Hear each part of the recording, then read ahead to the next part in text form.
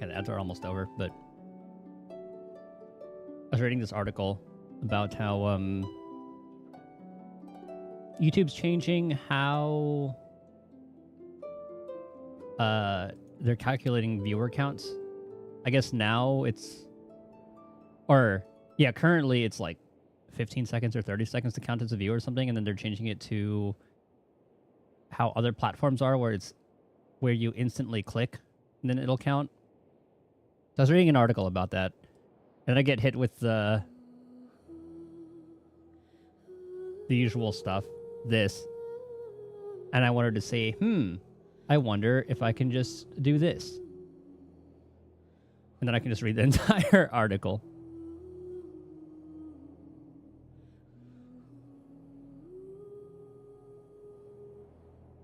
But apparently it goes into effect like August 18th or something.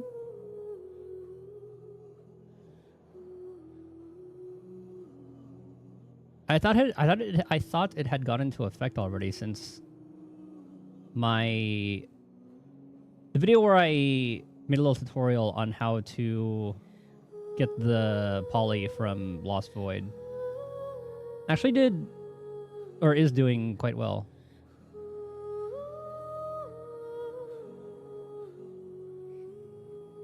Hold on, let me find it real quick.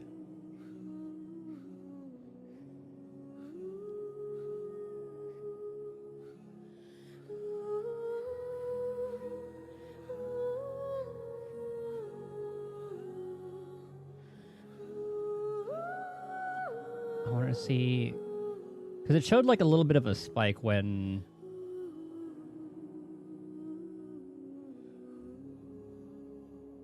I can't find it. It showed like a little bit of a spike when Remiel's banner came around, which is kind of funny to see.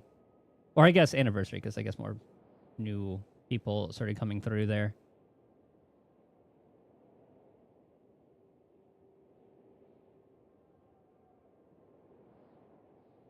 Now, well. Anywho, we're continuing the storyline, or at least finishing it up.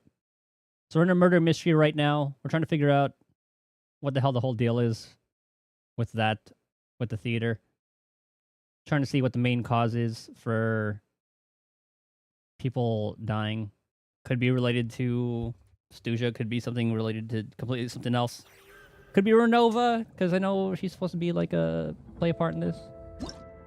Who knows? Okay, we got 6 days for that. We're good.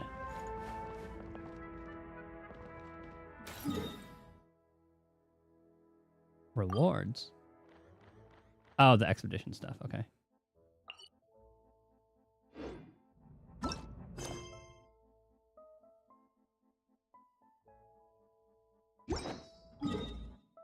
I guess I could just do it this way.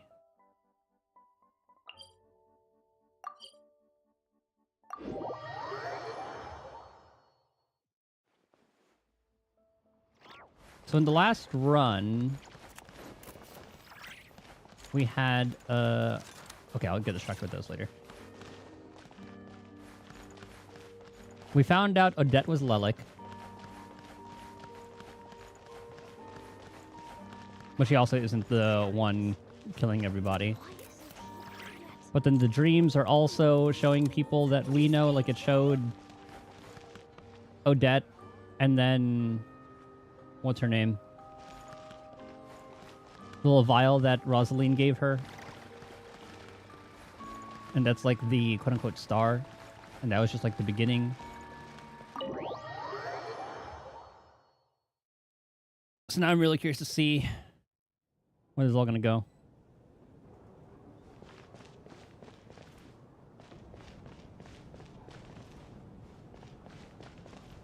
These two might be next to die. Chin up, my man.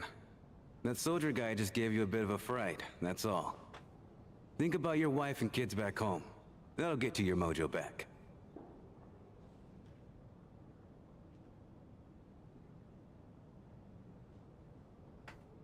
Me, for example? Whenever I get hungry, tired, sleepy, or thirsty, I just think about that water imp friend of mine. And everything's suddenly alright again. So daydreaming about women somehow removes your need for food and water, does it? Don't be absurd.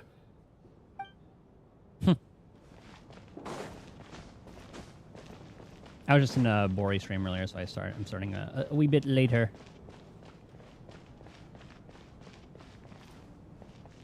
We're just playing through NTE.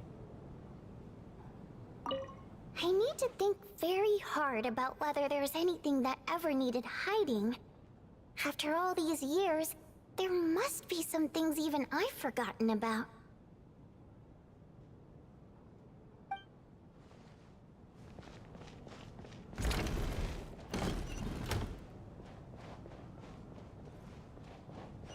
I will go clockwise, counterclockwise.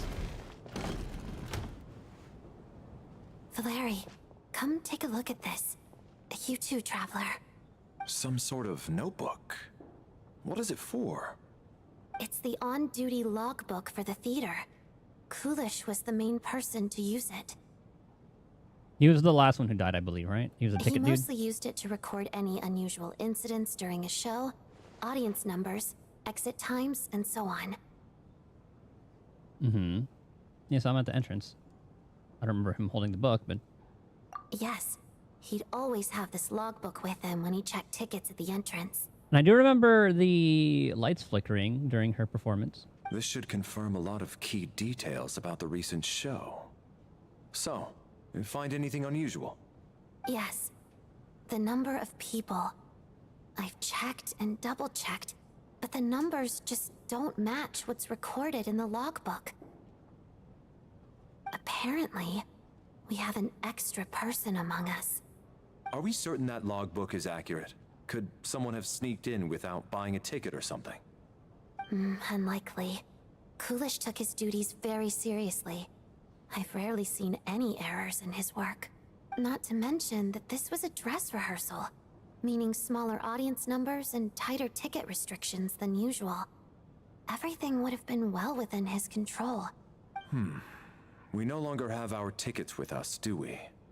They got collected on entry. I assume there's no way we can check them again. Unfortunately not. The theater recycles tickets. Once people are in the door, they don't tend to leave until the show ends. So we collect the tickets at the point of entry. Too bad he's dead. If you're still around, we could ask him. Still, I'm inclined to believe that this discrepancy in the head count is significant somehow. Did an extra person just materialize out of thin air?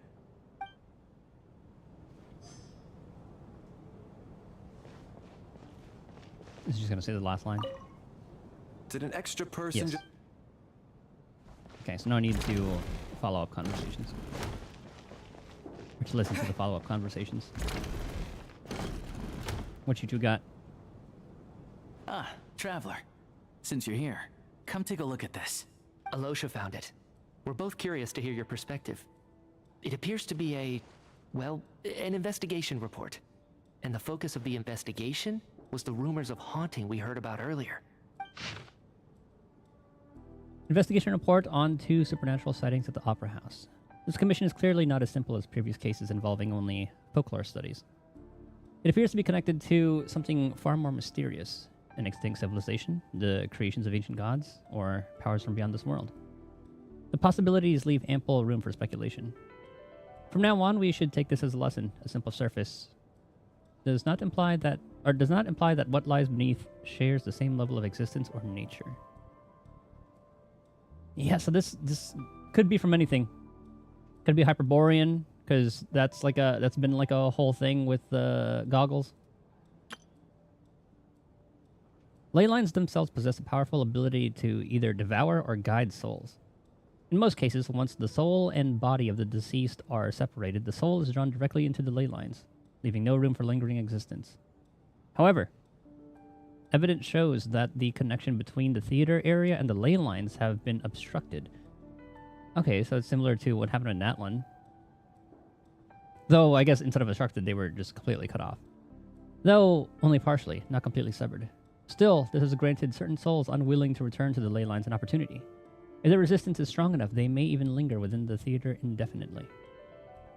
In theory, however, these souls within the theater are incapable of influencing the physical world. Only under extremely rare circumstances can they produce phenomena observable to the human eye. Overall, they can be considered harmless. This assessment may be conveyed in advance to the theater's management to reassure them. But for me, the investigation does not end there. Uncovering the reason why the ley lines have been obstructed is the true focus of this inquiry.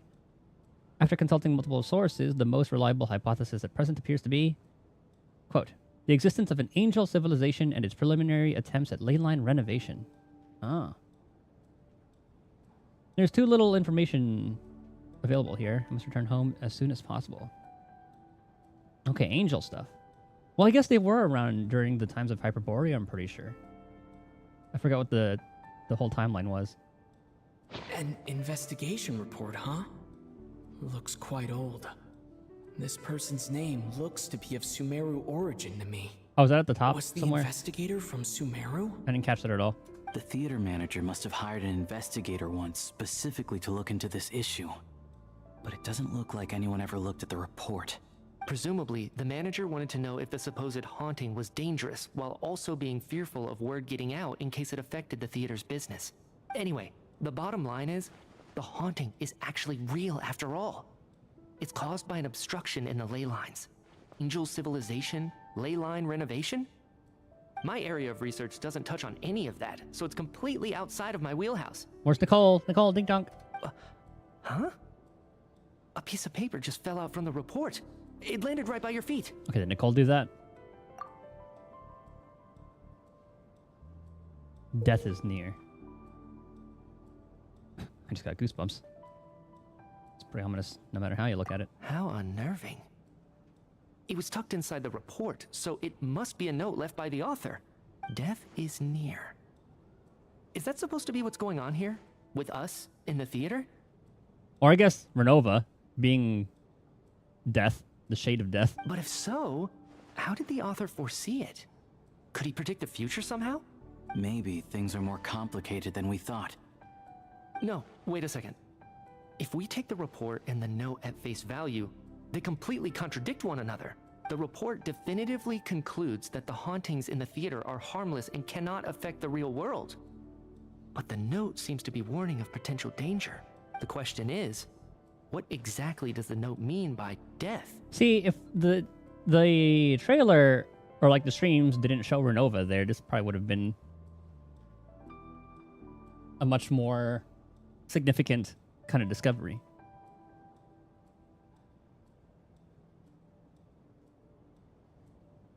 The perpetrator? The various ways we could interpret this keyword lead in completely different directions. Let's pause our analysis here for now. I think we need more information.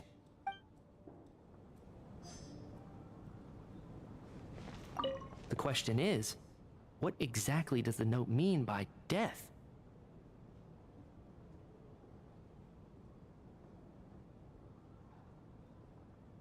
Well, I kind of want to add that to feedback.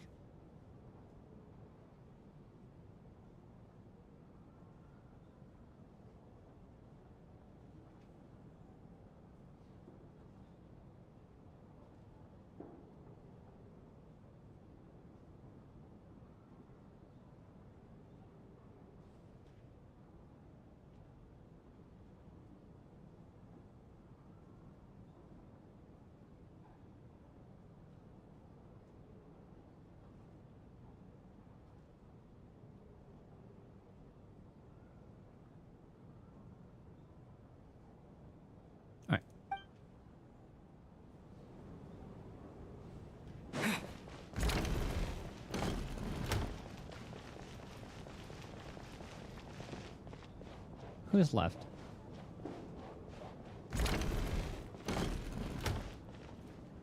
Oh. Tonya, did you find anything? Not yet. Why are you Still alone? Looking.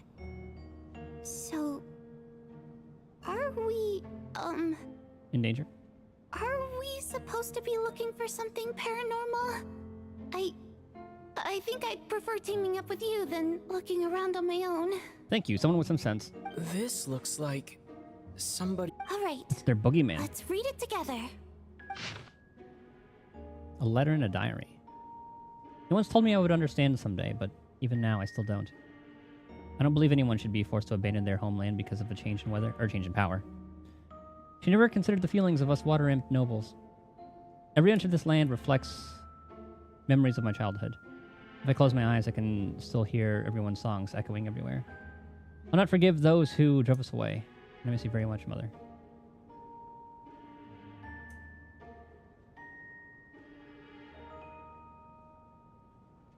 So this is from... I forgot who was before the Tsaritsa. Well, they said the Tsar someone. But I don't know if this is talking about them.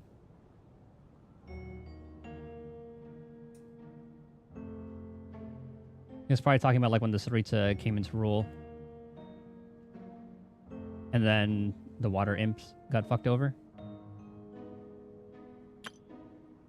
I often find myself missing that dress with the tassels, the heavy bed curtains, and the first rays of sunlight that would stream into the manor each morning.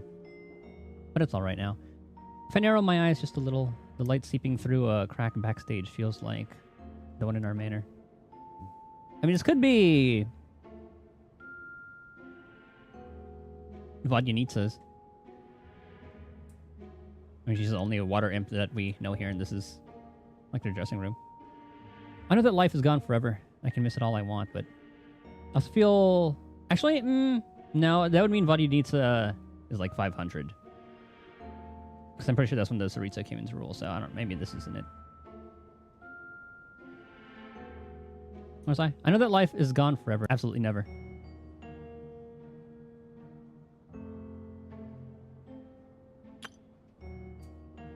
I've joined a rather remarkable organization, though I can't tell you its name, hee.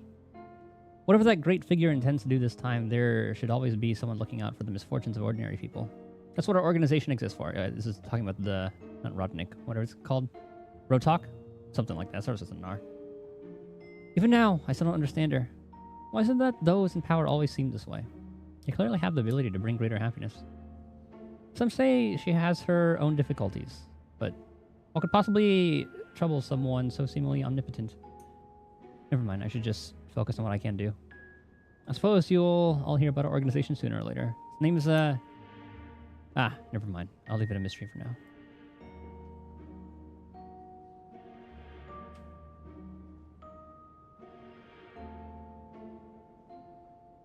Is it talking about the Tsaritsa, I assume? Doesn't power always seem this way? Huh. This has to be Vodyanitsa's writing, surely.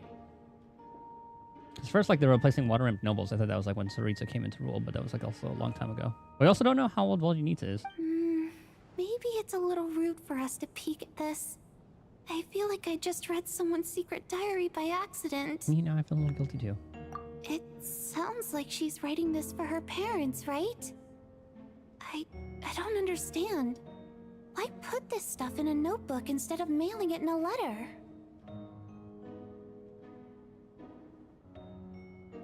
Are they dead? We have to know more about like the fate of the water imps. Because her water imp parents belonged to the aristocracy, who were driven out of Snezhnaya by the Tsaritsa long ago. Oh, driven out of Snezhnaya. And now they live completely. somewhere new, where the postman can't get to. Well, thanks for answering that. Hey! I can explain. We're sorry. It's fine. My fault for not storing it properly. I can't leave things lying around and expect them to get ignored when everyone's scouring the place for clues. I need to get that caught emote. Hold on.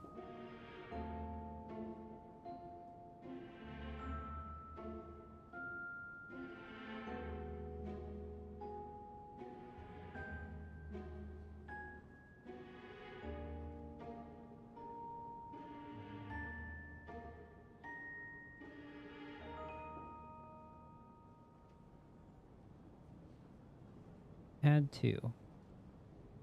Playing C modes. Change. Okay.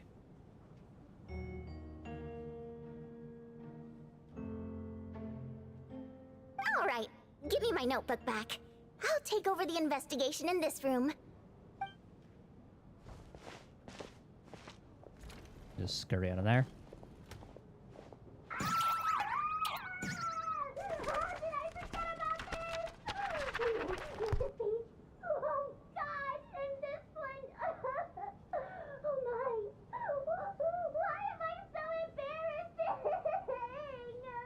Nice to have some comic relief here. Well, we didn't read those pages.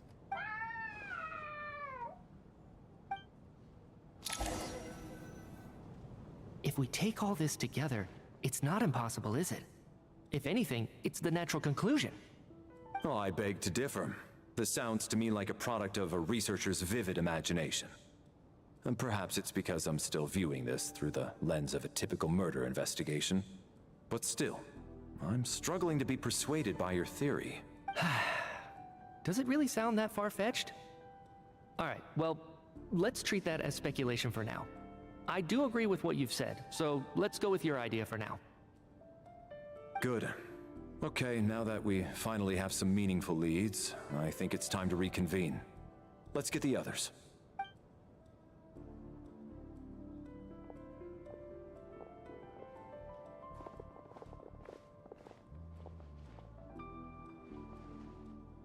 So, that's about everything we've discovered so far.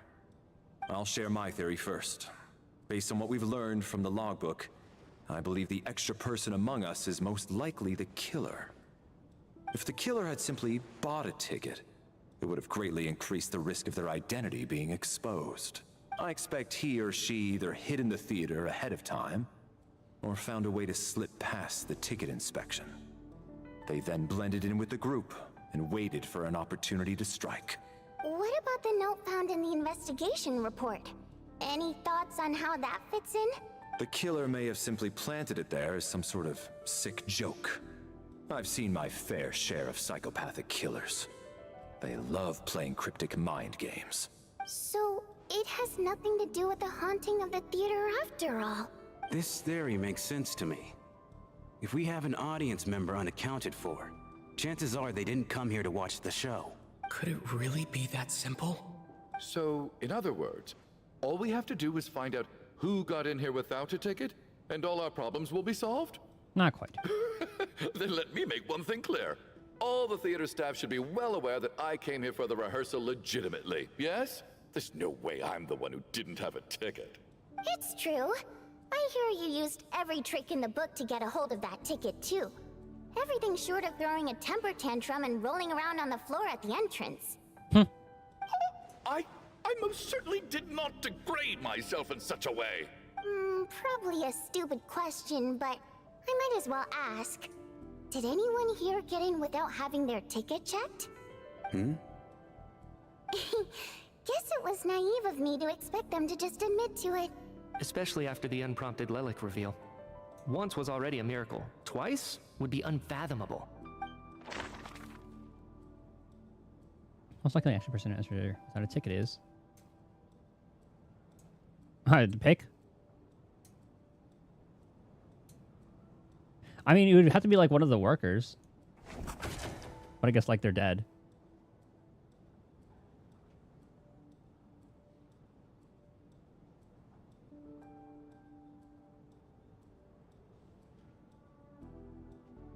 Alosha also works here.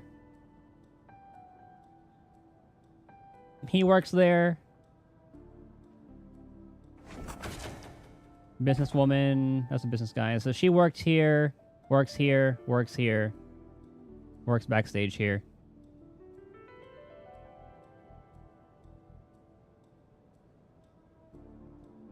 I'm gonna pick myself. I just want to see what happens.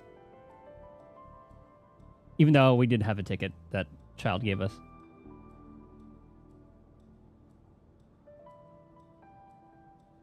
Then again, he also... I don't think he would have had a ticket either because he's a military person here.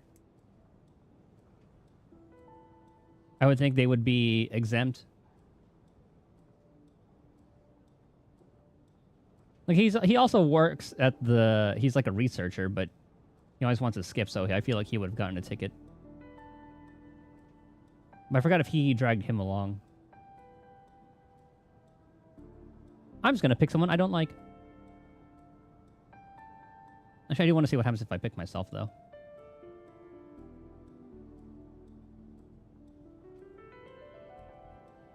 But then the people who also, like, would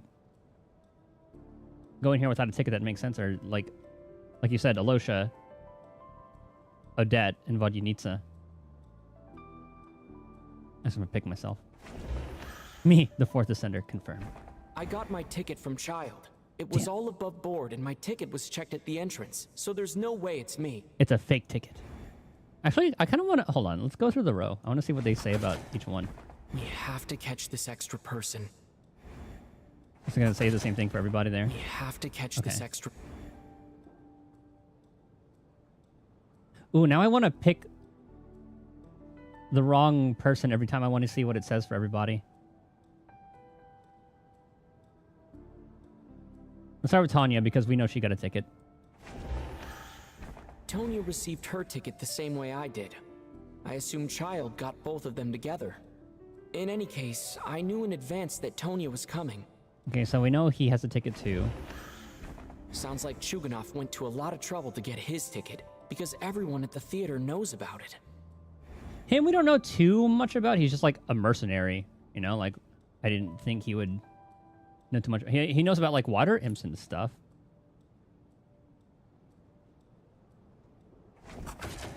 We have to catch this extra Oh, let's get rid of all of those real quick. We have to catch this Yeah, and then Alosha works backstage. As things stand, the audience head count doesn't add up. I guess we can rule out the theater staff members. Yeah, so I'll do these three. As things stand. As things stand. Yeah, so we'll rule those guys out.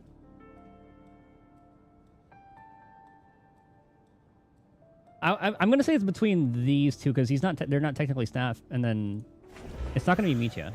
Valeri came to the theater to catch Mitya. Those two should be able to vouch for one. Okay, so I guess he wouldn't need a ticket for that. Aha, so it is him.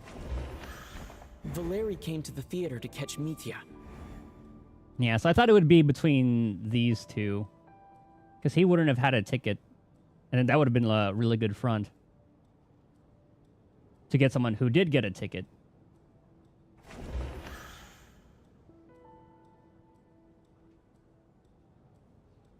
Yeah, independent merc, unaffiliated with any mercenary organization. Also works for Snezhnaya nobles. I don't believe any of us here knew Shram before all this. If no one can verify Shram's identity... Mr. Shram, did you really go through the ticket inspection to get in here? Huh? Me? Why am I being singled out, my friend? Do I seem that suspicious? It's not that you stand out as suspicious, more that everyone else has been ruled out as trustworthy. Okay. Well, we spent the best part of 2 days together now, so I'm sure you can all tell what kind of person I am. I'm a true gentleman. I never dream of doing something like sneaking to the theater without a ticket. That's what you want us to think. Yeah, I have no doubt that you're a good person. But the problem is, none of us here actually know you, so no one can say for sure that you are who you claim to be. Although, actually, what was it you said last night? Yeah, you're friends with that water imp, which is why you understand our primary mode of expression. Last time I checked, there were barely any of us remaining in Snezhnaya, since most of the water imps left. Could you tell me a little bit more about your friend?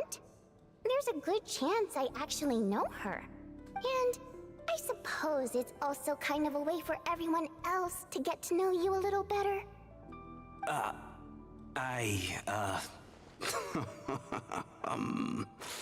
Nothing, huh? Good grief. Are you blushing? Pull yourself together, man. Stop giggling like a teenage boy. It's revolting. Hey, revolting is a little strong. All right, fine. I'll admit it.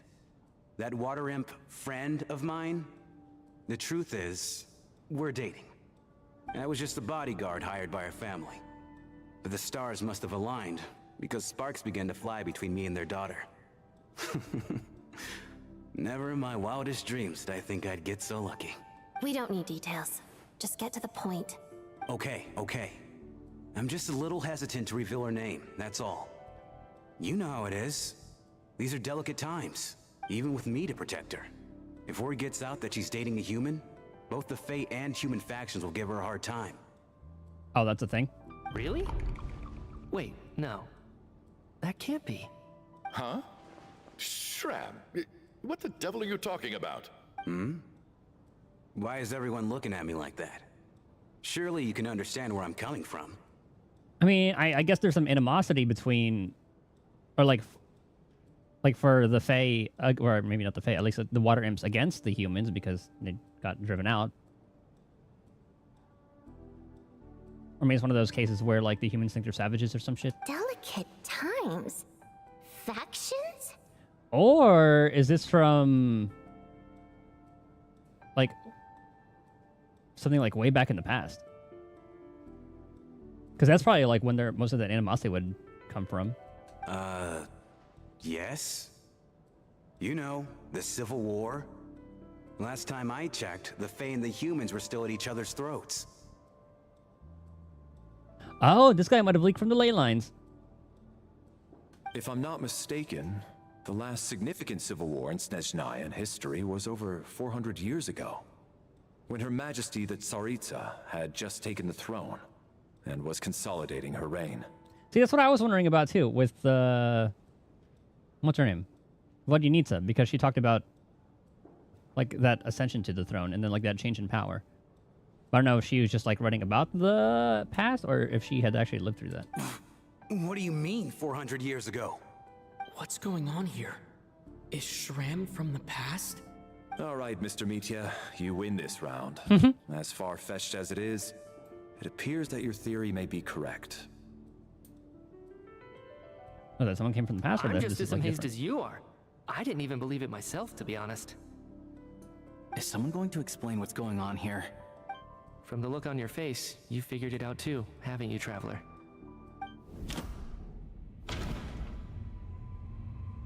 According to the theater's duty log, there seems to be an extra person present under Vodyanitsa, with her family, but never sent. Clue that's yet to surface, investigate a report. Have to click on one? That seems to be the case. Shram's the extra person, but there's no way of learning his He'll probably be like the identity letter. from this clue. Never mind. Vodyanitsa's private letter touches upon the history of the Water Imp aristocracy's exile. Ah, It okay. reveals nothing about Shram's Oh yeah, identity. just I guess like for the identity. Well, it's gonna be the clue that has yet to be revealed. And I don't think he's he doesn't look like a researcher to me. He didn't look like he's from Sumeru. No. The truth lies within the Just clues kidding. we've already discovered. I don't remember the investigation report. The theater's ley lines have been modified to block souls within its grounds from returning to them. Some souls can even wander this place forever. Mr. Shram's statement proves he is from hundreds of years ago. And according to the investigation report on the theater hauntings, Mr. Shram is very likely a lost soul wandering the theater. Oh, okay. Because they didn't really like, give like any specific. As I thought they were gonna look for like a specific identity, which I thought that would be that one, because that just talked, not that he's just a soul.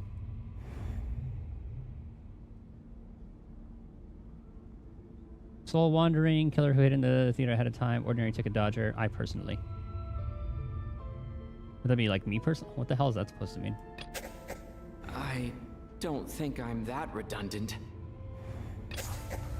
For some unknown reason, Damn it, I should have picked the other the ones. soul that has been wandering the theater due to the ley line issues has joined our group and blended in. Yeah, that must be the immediate reason why the ticket count doesn't match the number of people present. Okay, from now on we're clicking on all the wrong ones first. Death is near. Most likely refers to...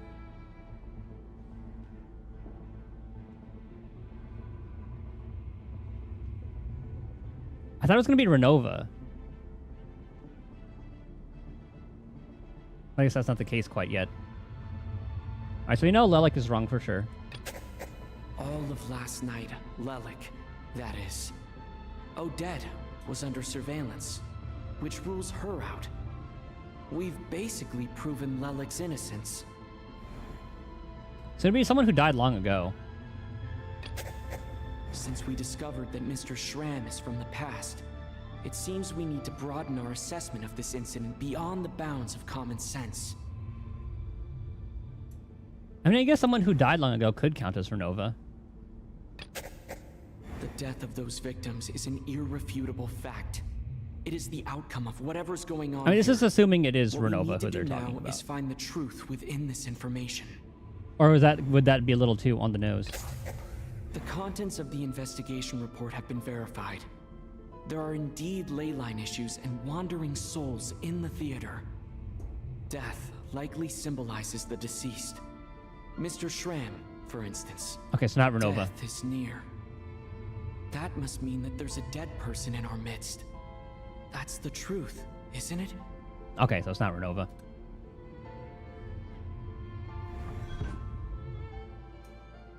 Yeah, the logic is clear now. The investigation report said that there would be souls stuck wandering around the theater because the ley lines were cut off. Mr. Schramm must be one such soul who died in the theater a long time ago. In which case, that also makes him our extra person. So when the note said death is near, it must have been referring to death as in the deceased, people who died a long time ago. Someone who died a long time ago. In short, there's a dead person among us. The extra person we've been searching for is a ghost from the past. You mean I'm a ghost? No, no, no. Don't make jokes like that, my man. There must be some mistake. But even if I was dead, I know for a fact I didn't kill anyone these past 2 nights. Yeah, even if all that's true, the report also said the souls inside the theater can't affect reality, right? They're harmless. Then what if the problem isn't the souls at all, but the ley lines themselves? Yeah, probably something else is taking over that part. Or someone taking advantage of that blockage. The ley lines have a powerful ability to attract and devour souls. Let's say that the ley lines are like a black hole, constantly seeking to engulf souls. But the souls that don't want to return are trying to avoid being sucked in. That kind of explains that tower. Which, funnily enough, so I've been playing Peak off stream with like some friends, and they added some new biomes. And that latest one is that the tower that you have to climb, where the gloom catches up to you, which is very, very similar to like the little walking simulator that's in this. Huh. Why does this analogy sound so familiar? Terrible time to not remember your dreams, huh, Traveler? What happens when the black hole can't achieve its goal?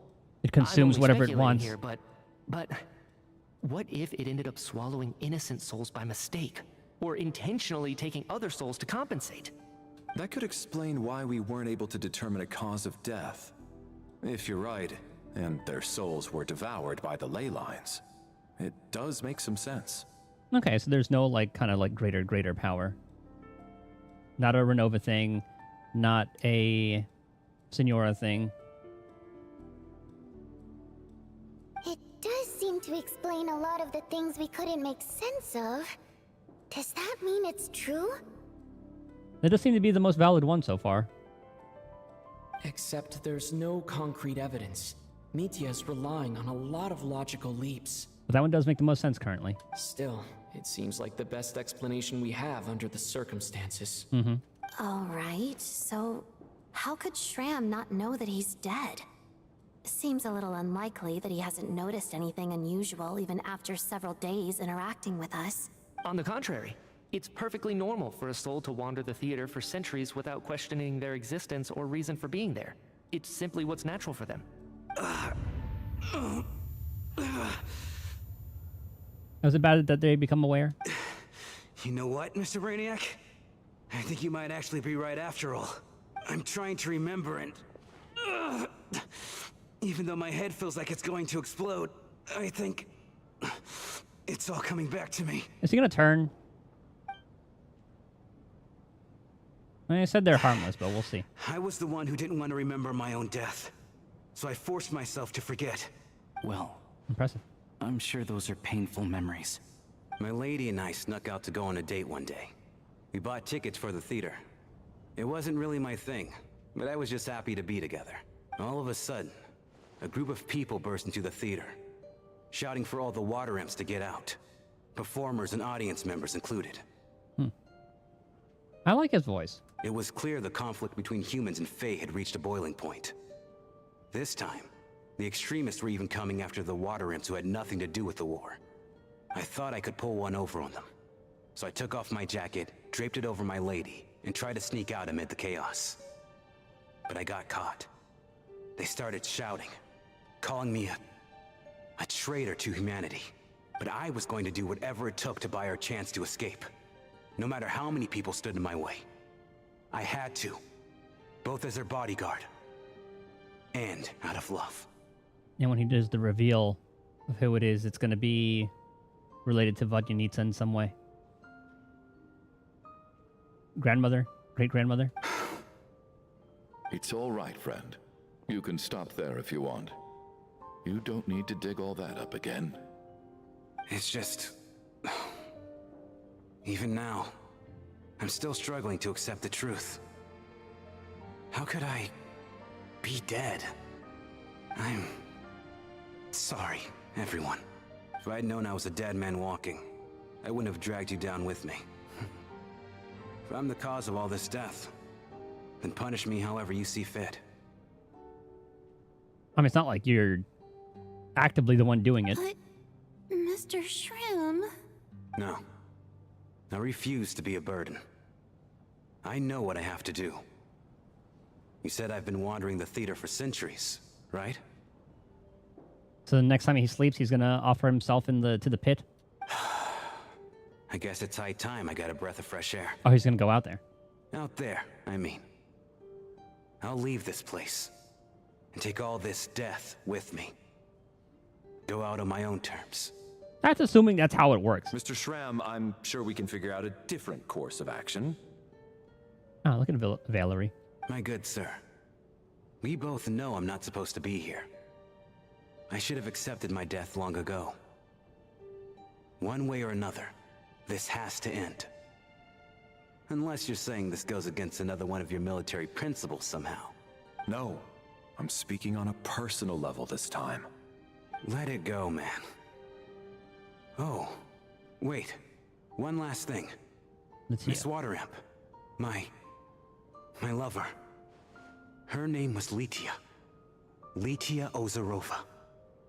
Do you know what happened to her? Ozarova. Auntie. Oh, maybe Auntie not. Ozarova. That's what we all called her. I remember her as a very kind elder. She had a bunch of kids, too. Okay, that could either be good news or bad news. I'm so glad she survived. Okay, never And mind. she had lots of kids? Good. That's... good. I could hardly expect her to stay single just because of what happened to me, right? Now, we didn't know if they did the deed before or after all that happened. As long as she went on to be happy, She could have had a litter. that's all that matters. Besides, I'm dead. My soul has been wandering around here for so long because I was worried about her. But now, I can go without regret. Don't we have a way of sending him down to the ley lines? There's no need to see me off, my friends. I've enjoyed our time together over these past few days. Perhaps we'll meet again in the next life. I can definitely see him showing up later. Because there's a lot of times when he had some ley line fuckery to deal with. And he could pull some shit to, like, help us in that time.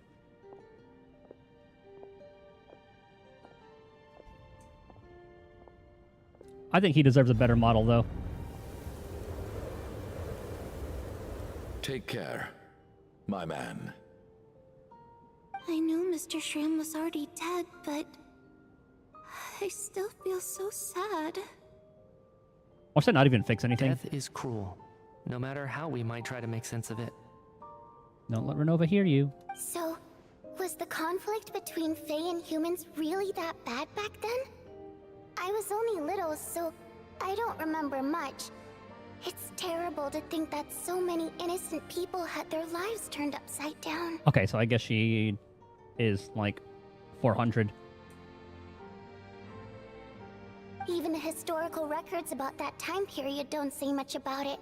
All people know is that the Tsaritsa founded the Fatui, drove out most of the Fey aristocracy without explanation, then used her terrifying power to suppress the humans. It seems to me like the Tsaritsa chose to make herself the enemy. She downplayed the conflict, directing whatever animosity both sides had for each other at herself instead. That's also why, despite how brutal the conflict was at the time, there hasn't been much lingering tension between humans and Fey since. Things have been fairly harmonious for the past few centuries. So, the Tsaritsa banished the Fey to protect the Fey living in the city?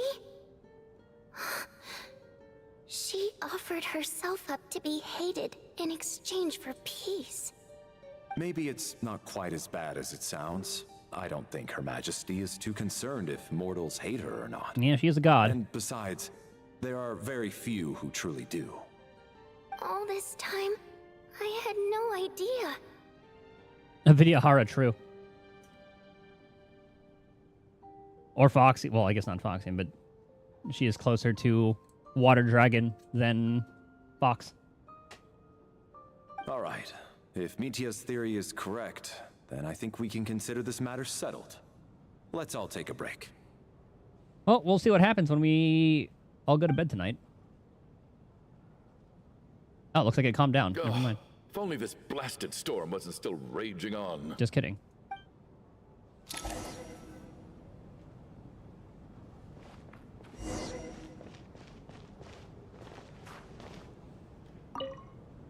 Well, at least it seems like Mr. Shram stayed optimistic until the end.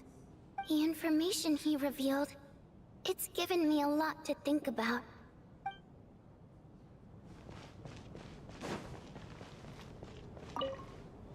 At least the lingering regret that kept him here has been put to rest.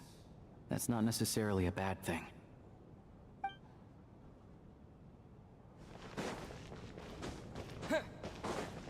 Is it just us left? I think so.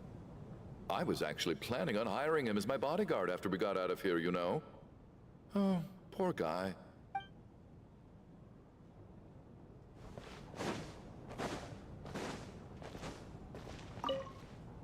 Even though Shram was already deceased, his decision to walk into the snowstorm was still a sacrifice, and a very brave one. This is one of the few times I don't feel at all happy to have my theory proven true. I do really like the Snezhnaya cast so far.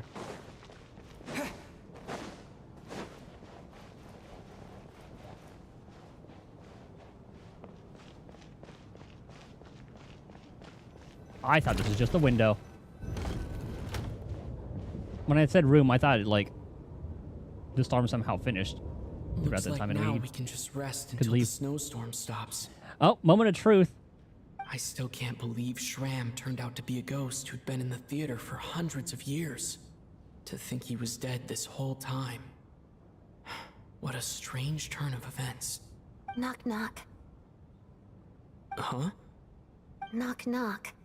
Who's there? You know the door isn't closed, right? You don't have to knock.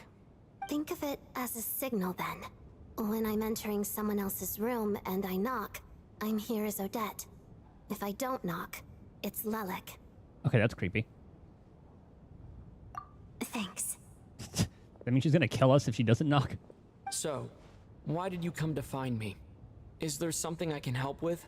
Vodyanitsa said you knew about my secret identity from the start.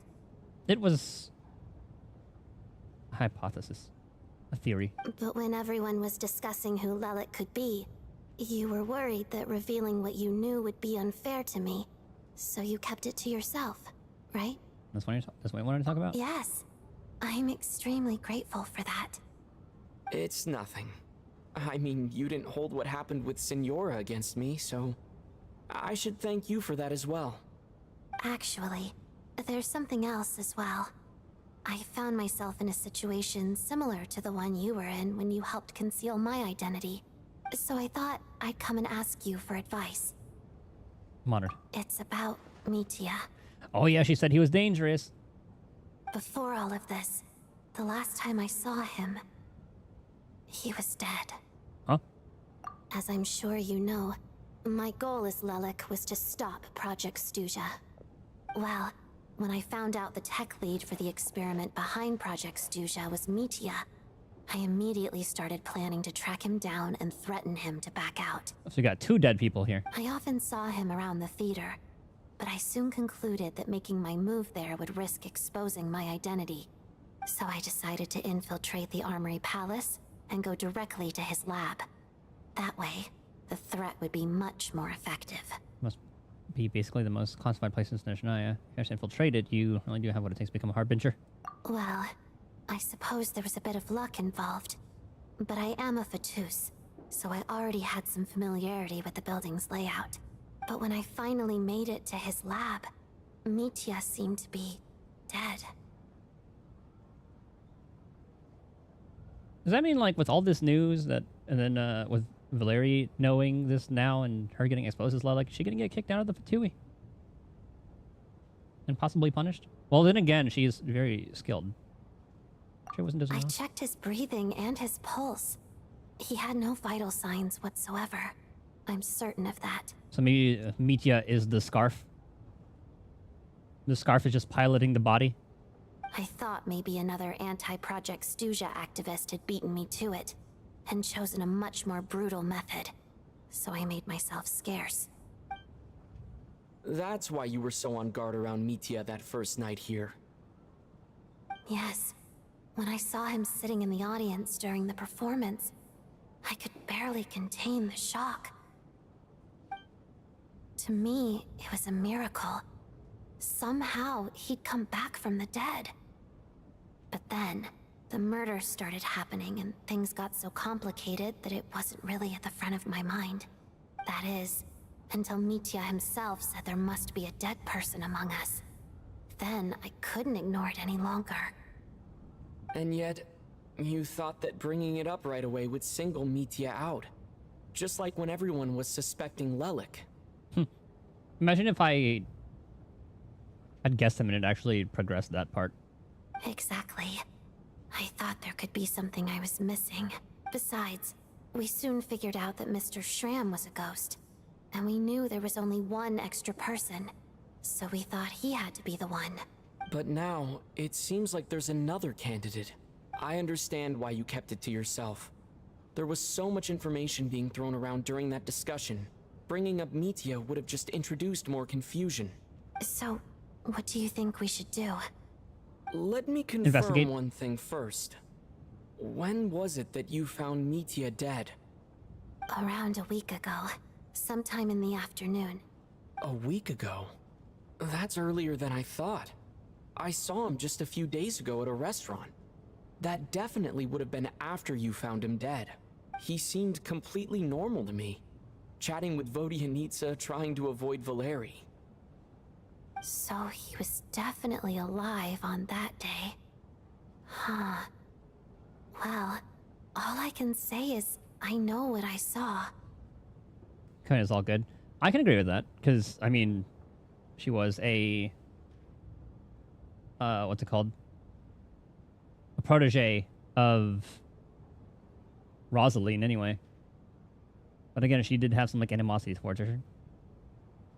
I can see it go either way. Here's a thought. The reason we even suspected a dead person could be among us was because of the problem with the theater's ley lines. But Mitya's death happened inside the Armory Palace. The ley lines affecting the theater shouldn't reach that far. It's also valid. Or it could also be some sort of experiment. And there's that whole thing, like, going back to his scarf. You're right. I guess he doesn't fit the profile of the person we were searching for. Unless he made a deal with Renova? I think the chances of it being him are very low. Surely he can't have died for real in the Armory Palace. Unless... Unless what? Unless he really did come back from the dead. You're right. Do you think we need to disclose this to the others? Huh, what's this? A private meet and greet? Well, well, well. Where do I line up? That's not what's going on here. Well, I was just making the rounds. Thought I'd try to lighten the mood a bit. Vodyanitsa's handing out food if you're hungry.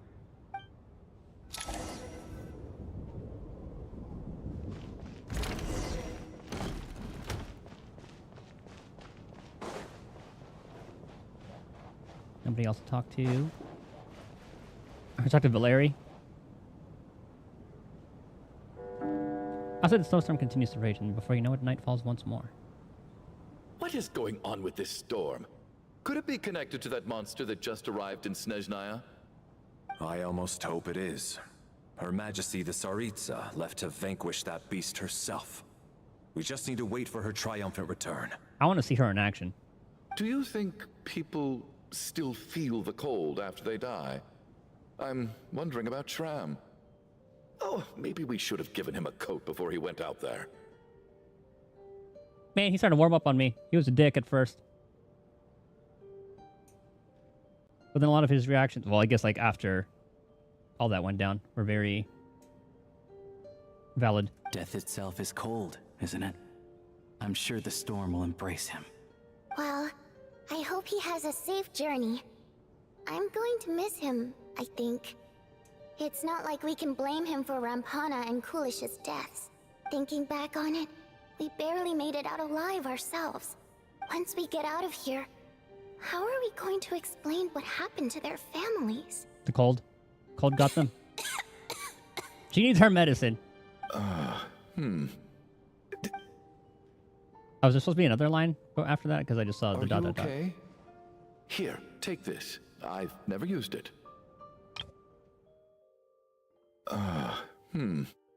No, that... Okay, never mind. That was it.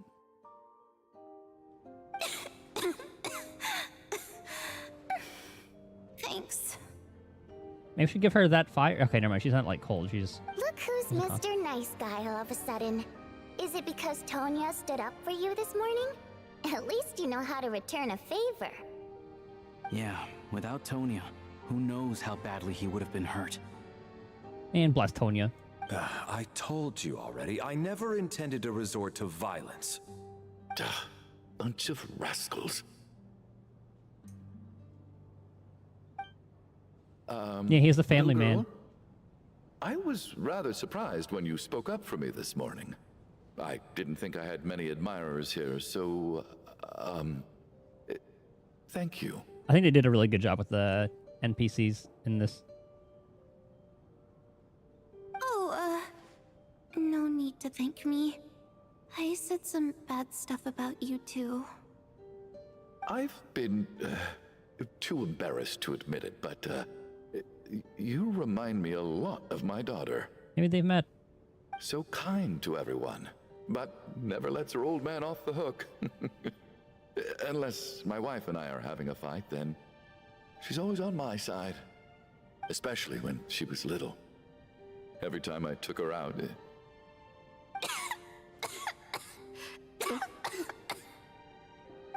All right, easy now. How long have you had that cough, Tonya? I don't know. It's probably been a while. I'm fine. Are you taking anything for it? Yeah. I'll be fine once I see my brother. He's gonna pick some frost fairy flower leaves and brew a tonic for me. I'll feel much better once I drink that. Does the flower come up with something? Or do you know, child? I see. That's good to hear then. Why did that cause a why did that get a reaction out of him? We should probably discuss arrangements for tonight. Now that the deceased has left our midst, there shouldn't be any more incidents. Oh, he's gonna die tonight, isn't he? However, out of an abundance of caution, I'll keep watch. He's totally gonna die tonight. Shouldn't we take shifts? I can take one if needed. No need. I managed to get a nap in earlier, so I have plenty of energy right now. After all the tension of the past few days, everyone else should just focus on getting a good night's sleep. Oh, he's so fucked. What a long day. This whole situation turned out to be way more complicated than I expected. He's gonna be in the tower. He's gonna get left behind. But Valeri's right. I should just try to calm down and get some rest. The last thing I want is to give myself nightmares. Well, too bad.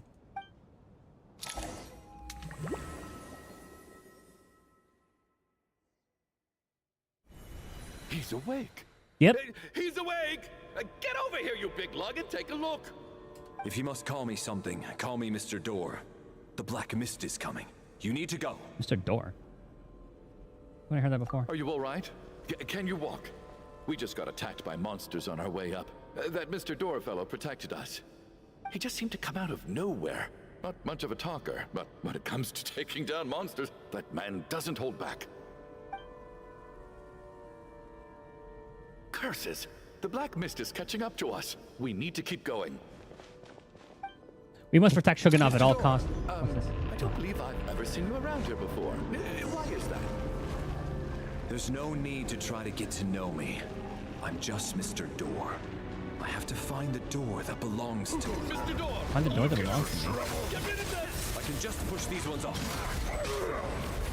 Oh. Well, anyway, we're lucky to have you here. Thanks for saving us earlier. No need to thank me. This is where my duty lies. Well, I think there's the key that is going to be playable.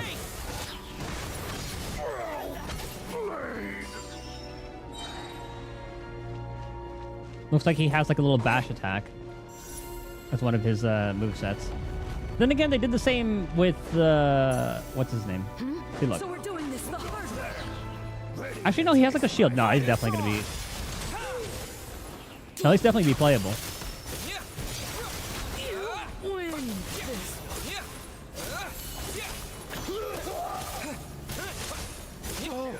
Remarkable work, Mr. Door.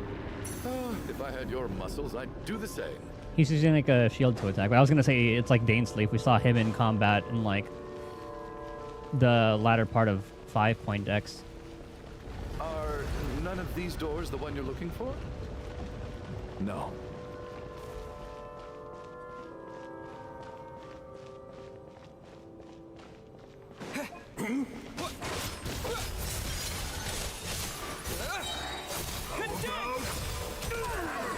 Come no closer. My command.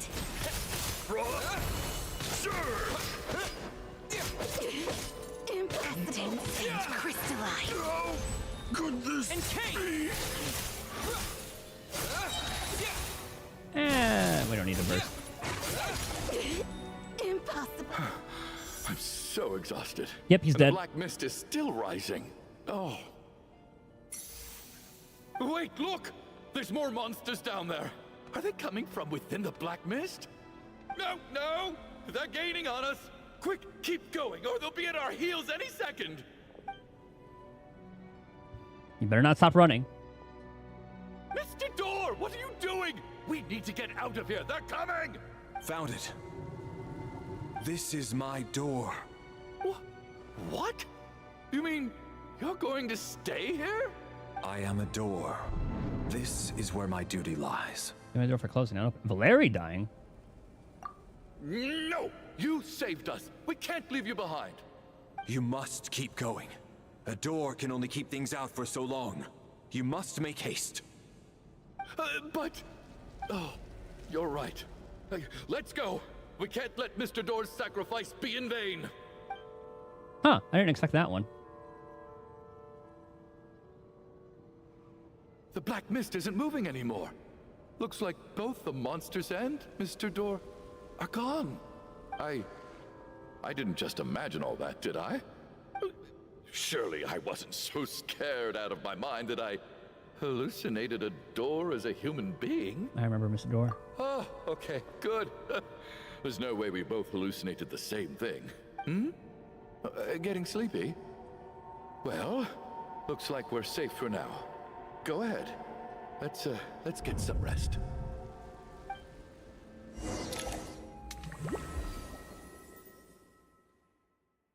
Just wake up and Valeri's just on the ground dead. What time is it?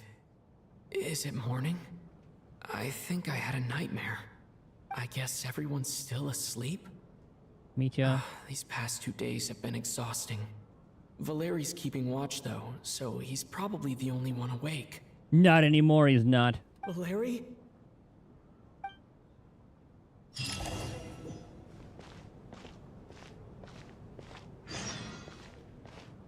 The slow walk.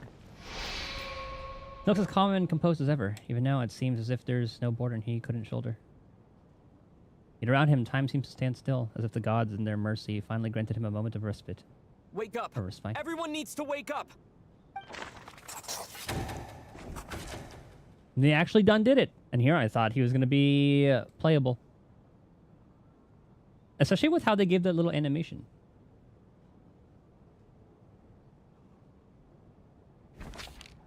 Just like the last 2 nights. No clear cause of death. I've been a real thorn in your side, haven't I, Mr. Valeri? Now you can rest in peace. But for me, life will be all the duller for not having to run away from you, my friend. How's Tonya? Is she okay? I just checked on her, and it doesn't seem like anything serious. She's just exhausted from the past couple of days, and she's still recovering from her illness. We should let her sleep a bit longer. That means Valeri was the only one who died last night.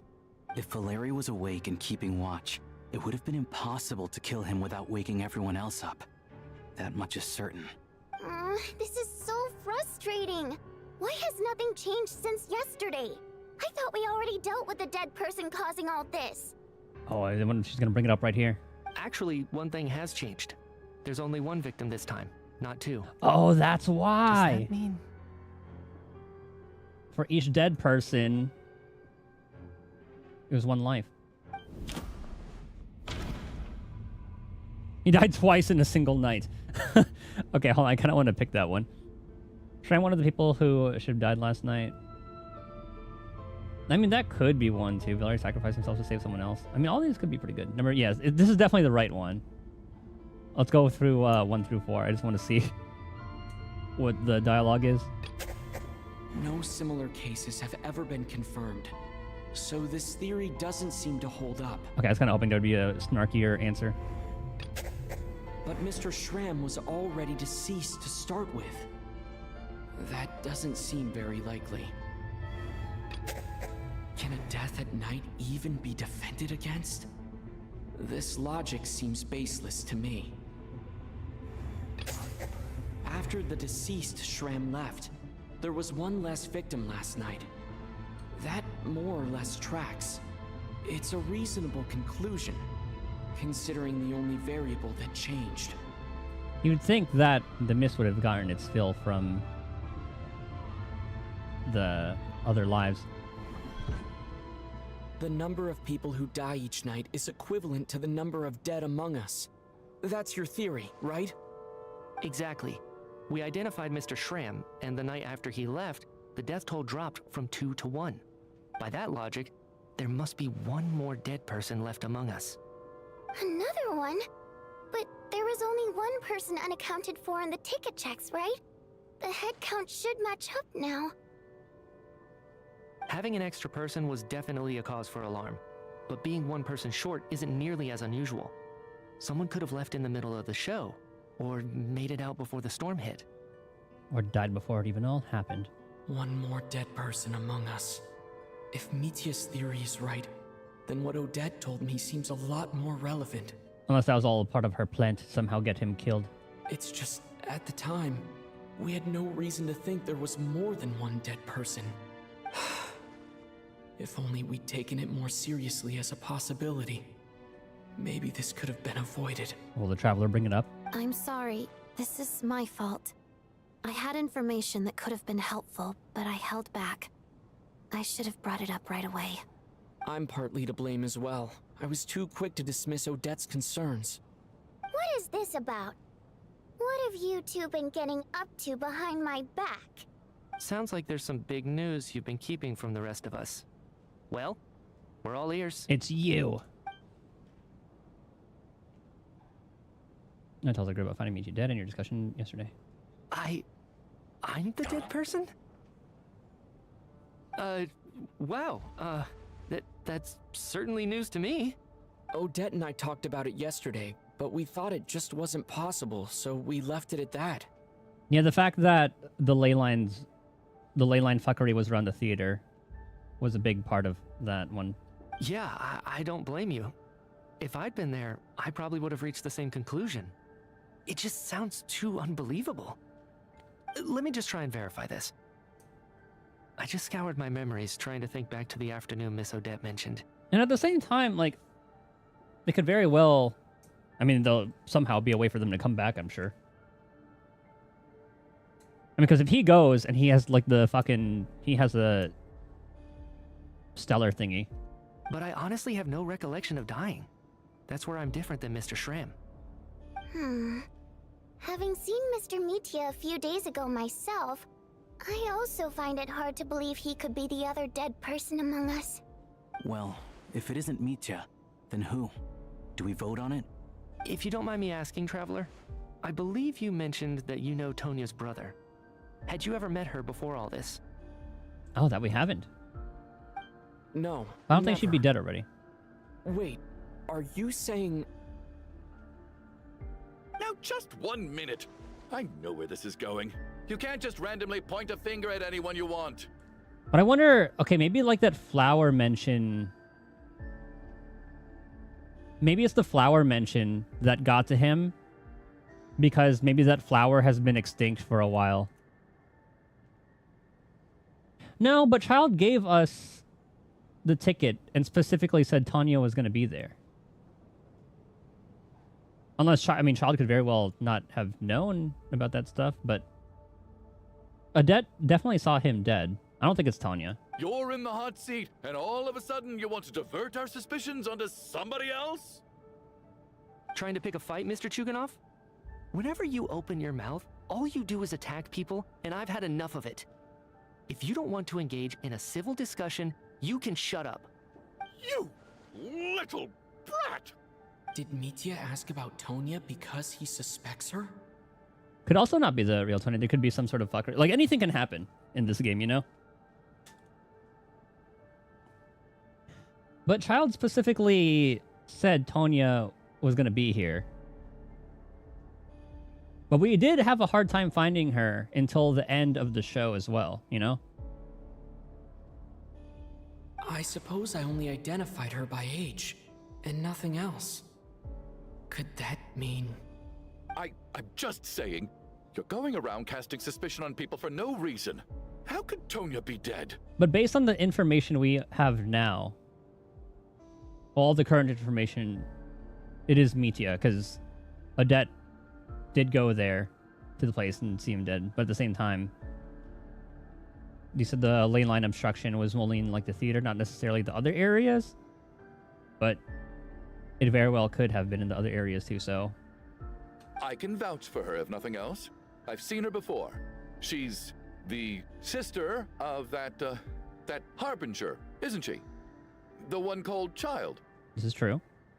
Oh, really? You're telling the truth? Since being here, I don't think I ever mentioned she was Child's sister specifically. Does Chuganov actually know her? Yeah, I want to know about the flower. Yeah, so if he... Well, I mean, I feel like it's pretty popular news. Like, everybody knows who the Harbingers are, I'm sure.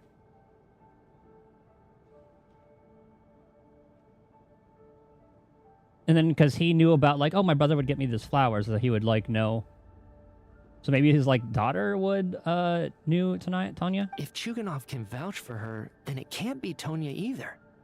In which case, it seems unlikely that there's another dead person among us at all.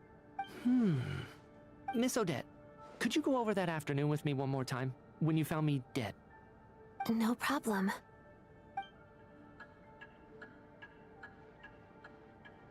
Okay, we're just gonna leave Valeria's dead body there. Just...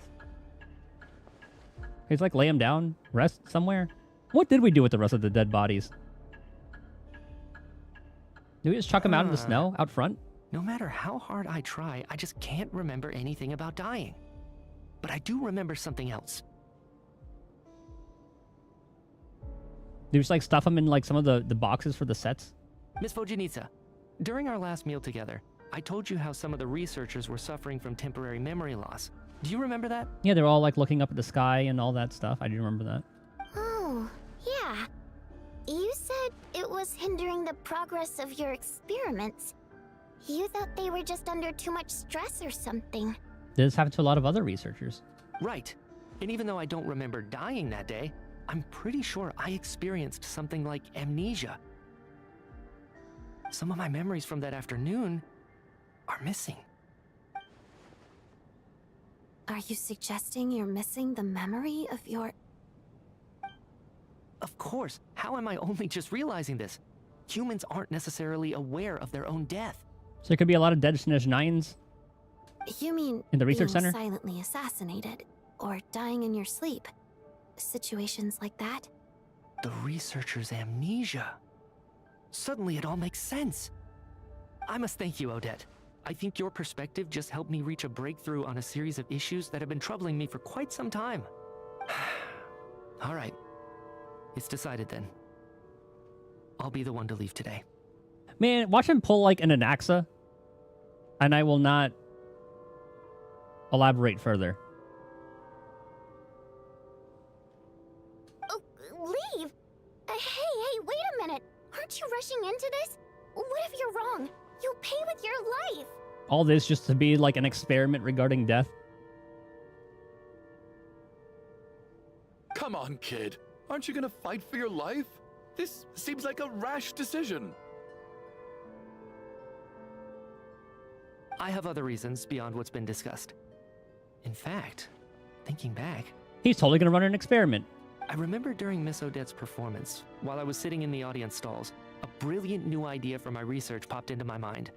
But then, my train of thought suddenly cut off. I can't remember it now at all, and I didn't take any notes. I guess that must be another instance of temporary amnesia. No. Hold on.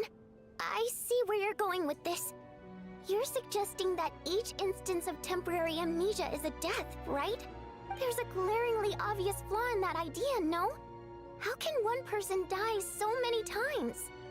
Part of their soul? I believe Miss Odette's account.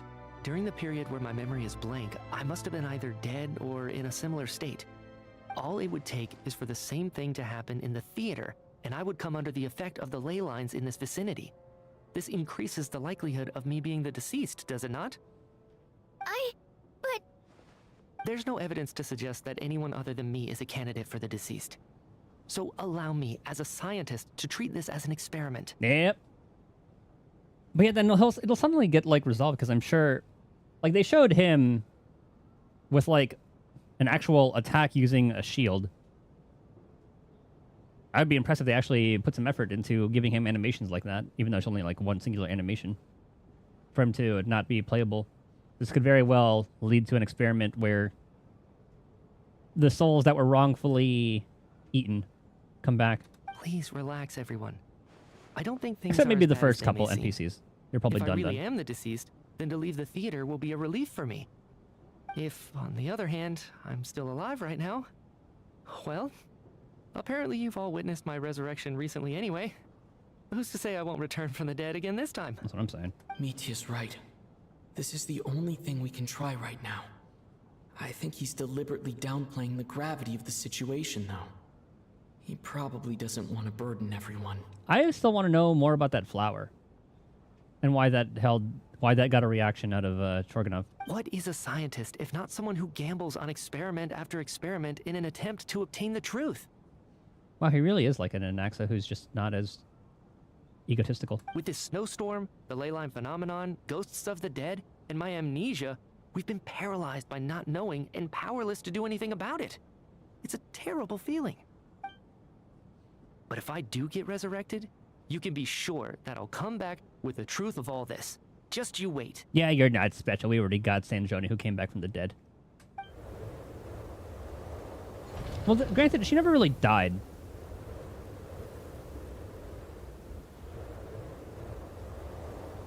Because we saw her back at that other place. Half the group is gone since the first night here.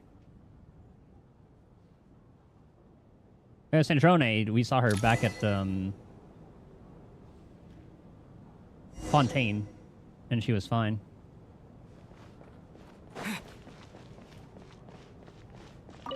Oh, that Valeri guy was packing even more muscle than I thought.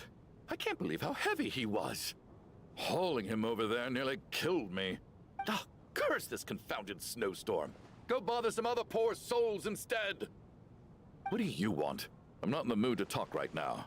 Where'd they put the body?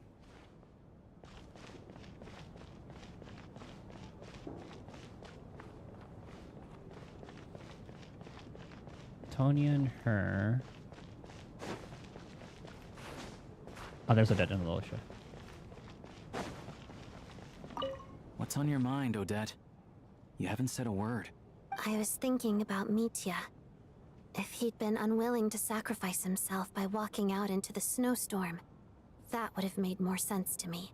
After all, it seems like the dead don't perceive things any differently from the living. Mitya doesn't even remember dying. So, to hear the news that you're apparently dead, and simply choose to walk out that door without a second thought, I can't imagine all the things that must have been going through his head. But when Mitya left, his expression revealed absolutely nothing. Perhaps he is even better at disguising himself than I am.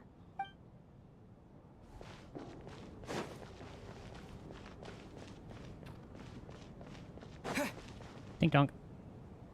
Poor Mr. Mitya.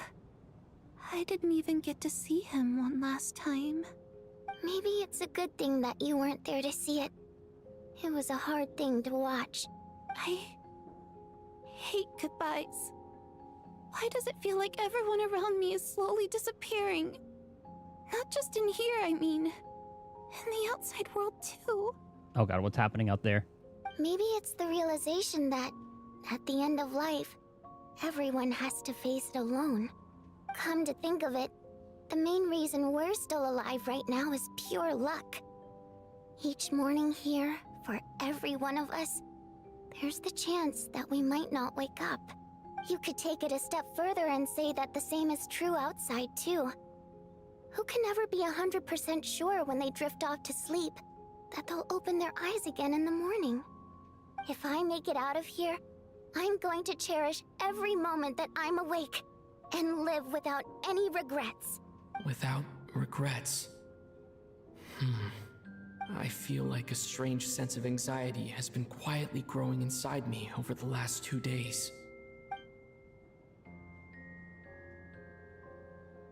Are you okay? You look really glum. If something's bugging you, let's talk about it. There's only a few of us left here now. After everything we've been That's the through, problem. what's the point in keeping things bottled up? Next time we go to bed and we dream about somebody, they're probably gonna die. I have a travel companion named Paimon. Alosia and Odette have met her before. Oh, that part. She's been feeling unwell recently.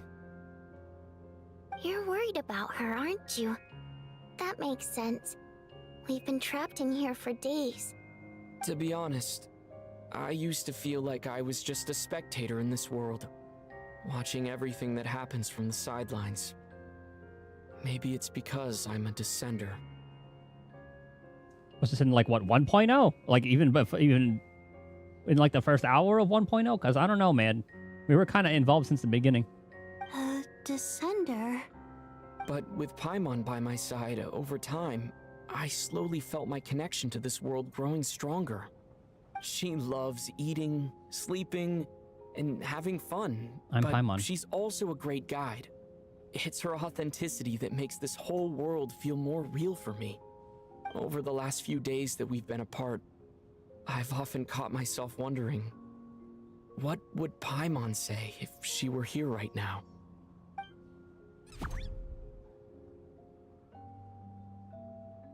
But by the time I snap out of it, the conversation has already moved on, and I'm still in my own little world. I'm glad the Traveler's getting a lot of voice lines. I'm trying to overcome this sense of detachment, but I really miss Paimon. I guess, in a way, she means the whole world to me. I bet she misses you when you're not there as well. Maybe you're her entire world too. I don't know if this will make you feel any better, but back when the water imps left Snezhnaya in droves, I also felt like the whole world was suddenly empty. I could be surrounded by people, all smiling and having fun, and still feel completely separate from it. So, I totally understand how you feel. Later on, I started to think, maybe accepting the fact that our loved ones won't always be with us is something that takes a lifetime. All we can do is cherish their companionship from moment to moment. So, once we get out of here, you better hurry back to our side as fast as you can. You can't let your story end in regret. That's the trope I hate the most. Thank you. That's exactly what I needed to hear. But Vodyanitsa, if you hate goodbyes too, why didn't you leave with your people? That's just the choice I made. I used to regret it, but I don't anymore. Like I said before, singing is a water imp's primary mode of expression. It's how we convey our emotions. Our songs have echoed through this theater for hundreds of years, each one a story pieced together through moments of joy and sorrow. But does a story exist without someone to read it? To me, the answer is no. So I made the choice to stay. That way, there would still be someone left to sing these songs and listen to their stories. Otherwise, they could have been lost forever. Could you teach me how to understand your people's songs sometime? I want to be able to truly hear them, like Mr. Shram. A fan after my own heart. Thank you, Tonya. How about I sing something for you, and you tell me what you hear? Oh, okay. I'll do my best.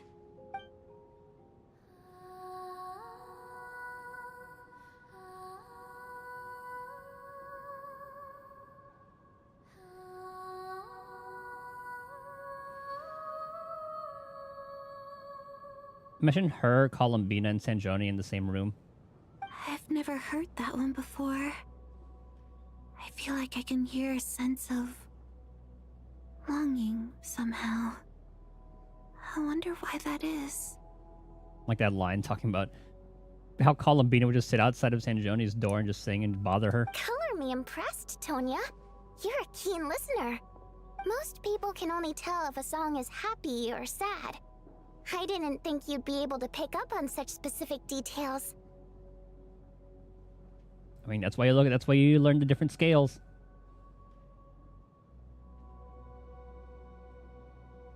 I forgot what like a lot of them were named, but there's like the Phrygian, Mixolydian, etc., where each kind of has like a different feeling.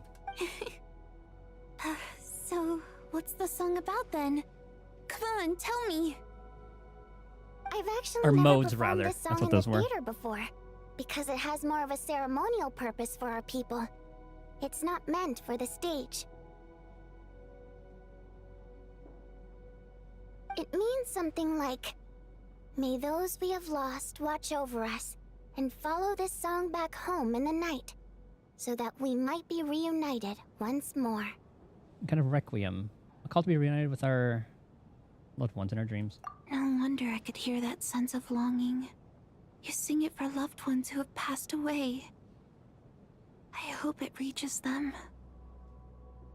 It's getting late, Tonya, and you're not well. We should all turn in early.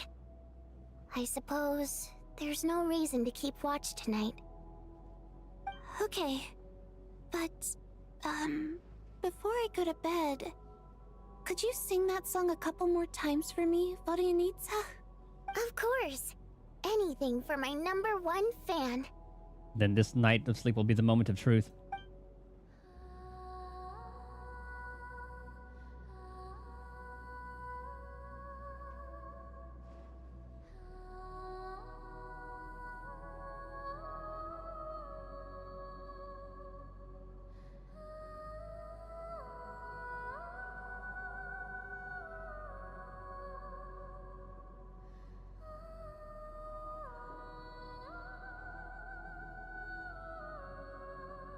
Once I get out of here, I definitely don't plan on ever coming back. Fuck this theater.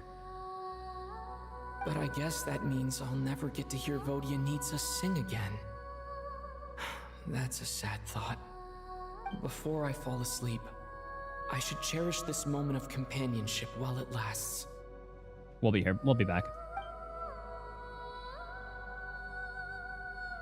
If we see that loading screen, we're fucked. Yeah, we're fucked. Who's it gonna be? Where am I? Okay, this is the ley lines. It's so dark in here, and I feel kind of dizzy. Am I alone? Oh, I didn't see what that silhouette was. Is it Tanya? Huh? What was that noise? It is.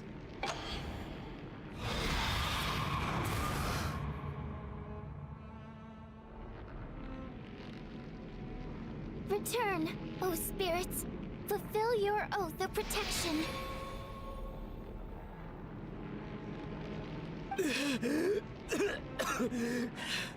Damn, Traveler just got one shot. I'm alive? What just happened?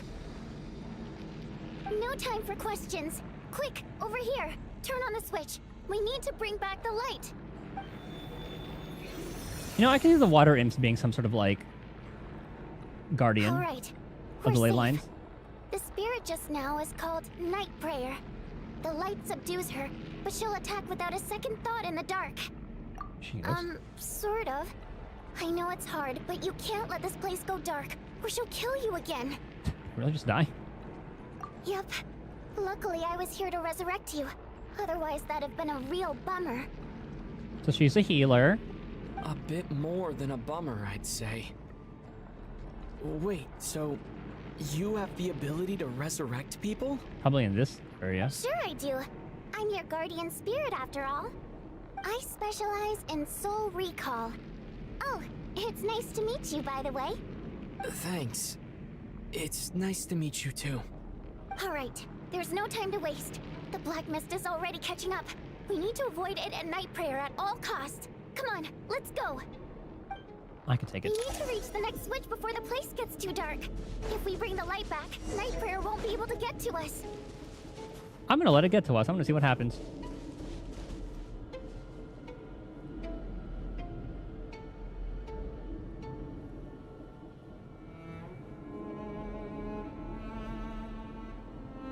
She's full of shit. What if I skip it?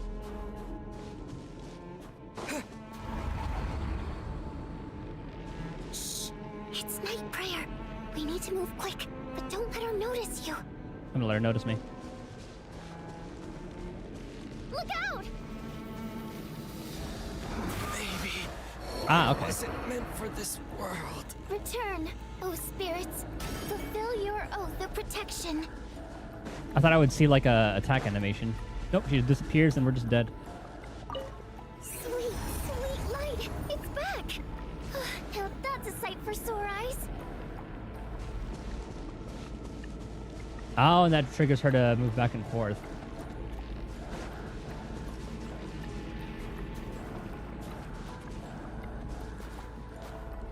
Okay, hold on. Back to the light.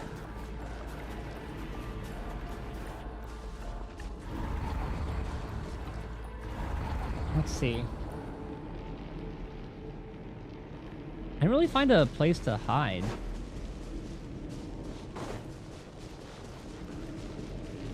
She kind of just goes back and forth. No, okay, I guess there is.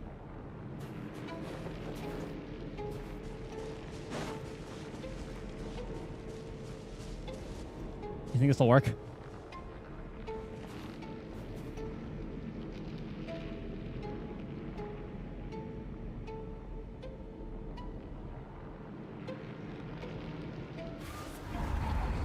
Oh, she disappears and spawns back there, I think. No? Oh, she's down there now.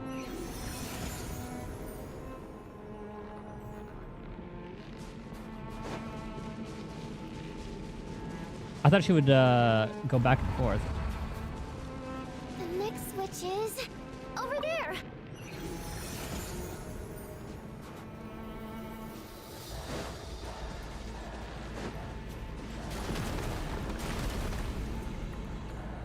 Down we go, I guess.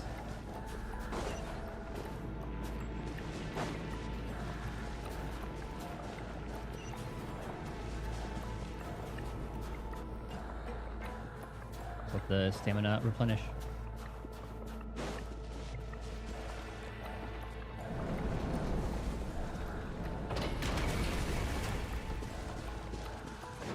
I mean, we're in the light now. This should be fine, right? We don't need to light up any more things. Man, we should have just gone to the Shadow Realm. That's a lot safer. We have a gun in there at least.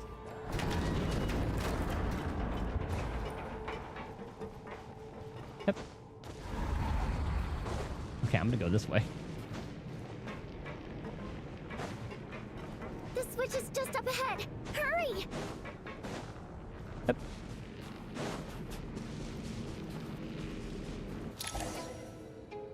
It's too dark. We're not gonna make it. Come on, faster! You're right there.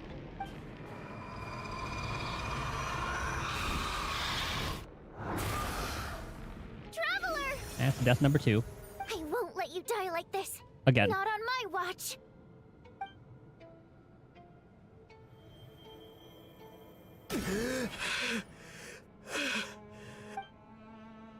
Even though it's not permanent, dying is definitely not a pleasant experience. Great. You're back. Renova Yeah, is probably thanks to you. very... Time She for probably you to does get not out want of Vodyanitsa around. Quick, before the light runs out. What about you?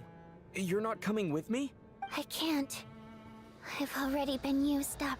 Used up. A guardian spirit's skills are finite. I can only resurrect someone so many times. Yeah, so lock in, Traveler. I might not look any different, but my essence has been exhausted. Now, I will slowly start to fade away. Good job, Traveler. I can go no further. The black mist is where I belong. It's okay. Could have used your fucking Electro, but no. Why didn't you tell me sooner? Because it wouldn't have changed anything. That knowledge would have just burdened you. And a guardian spirit's role is to protect. I mean, we probably would have caused him to lock in, use like Electro, make him zoom a little bit more. But... Go. Now, before it's too late. I already hear Night Prayer approaching.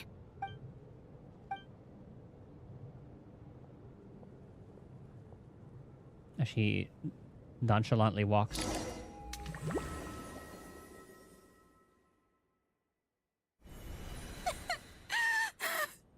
Vodyanitsa!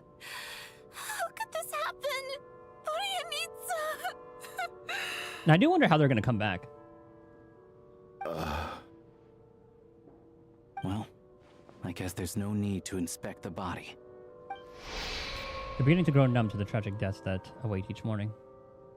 Before long, the lament of countless water imps seems to resound around the theater, full of deep affection and sorrow for Vodyanitsa.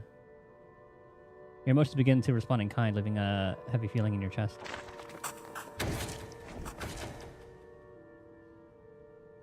This wasn't supposed to happen. You lied to us, didn't you, Chuganov? You've been lying from the start. Oh, the blame game. Take a long, hard look at yourself before you go around accusing other people. He is withholding some sort of information with that, like, reaction to the flower. I suspected you on day one, Lelik, and now look where we are. By some strange coincidence, you've never been targeted. You just happen to have survived this long? No, you should be the prime suspect. So the Tanya thing is also sounding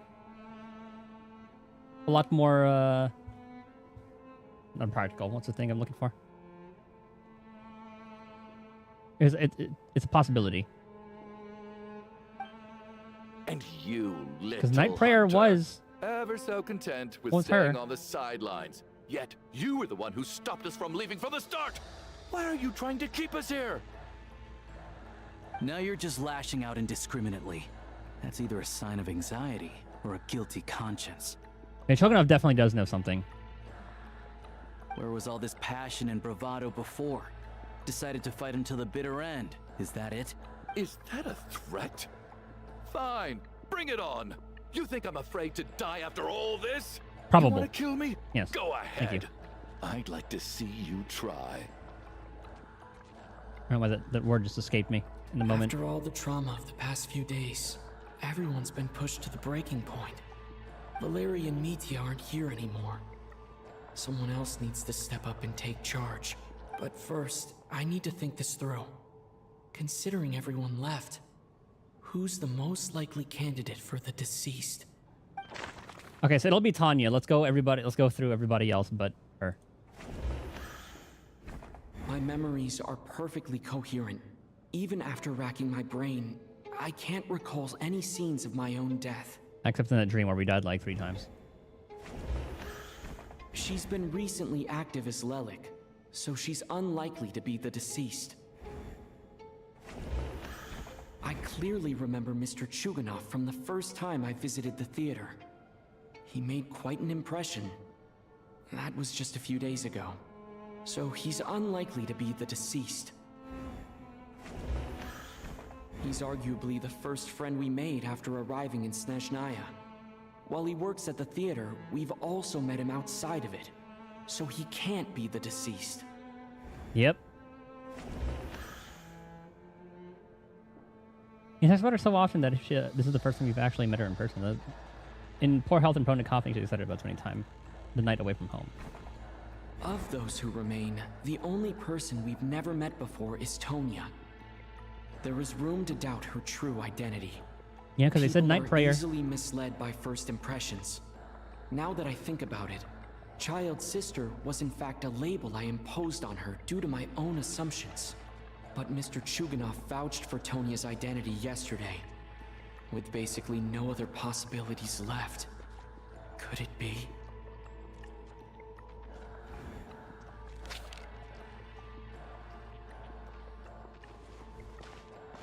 Tonya, how's Tusser been lately? Tusser? Ah, you're the phony. Your younger brother. Your brother Ajax must have mentioned me in his letters home, right? Did he say anything about a blonde traveler? No. And my brother's name is Razik. Who the fuck? Not Ajax. Who the fuck is Razik? Chuganov. Looks like it's your turn to do some explaining. Oh. Yesterday, you said you could vouch for Tonya. Why did you give us a false testimony? Okay, so that's probably what the flower was. Because remember how he said you remind me of my daughter? That actually is his daughter, who is probably dead. And then her older brother is like probably his son, who did get those flowers for Tonya, and he probably just wants to spend time with her. I knew you were behind this, Chuganov. You've been lying through your teeth from the start. Everything about you is fake. Down to the wife and daughter you're always talking about. No, I think that's real. Your entire family man persona is a charade, isn't it? In a sense, it was real. That night, when I infiltrated your place as Lelik, I noticed you were home alone. Didn't think much of it at the time. Just thought everyone else was out. But thinking back on it now, that doesn't seem very likely. My guess is, you live alone, don't you? Did you ever mention that information? I don't remember. Even that was a lie? But why would he lie about having a family? I don't think he lied per chance. He probably he's just holding on to them. That's probably why the flower, and that's why the flower got a reaction out of him. Curses! Oh, why is there no end to this blasted snowstorm? If it would just stop! I think I remember now. I know how I ended up here. It feels like a distant memory. But at the same time, it's just like it was yesterday. The reason I'm always coughing is because I got sick with frostbite. The locals usually call it the snow cough. It's not a very common illness. It's partly genetic and partly caused by the cold climate, but it can be fatal. They sent me to the hospital as soon as they found out I had it. And I spent so long lying there in that hospital bed. After a while, I felt myself growing weaker and weaker. Nothing seemed to be working anymore. Neither the treatment that the doctors were giving me, nor the medicine my brother was brewing from frost fairy flower leaves. So hopefully we get to see the importance of the frost flower leaves. So one day, I told my brother that I wanted him to take me outside for once, so things could be like they used to, just for one day. I wanted to meet loads of friends, experience new things. Then again, I feel like Alosha, he would have picked up on if the frost flower leaves were extinct or something. Because him being a hunter and all that would have known and probably called him out on that. He agreed. He snuck me out of the hospital, and we escaped. We got to the theater, bought tickets, and went inside. It was all so exciting. I remember the show very clearly. It was amazing. But I found myself getting sleepier and sleepier. Oh, Tonya. So where the fuck is the real Tonya? Because the child did give her a ticket. She probably just thought we ghosted her. And then she was able to, like, leave the theater. When I woke up, I couldn't find my brother anywhere. So I guessed he'd already left. Or was this, like, the entire group? Maybe she didn't make it out at all. But there's no way he'd leave me behind. So I decided to stay here and wait for him. At the time, I figured he'd probably gone to brew some more medicine for me. I was planning to chew him out for abandoning me when he got back. Let me read.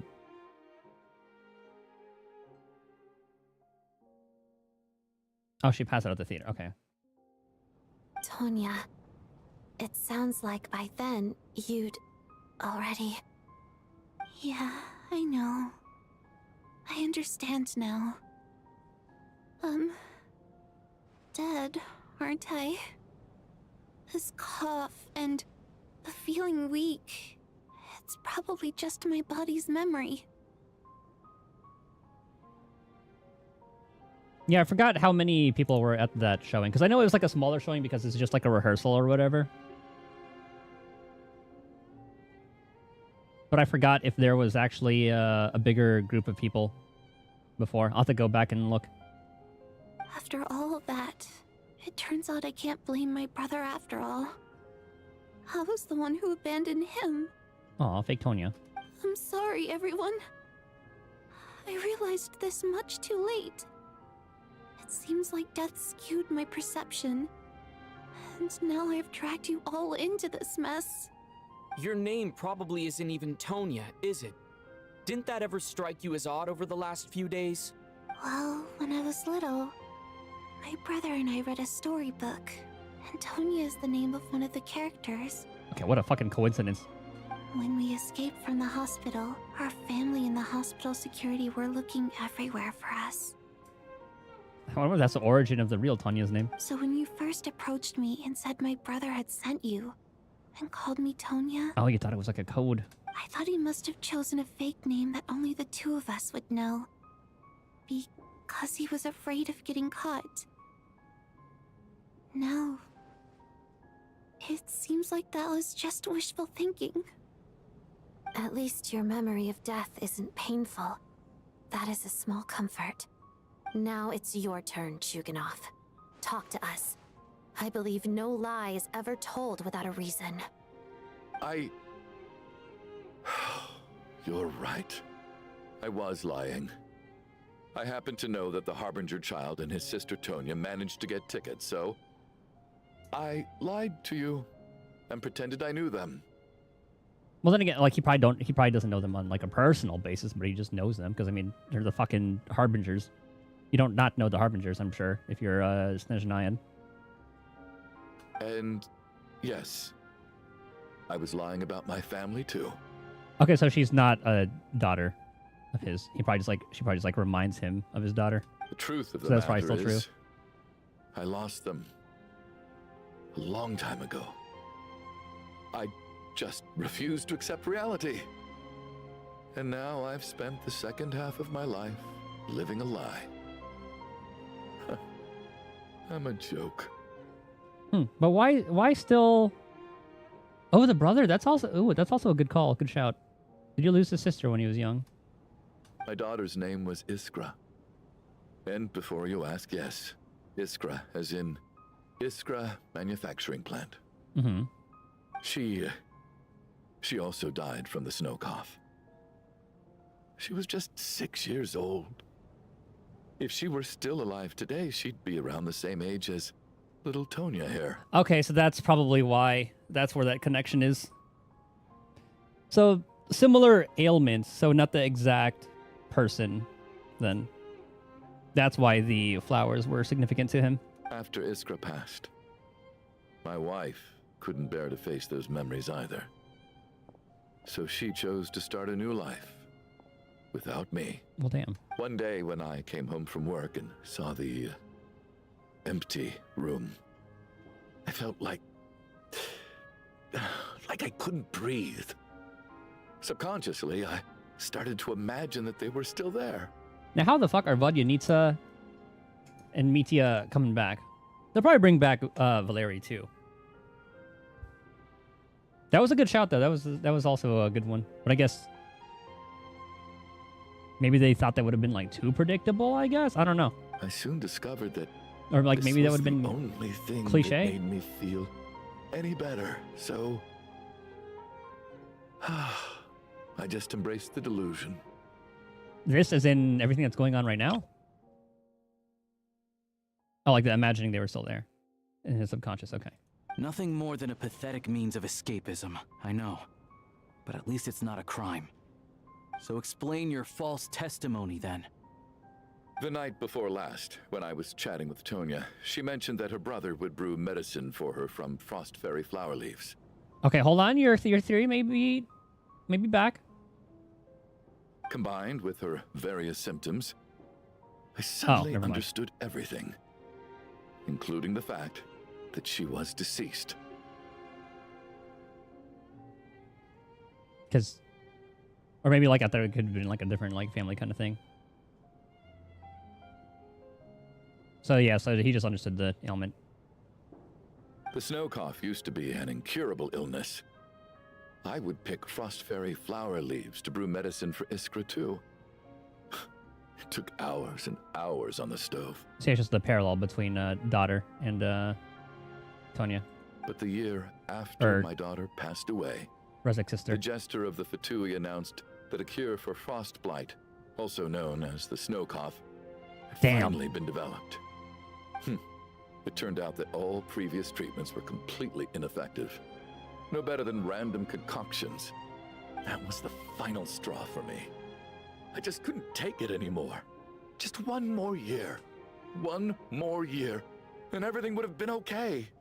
So, more than anyone, I know full well that in this day and age, no one in their right mind would still be using frost flower leaves to brew medicine for the snow cough. Poor Miss Tonya, therefore, had to have been from an era when snow cough was still a terminal illness.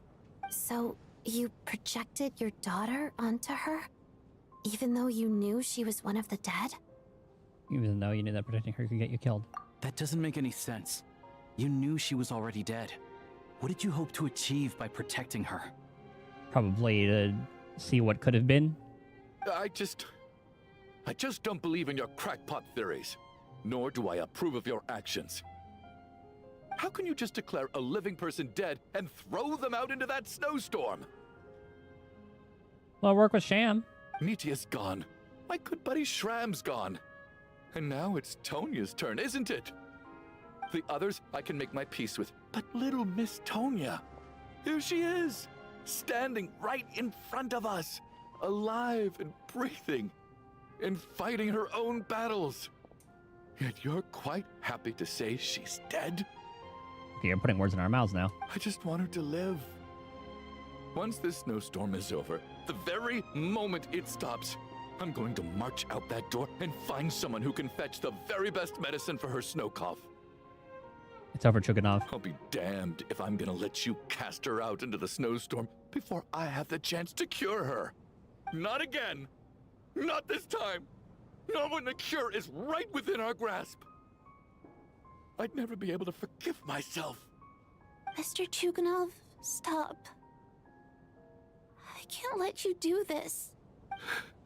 Tonya. Name reveal? By the sounds of it, you've known I was dead since the night before last, right? I really liked Mr. Valeri, Mr. Mitya, and Miss Vodyanitsa. And now they're all dead because of me. I'm not happy about that. The reality is, you've been trying to fight your own demons through me. But all you've really done is trap me inside your delusion along with you. No! Listen to me. I want to save you. I do! Well, at this point, I'm quite sure that I'm dead. I don't need to be saved. The time I got to spend with all of you is more than enough for me. You got your adventure. Despite all the bad things that kept happening, I got to meet so many interesting people and spend so many days and nights by your side. Since the day I escaped that hospital until now, this has been an adventure I never even dared to dream of. I'm very fond of you all. If it were only possible, I'd trade my soul to bring back the ones who died. If it meant things didn't have to end like this. And that's why I'm not fond of you at all, Mr. Chuganov. Oh, you know that's gotta stab right at his heart. I'm sorry. It's them that you owe an apology to, sir. Not me.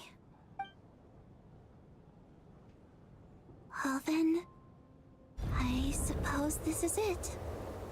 It's time for my adventure to end. I've caused enough trouble.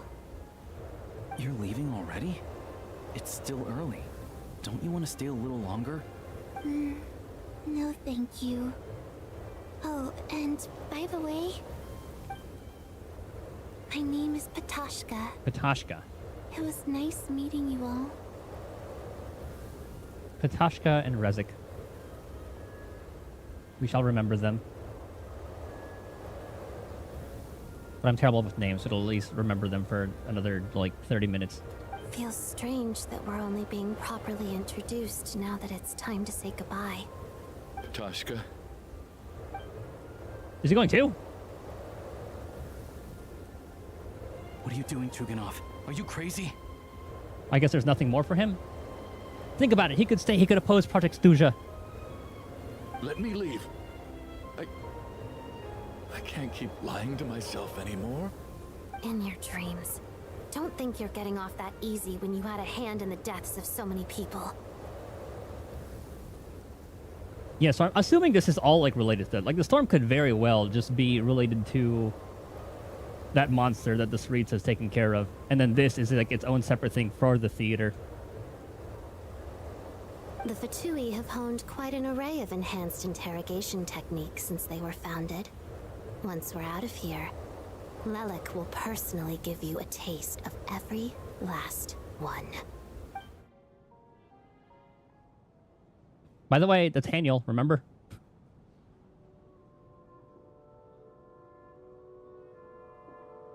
I think we should leave. I doubt this snowstorm is ever going to stop. Some great For all range. we know, this storm might have destroyed all of Snezhnaya by now. Maybe even the whole world. Okay, I don't know about the whole world. We have, like, the land of Pyro. I think Mawika's probably fine.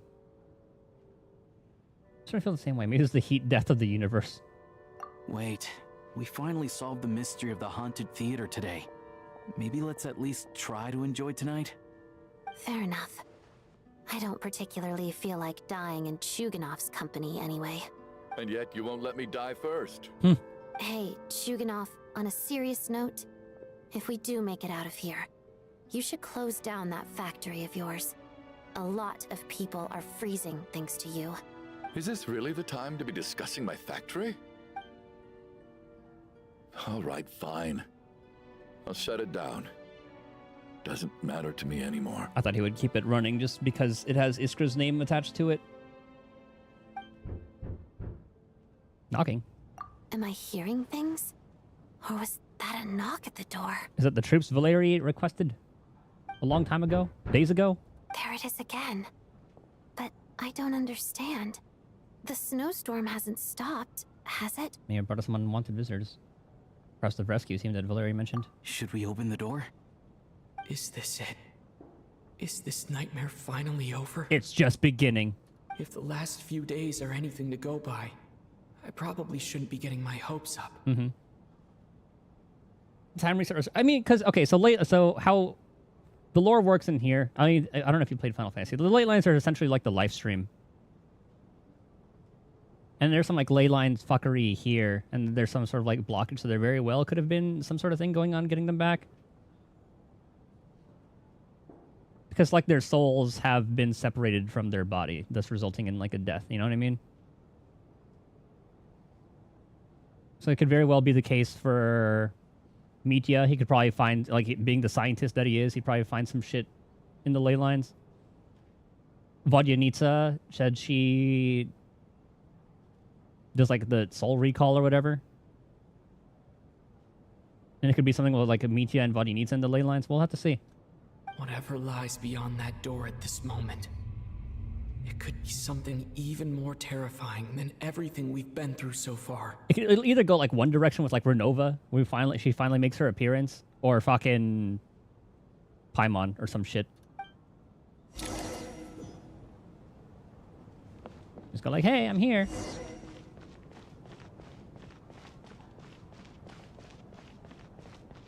That's why I can talk to them.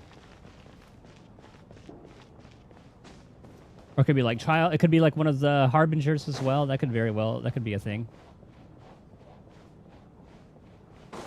Because they would have, if it was Valeri's people, they probably would have announced that, hey, this is whatever the organization's called. Let's see it. Mitya.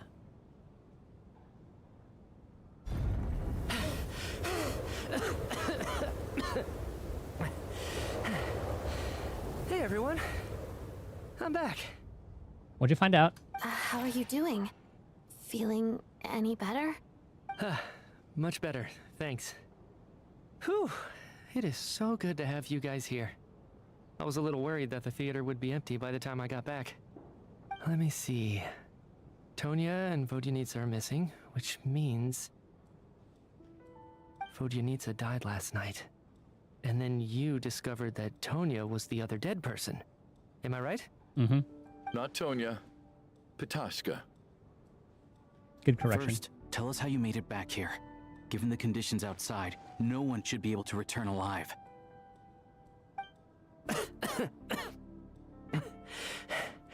You're right. The thing that got me back safely was a song. I heard someone singing. Vodyanitsa? Because there have been instances of us hearing like stuff like in the ley lines, I believe. I think that's like the Fontanian, the fountain in Fontaine, right?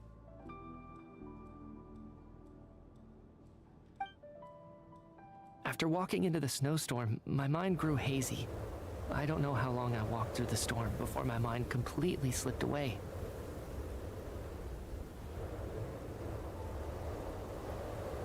Then, suddenly, I heard the sound of singing. The voice instantly brought me back to my senses, and I regained consciousness. So I followed the voice, searching for the source of the singing. I searched and searched, until finally, just a few moments ago, there was the entrance to the theater, right in front of me. Or it could be any other water ramp, but I mean, come on. I feel like it's got to be Vodyanitsa.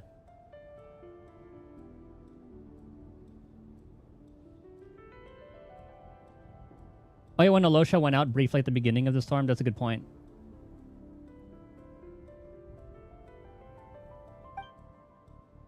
To get like not the blankets, I forgot exactly what it was. But yeah, he went to like search for someone who had left, I believe. I think that's what it was.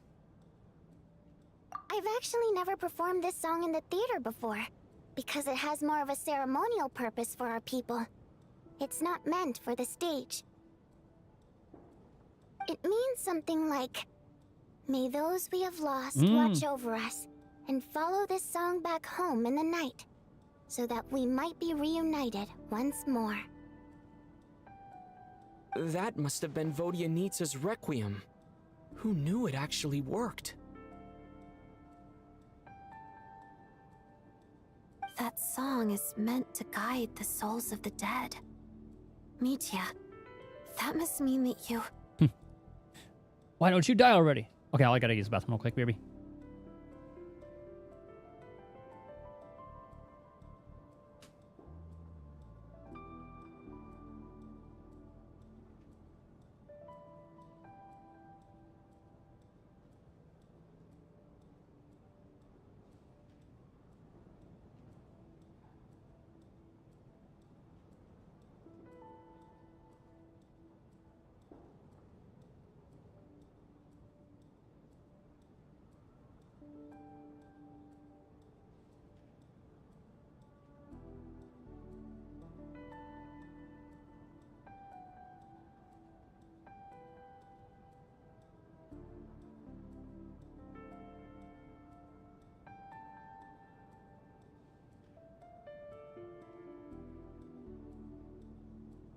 Alright. I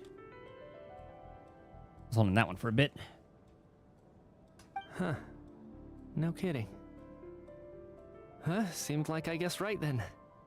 This is what I've been so desperate to tell you about. When I first stepped out of the theater, I was still quite lucid. My memory of it is still pretty intact. I remember the outside world being completely different than what I'd expected. It was like this was a world where only the snowstorm existed. There wasn't a trace of any humans or buildings ever having been there.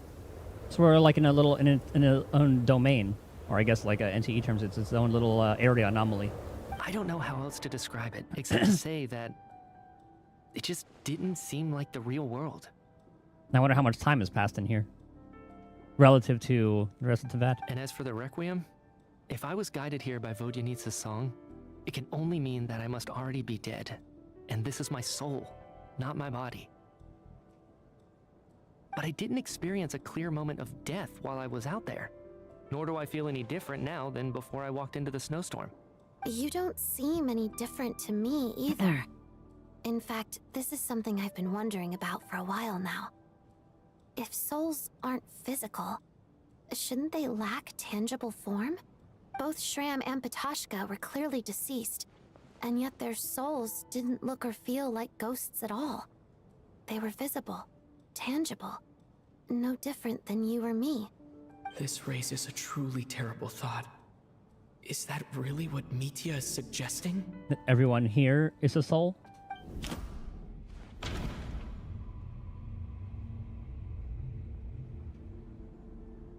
Okay, so I'll pick one last. We can leave. Mitya said the outside is a world where only the snowstorm exists. Yeah, so just leave, Forehead. It must be connected to the ley lines. So going out there will only take us further away from the real world. I guess the theater is where it's like closest. The Requiem calls to the souls of the dead. This is proof that Mitya is dead and has not been resurrected. Dreams can't explain everything. And this isn't the Sub-Zeru's festival. Nice little nod to Sumeru with that one. Mitya's soul was summoned back by the Requiem, confirming that he is indeed already dead. And yet, he looks no different from us. Ooh, the way the music swells when picking that. If even the long-deceased like Mr. Shram can blend in with us undetected, then maybe we've all been dead from the very start. And all of us are now souls wandering the theater.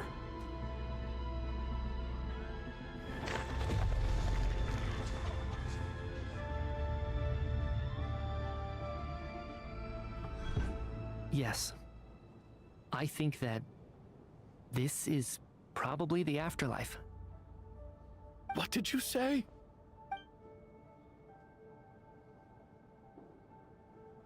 You heard me.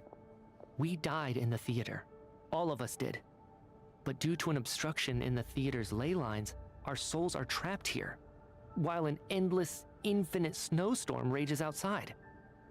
So I'm wondering if that moment occurred when the lights flickered. That's when we all somehow died. It's ironic, really. All that time, we were working so hard to figure out who the deceased among us were, when the truth was, we were all deceased. The only difference being some of us died more recently than others. So I'm wondering if that, the whole sequence in the tower, was all that entire thing just like a red herring? Do you remember that note, "Death is near"? Seems like we misunderstood what it meant after all. Death was nearer than we wanted to think all along. The note simply meant that all of us were already dead. So all our attempts to survive, our search for the deceased, it was all for nothing? So I do wonder what that dream sequence is all about then. Hard to say. At the very least, we hoped 2 lost souls find clarity and go to where they belong. And the traveler being, well, I guess it's a normal thing because I forget my dreams a lot of the time. The traveler forgetting his dreams. I feel like that would have been very pertinent information. The presence of those 2 is probably what caused our souls to be drawn in by the ley lines. In which case, the deaths we've awoken to over the past few days were just souls returning to the ley lines for good. If what you're saying is true, doesn't that make us the lost souls now? Huh, no wonder. This afternoon, when I was moving Vodyanitsa's body, I noticed that the other bodies in the room hadn't decayed one bit after all these days. Well, that answers where we're keeping them. We're just keeping them in a fucking room. That's further proof that those aren't physical bodies at all, but merely our shells here in the afterlife. Am I really dead? This doesn't feel real to me at all. No, that's impossible. This cannot be how it all ends. I still find it hard to believe that all of us are dead. How exactly did we die in the real world? None of us have any memories of dying, right? Did Renova just show up at the theater just to watch a show and then, oops, everybody's dead? Not even knowing how we died is preposterous. Good grief. Surely there has to be some reason. Exactly. It's hard to rest in peace when you don't even know how you died. It gave me lots to think about as I strode out into the snowstorm. I racked my brains trying to remember the cause of my death, the exact moment I died, the root of all of this, right up until my consciousness faded. But I still wonder about the whole fact that he was dead, or he was presumed dead at a completely different place, but still ended up here. Wait. Hold on. Right before I lost consciousness, I think I saw something. Which time?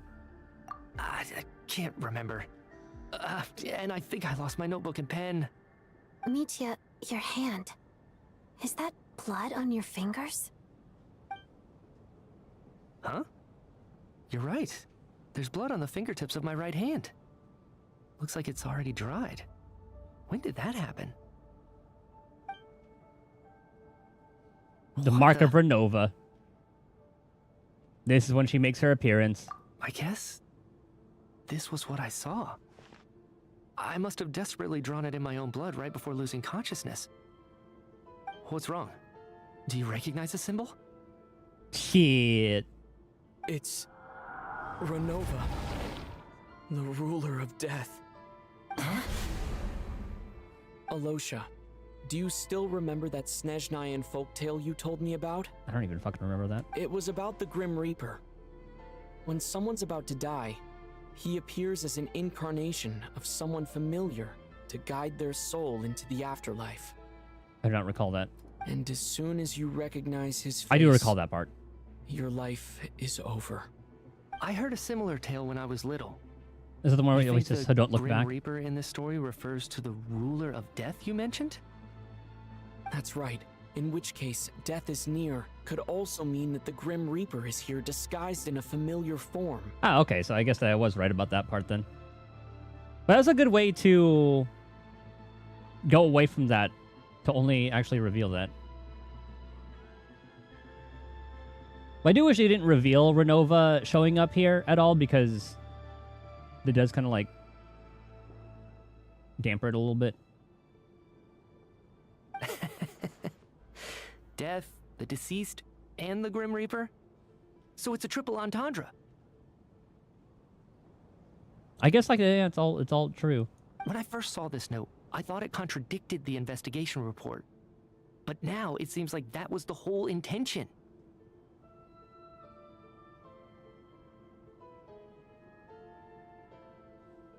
So the Grim Reaper deliberately misled us.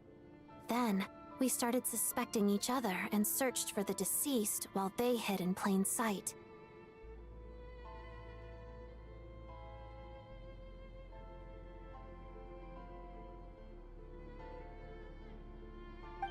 By that logic, the one person most likely to be the Grim Reaper incarnate is...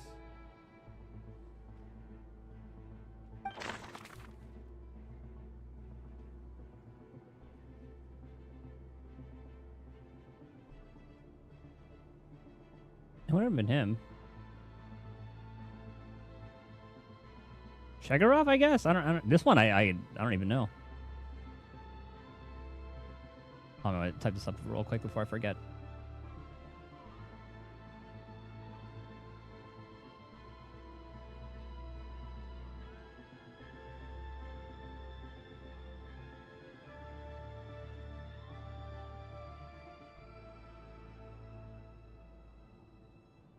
Because he gave like the folklore.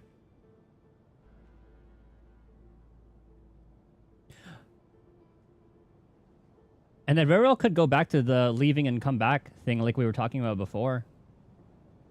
Right?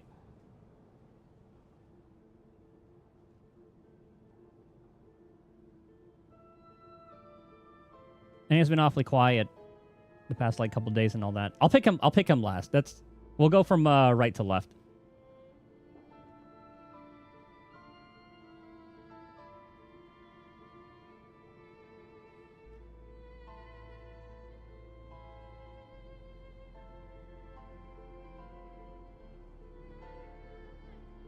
I'm going, yeah. So I think that one's gonna be, that one might be it.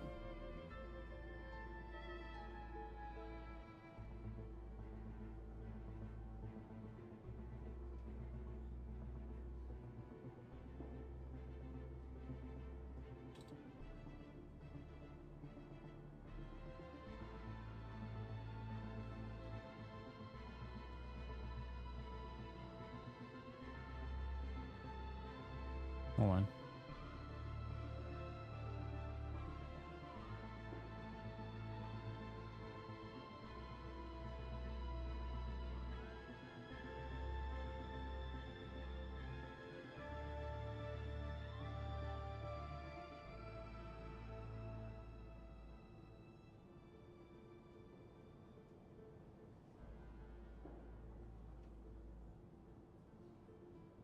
Yeah, okay, I got the gist of it. I'll go from right to left. Identifying the Grim Reaper is a major decision to make. I should think it over carefully. Identifying. Okay, it's all gonna be the same. Identifying the Grim. Yep. Identifying the Grim. Yeah, okay. Yeah, because, yeah, you're right. Because he had left and then came back. Oh, God. No doubt about it.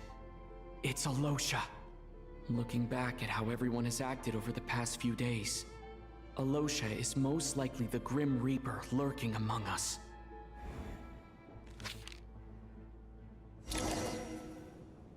Is it you, Alosha? You were the first to discover the investigation report, and you had plenty of time to slip the note inside to mislead us.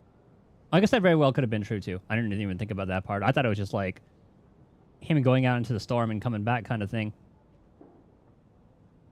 Especially now that we know this it's like its own little domain. So?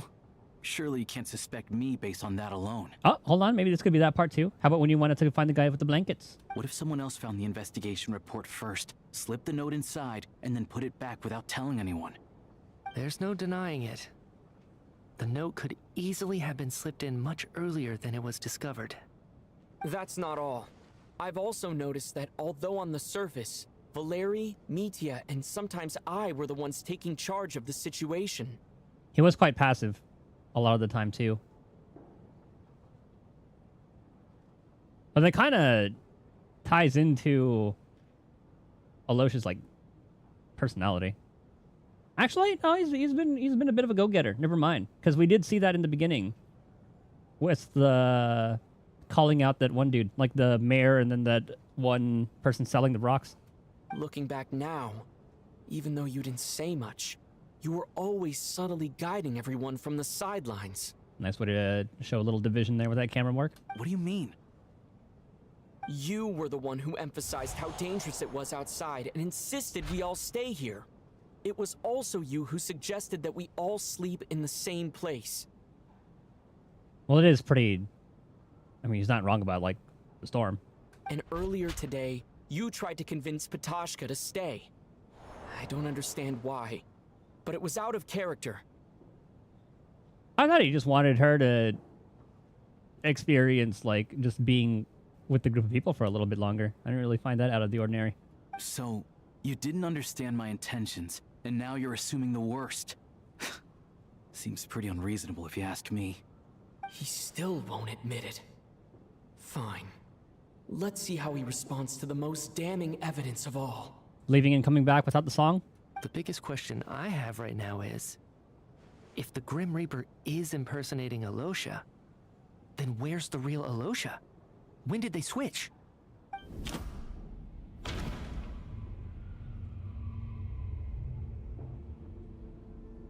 Now, that happened most recently, so it's probably like this one, investigating the snowstorm? Because that was like the blanket time, I believe. Yeah, that has to have been the time. All right, 4 to 1. No. The ruler of death would have needed to control how everything unfolded from the start. She wouldn't have infiltrated our ranks this late. Let me think. No. The ruler of death added a note to the investigation report at the time. This indicates that Alosha had been switched out even... No, nothing related to Alosha happened that night. I should think about this again. Yep, going out into the storm, getting the blankets. That's right.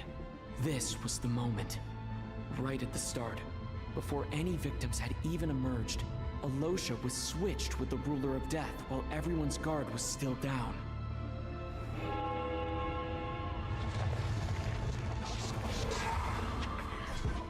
And the death baddie makes her When all appearance. this began, right after the performance ended and the snowstorm began to pick up, no one suspected anything unusual.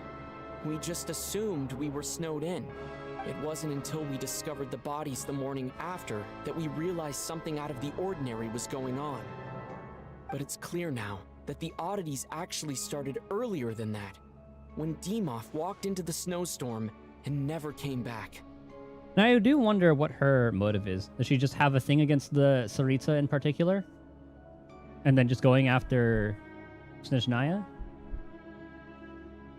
Or because, like, people are overstepping and this is her punishment? Because, I mean, that's what... Not Project Stusha it was about, but at least it's, like, the end goal. Like, getting that weapon, going against Heavenly Principles, blah, blah, blah, blah, blah. And just, like, her retaliating. Right.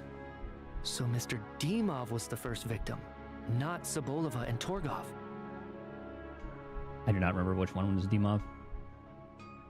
And if we pinpoint that moment as the beginning of this incident, then one thing becomes clear. Oh, that was the blanket guy, right? Alosha, you are the only person who walked into the snowstorm and came back without the help of Vodyanitsa's Requiem. More precisely, Alosha never came back at all. The one who came back was the Grim Reaper. Not bad. Well, since you've backed me into a corner, I suppose there's no point in keeping up the act anymore. Alosha? Now we're fucked. You're the Grim Reaper? I am no such tired cliché. Mortals should address me as the ruler of death. Before being wiped out for good, you identified the two deceased, and even sensed my presence. A commendable achievement. Far beyond what I expected. Well, we already dealt with you in Natlan. I heard you can ferry souls. Those deaths each night. Were they your doing? Your initial conclusion was correct. Due to the existence of the two deceased, the ley lines yearned to reclaim those long-lost souls. Every night they devoured an equal number of souls to fill the void. This required no intervention from me. Though, of course, ferrying souls is indeed my authority. This is the Traveler's first time seeing at least like this much of her. The eyes, mainly. Because you never saw... Before, she was just like a bunch of eyes in the sky, and that was pretty much it. Here, take a look.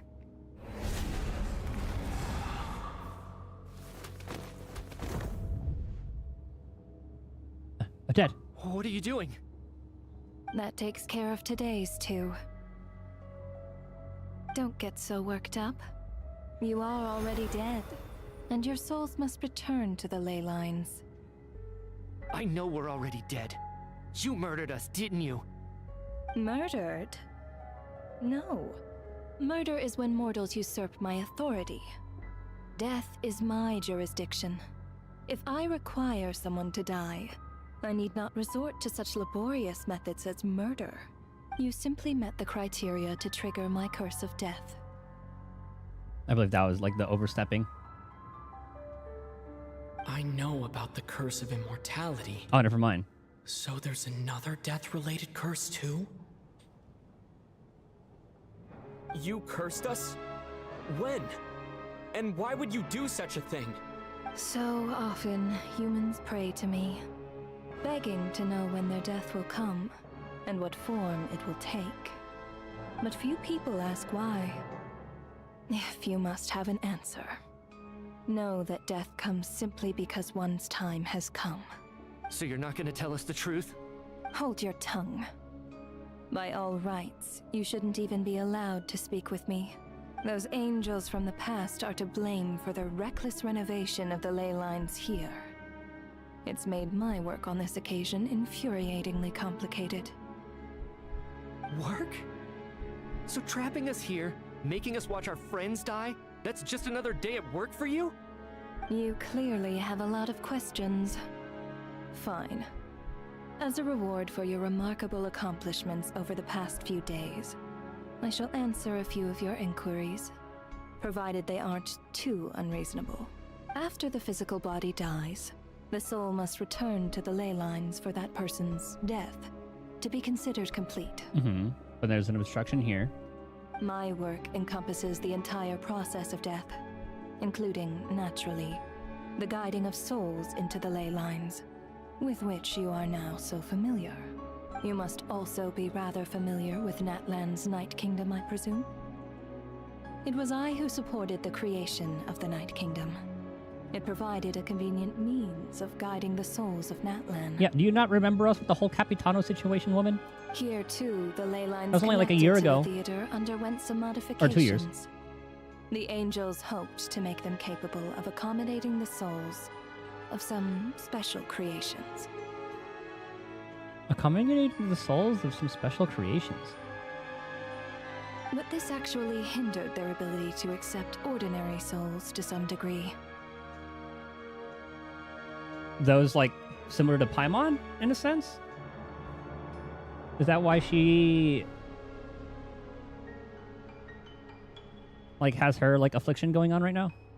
This effect manifested itself after you died from the curse in the theater, leaving you stranded in the afterlife, unable to achieve a complete death. Yeah, I want her to elaborate on these special beings. But if souls who die from the curse of death fail to return to the ley lines within a short window of time, they will miss their chance for good.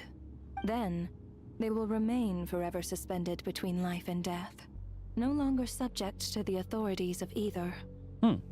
So if you don't resolve this matter soon, and see all our souls return to the ley lines before long, we'll escape your control. Mitya is sharp. This must be what Renova was worried might happen, and the reason she got involved to begin with. But then if we're not recognized by the ley lines... Well, I guess definitely the Traveler isn't recognized by the ley lines being a dissenter and all. I wonder how that works. But if you have the authority to guide souls, why didn't you just show yourself and get it over with? Why hide among us in the form of Alosha? You seek to understand the mind of a god. Very well. I'll tell you. This is a theater, and I decided I wanted to watch a show about death. That's why I encouraged you to take the events to the stage. I found myself getting quite immersed. I suppose the entertainment you provided makes up for all the trouble you've caused me by being so defiant in the face of death. There. Are you happy with my answer? Can't say I am. Really? But it fits the stereotypes you humans have about gods. Just moments ago, you were complaining about how infuriatingly complicated your work here has been. Work is work, I get it. There are times when it's a huge pain, but you just have to get it done, right? That's a rather unique perspective for a human. You are in fact correct. There is a pain point in this case. Due to the obstruction in the theater's ley lines, there is a hard limit on the number of souls they can receive each day. Oh, that's why it's 2 per making it day. impossible for me to ferry all your souls at once. Revealing my identity too soon would inevitably have led to futile resistance, and there was a risk that any souls who chose to run would disappear.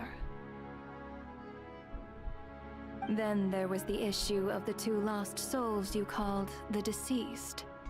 The way you resolved that quandary was all part of my design. That's what I don't understand. Like having us do the work for her? Were souls of the dead. What made their presence among us special? For centuries, they have refused to return to the ley lines, exploiting the issues created by the angel civilization to resist being drawn in.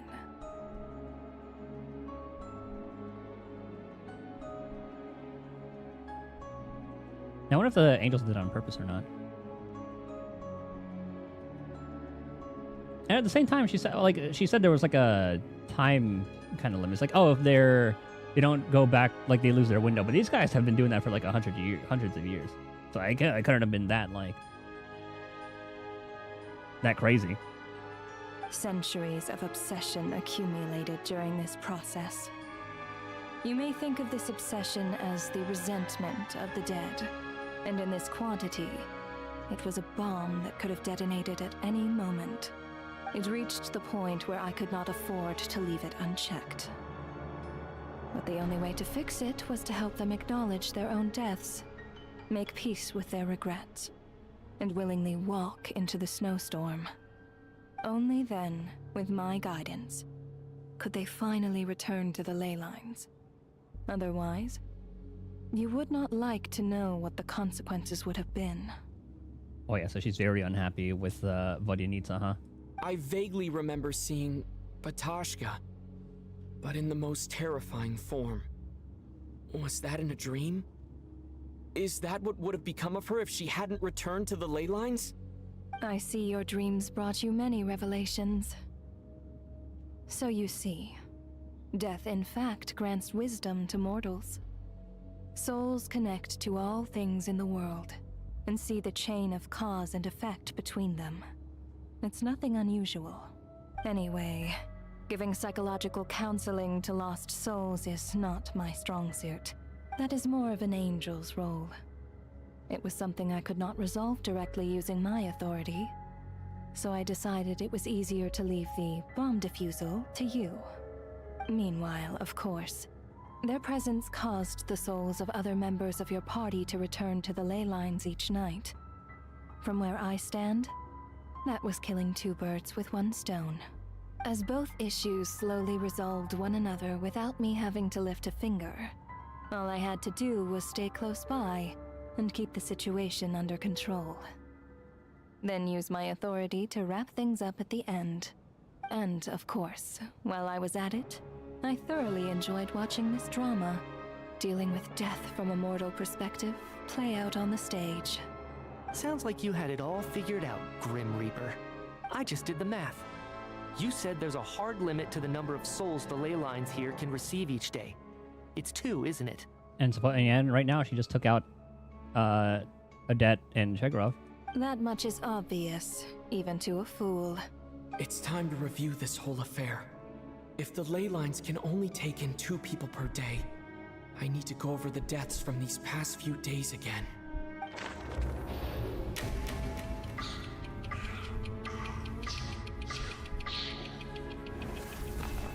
Ah, fuck. Okay, hold on.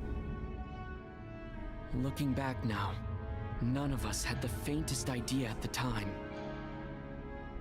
1 and 2? 1? From the moment that staff member named Demoff walked into the snowstorm, the incident had already begun. That was him, right? Oh, that's coolish. No, it was like 1, 2, and then 3 and 4. Oh no, but it said...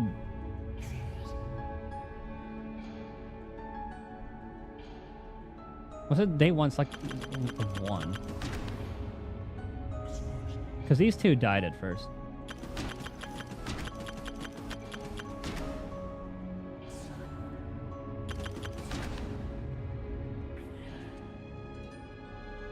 Maybe it's just like select 1 and then it'll show whether it's right or wrong. Sorry, it wasn't. No. Who was? Okay, so these two were... Was he day 0? Or I guess technically Alosha, huh? Yeah, okay, so that one was first. Alosha was the second to walk into the snowstorm after Demoff to investigate. During this process, the ruler of death assumed his identity. I was saying, because like Demoff making wasn't him here. One of the victims.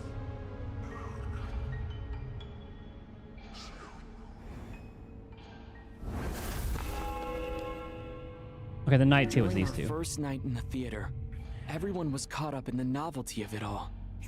No one could have expected there would be victims the very next morning. Okay, so yeah, Despite all the confusion, and with the help of hindsight, we finally began to realize that something was amiss with the snowstorm.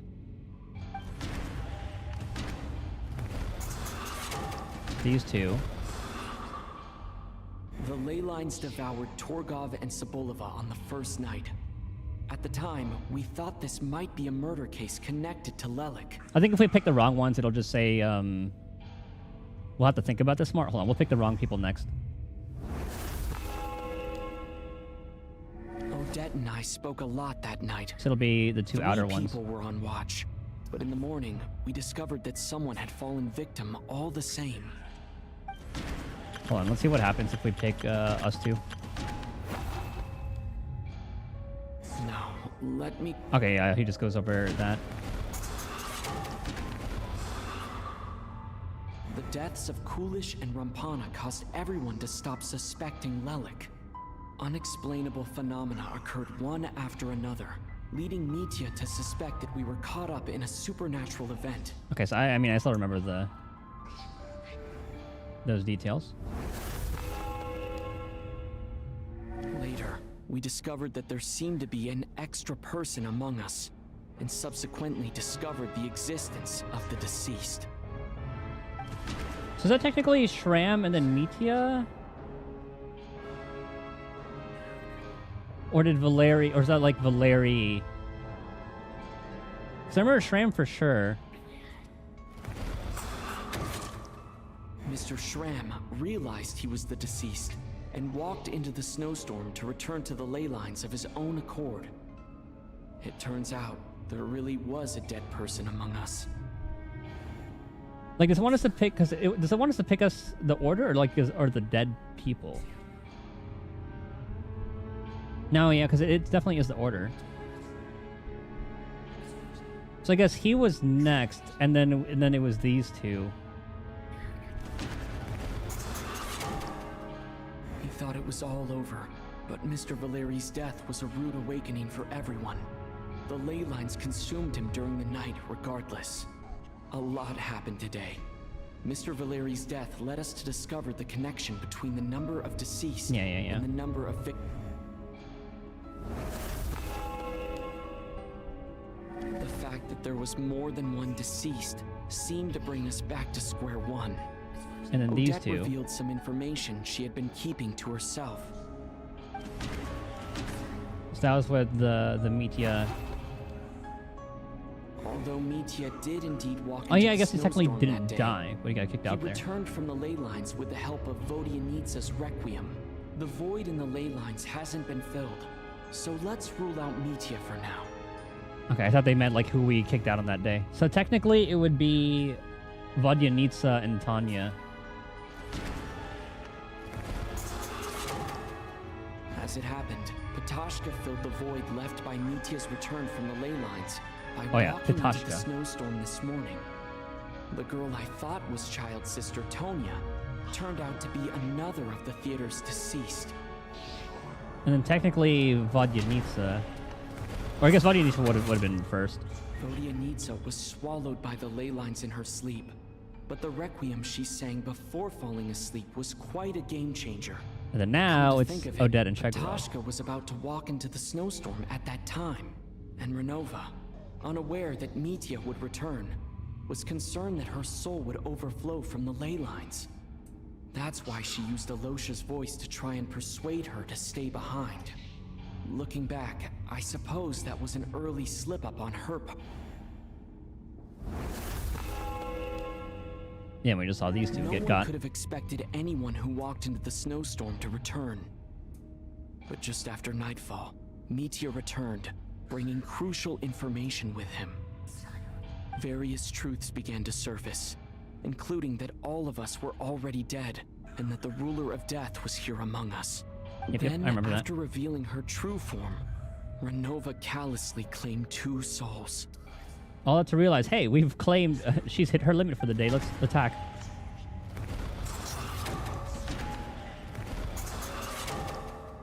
In fact, everyone was already dead by the time we took the photo.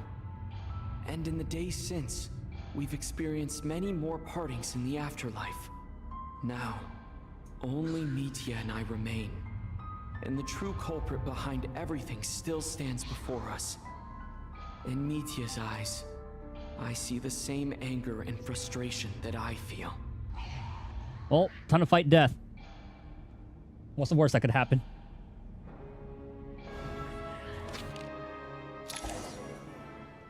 That covers everything. It's all clear now. Your work isn't finished here yet, is it? The Traveler and I are still standing here, safe and sound. Relatively speaking. The Water Imp's song threw things off a little, but it is of no consequence. The ley lines have already anchored your soul, and the first ray of light tomorrow morning will take you back. I, meanwhile, need to review my attitude towards the Water Imp race. Oh, told you she did not like that. So the reunion in the night that Vodyanitsa mentioned, I suppose that was never meant to be a permanent reunion.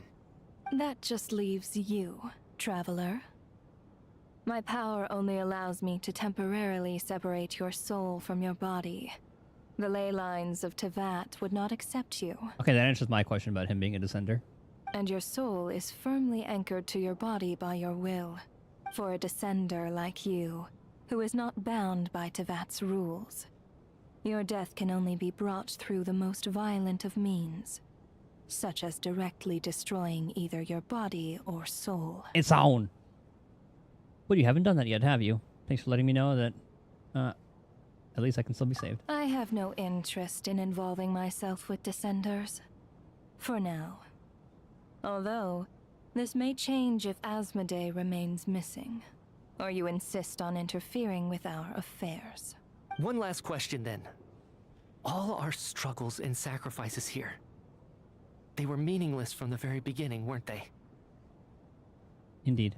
Death abides no reason. Besides, what you call sacrifice is merely a concept created by humanity. To me, it is nothing more than a self-indulgent charade in the face of death. Mere mortals fantasizing that their actions could reclaim something from my grasp. A truly laughable idea.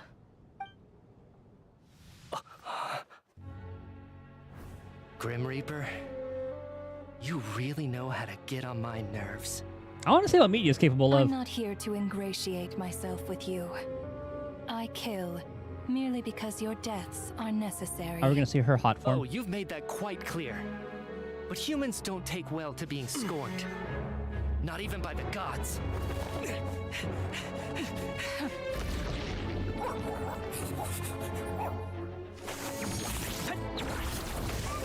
Oh, he's a sage. Okay.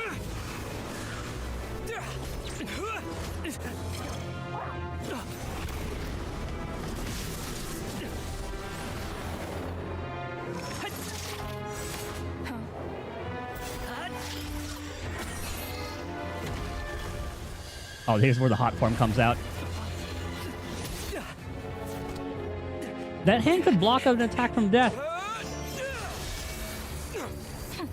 Oh, never mind, not the hot form yet. This is futile.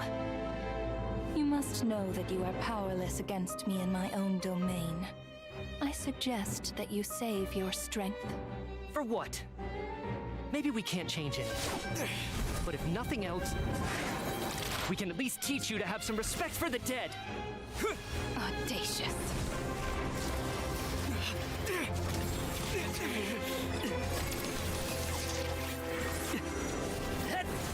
Meteor's kit look like it's gonna be fucking fun to play with.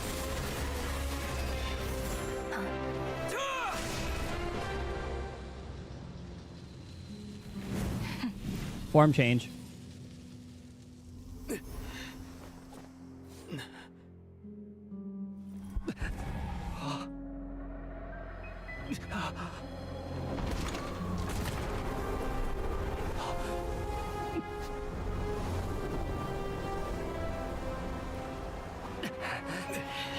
Oh no, never mind. It's just we're connected to the rest of Snezhnaya now again? Nope. Oh shit.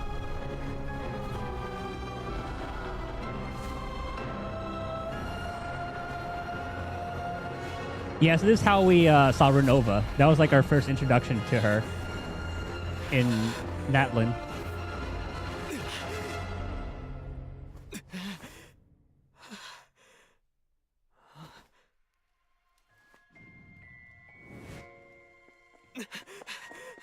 So now we're back in the real world.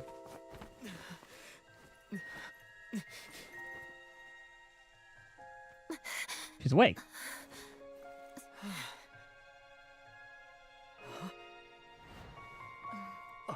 Okay, they're all back.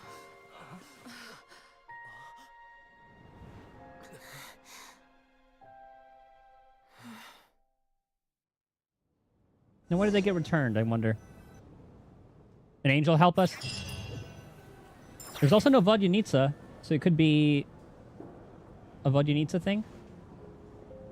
How are you holding up, Odette? What happened to me? Long story. How much do you remember? What do you mean? Is the performance over? I can't seem to recall what happened. Okay, looks like the denizens of Tevat don't remember. Maybe Meetya would. Has Odette already forgotten?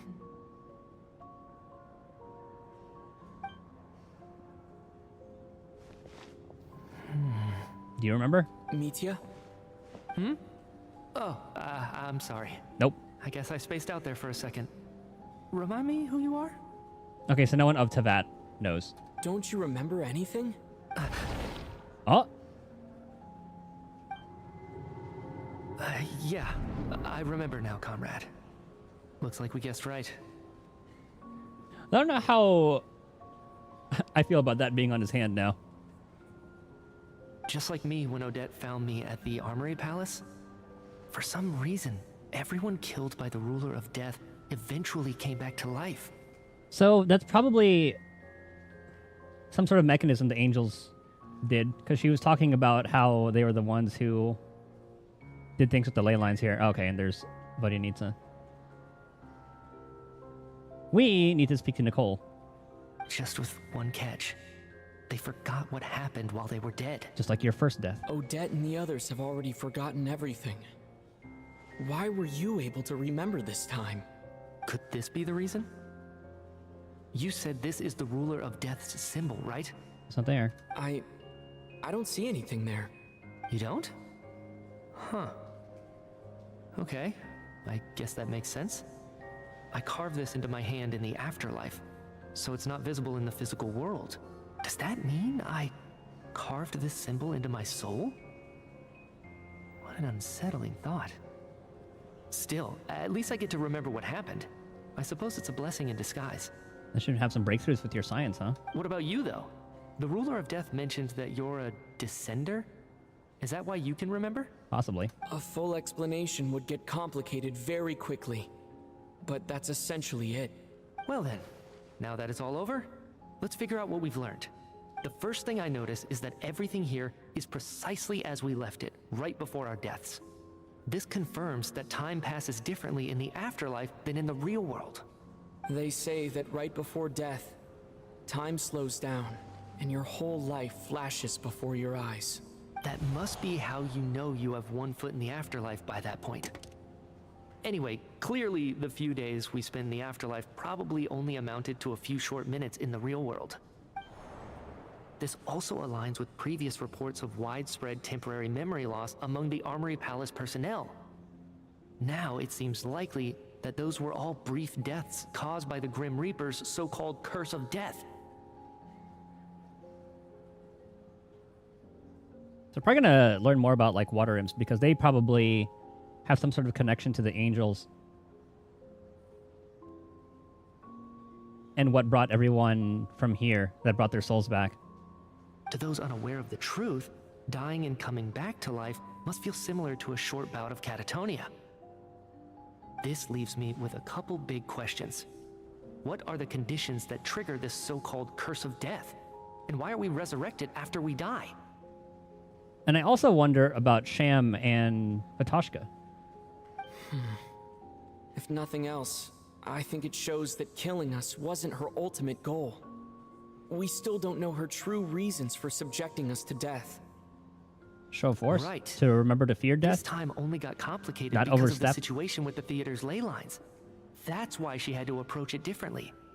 If the previous incidents of amnesia among the researchers are anything to go by, killing us is usually a pretty routine matter.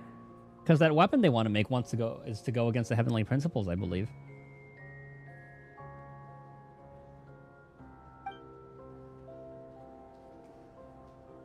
Come to think of it, wasn't I about to note something down before I died? I can't remember what it was, but I think it was something related to my research project. Sorry, Traveler. I'll catch up with you again later. Right now, I have to make a trip back to the Armory Palace. Sir, if I may, no one of your description has ever shown up in my investigations into Mr. Mitia's friends. Yet, you two seem very familiar with each other. Could you perhaps tell me where he was in such a rush to get to? Work. And, by the way, have we ever crossed paths? Forgive the presumptuousness, but I feel a vague and indescribable sense of familiarity about you. Okay, so there's more to him, too. If he's able to feel that. I can explain everything. Could you help me gather everyone in the theater in one place? Oh, okay. I thought it was going to be like, oh, it's a long story. Get to work.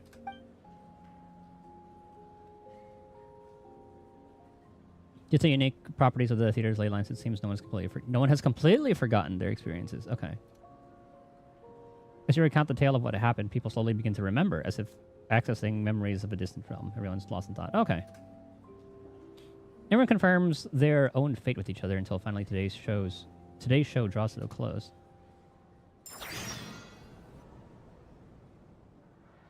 I kind of wanted to know what their thoughts were. So Chuganov really is going to shut down the factory. Oh, but I guess he's doing it anyway. This theater incident actually did us some good after all. So, you said I promised to take you to the Armory Palace while we were in the afterlife, yes? I believe you. I think I even have a vague memory of it.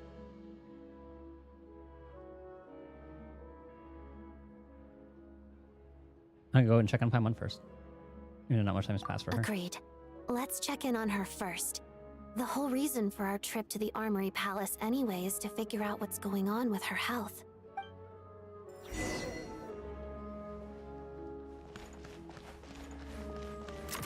Man, what a sequence.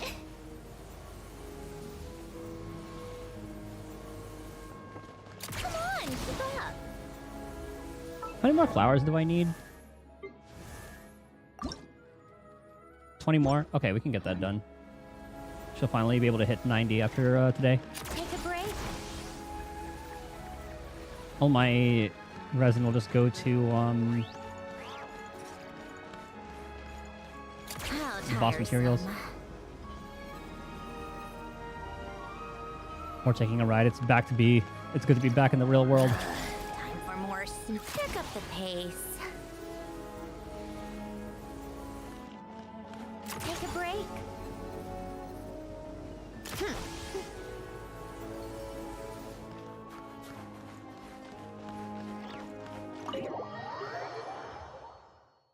And now Paimon's not there.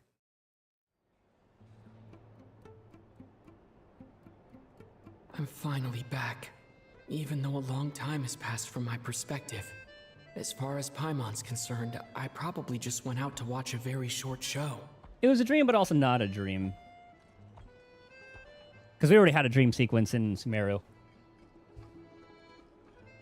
I should keep my emotions in check when I see Paimon again, or it'll seem weird. Wait. The atmosphere here feels off.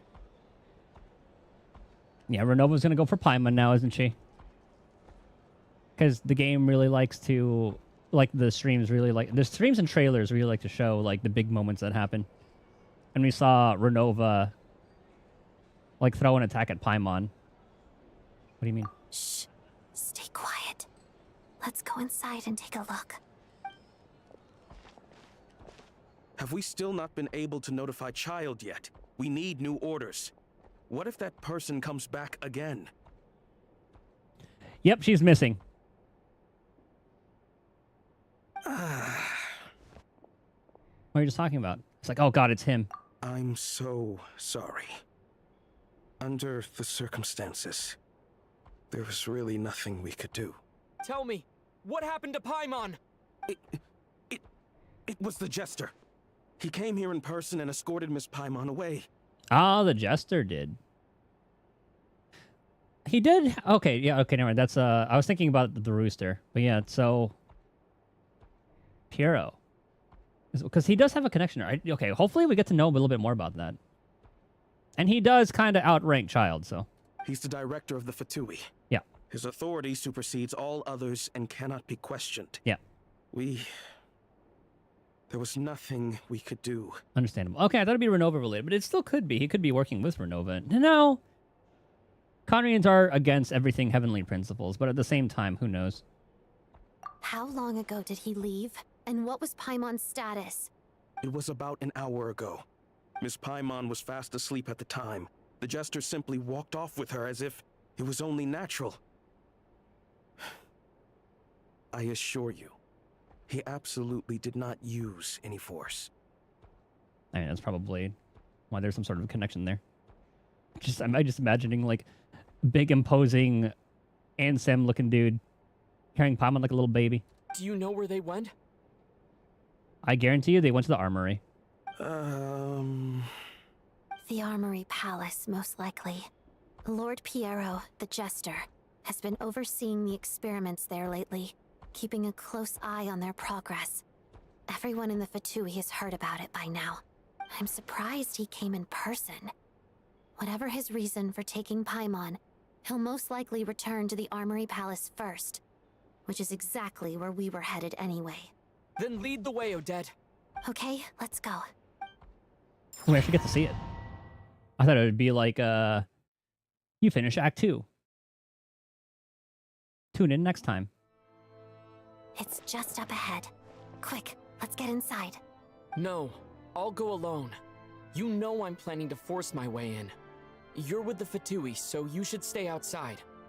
She's also with the Rotok or whatever. I was hardly planning on taking you through the official channels anyway. I'm here to force my way in, just like you. I may be a Fatus, but I'm also Lelik, enemy of Project Stuja. Paimon's safety is paramount right now. With me around, you'll have an extra pair of hands. There might be devices inside that are easier for an insider to deal with. And she knows the lay of the land. If you say so. Let's go. There's no time to hesitate.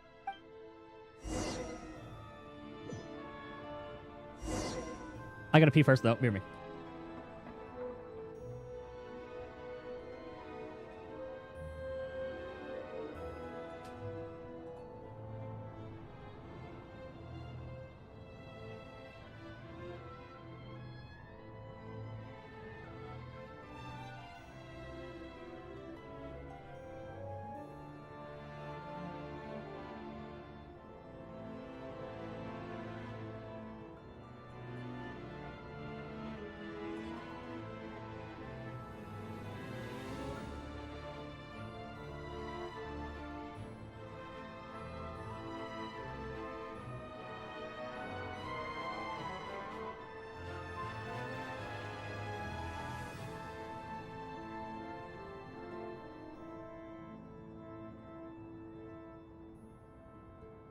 All right.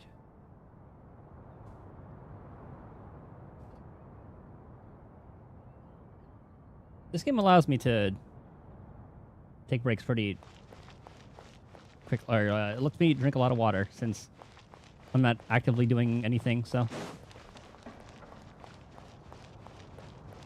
Okay, is what they mean by force their way in. Hey, who are you? This part of the Armory Palace is under restricted access. What do you think you're doing? No questions, please. We're short on time.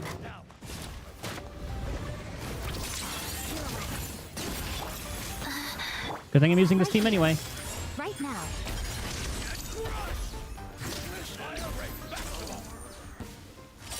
Oh.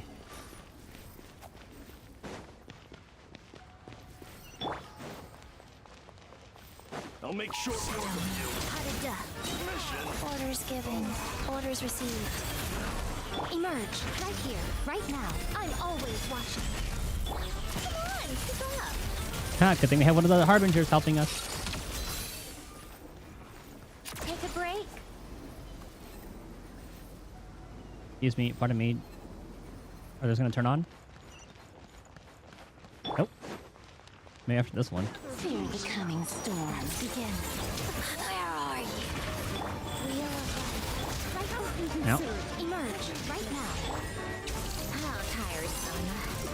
No escape. Are you still? Come on, keep on. Mirror shatters. Now we gotta see what Glue Pop looks like.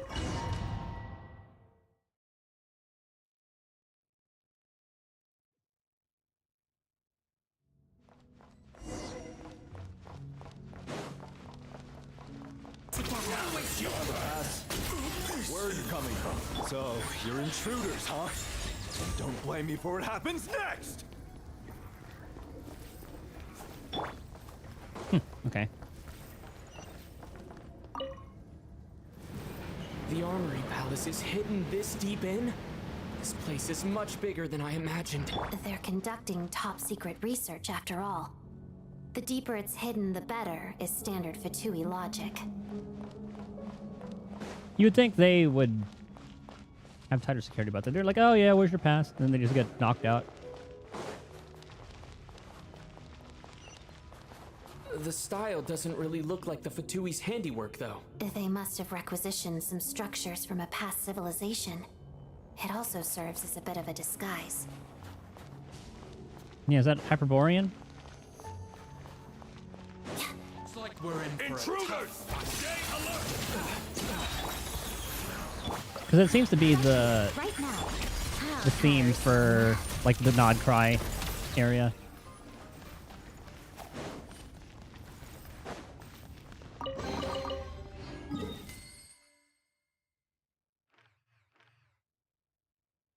Okay, I guess this is a special area. I'm just gonna pick it up anyway.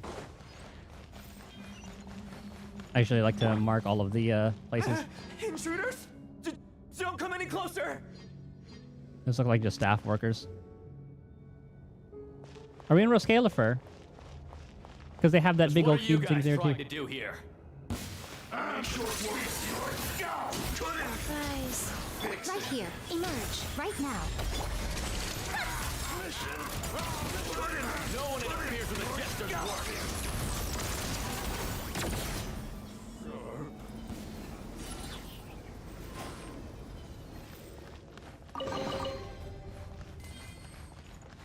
Take a break. Meow.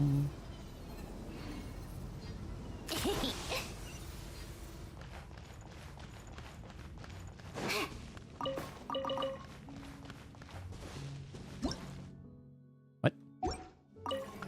I think I hit the tutorial one accidentally.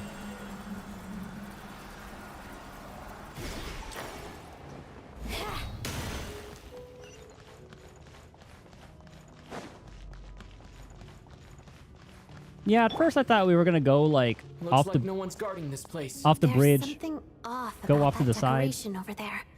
Look out! Let's deal with these before we move on. Can attacker destroy them? Can we just go over there? Let's begin. Oh.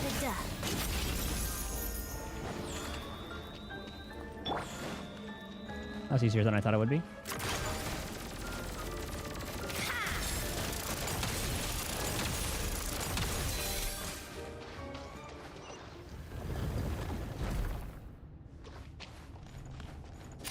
tiresome.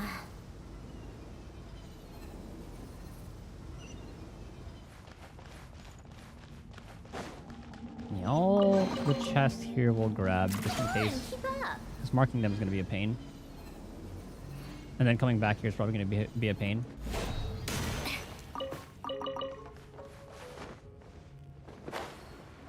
The researchers here probably don't know that we're uninvited guests.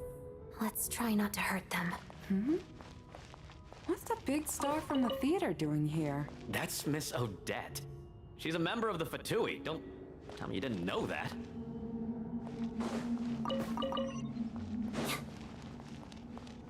Together. Take a break. Wrong Cryo Fatui member. Oh, this looks sick. Was the whole reason for Project Stuja to support the research here at the Armory Palace? Just what are the Fatui and the Tsaritsa planning? It's a Mako reactor.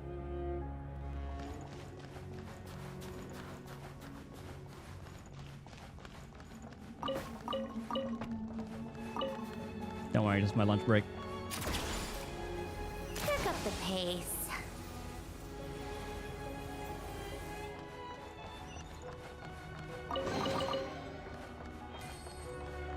Any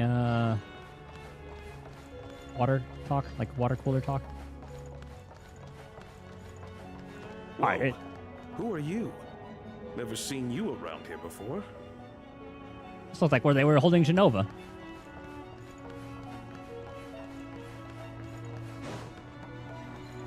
What this is.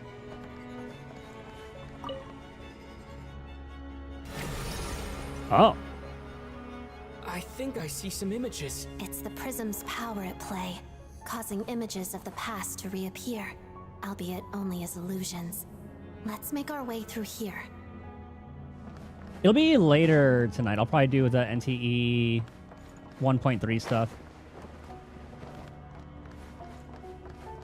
Paimon.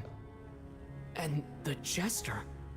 Is this another scene from the past? Yes. It looks quite old, though. I don't think it happened in the recent past. Come on, keep up. What's going on here? What happened? The source seems to be the Armory Palace. They must have started some large-scale experiment. Wait, yeah, so this is not light what if realm this power. has something to do with Paimon? We need to hurry. This is more like stellar power. Come on, keep up. Unless you mean like immediately for reset.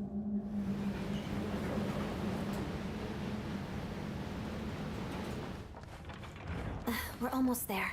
The Armory Palace is just up ahead. Paimon, please be okay. Shadow me. Pirouette. Mission. Wheel of life. Emerge. Right here. Right now.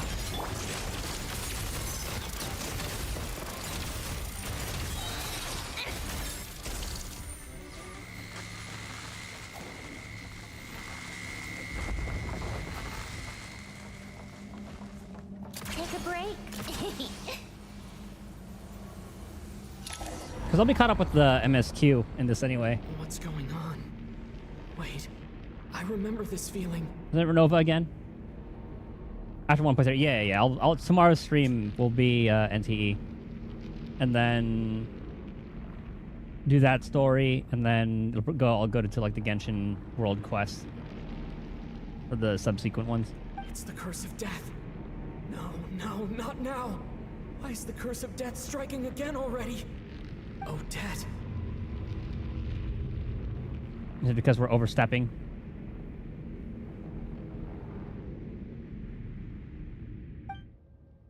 Or like whatever is going on in there is overstepping? Is this the afterlife again? Oh, but the quote-unquote star is with us. I need to find a way back to reality. Is that Odette's core Ignis? Could that be what just woke me up?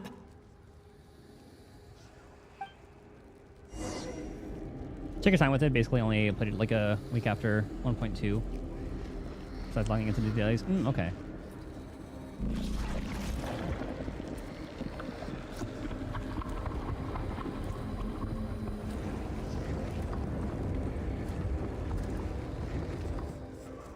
Can we put our little cryo constructs here?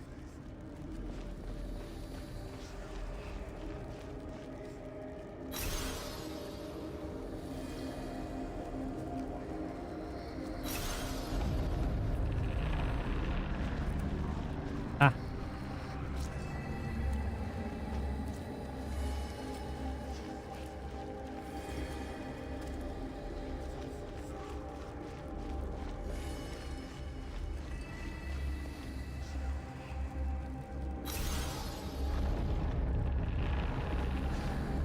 To think that Rosaline is helping us in a way.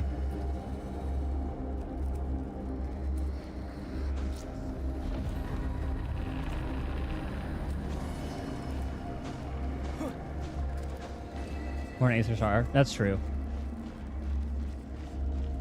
You got a lot on your plate in that one too.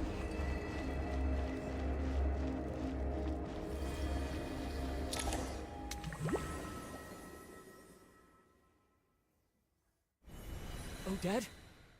Odette! No signs of life. But past experience says that she should be resurrected before too long. Right?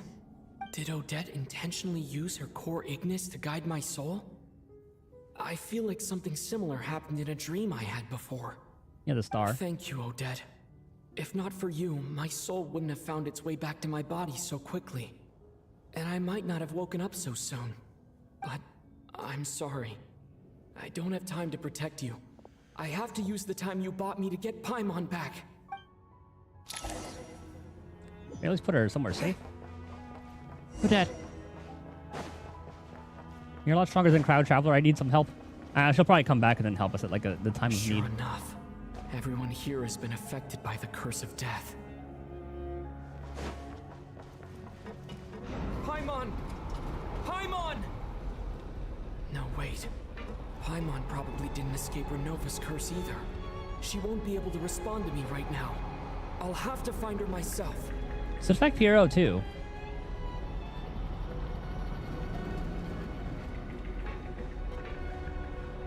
And what about someone like Snezhnaya? She's a puppet.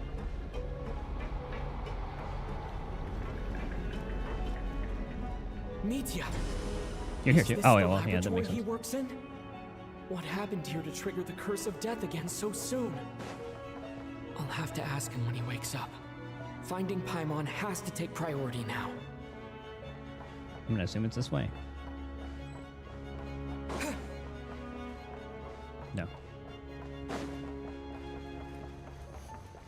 One of the terminals, maybe? The central little construct? This way.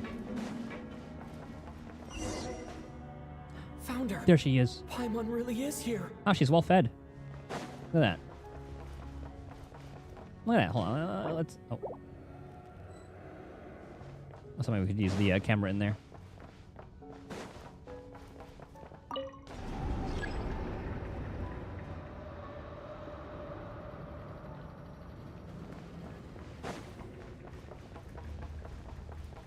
It's gonna be one of these.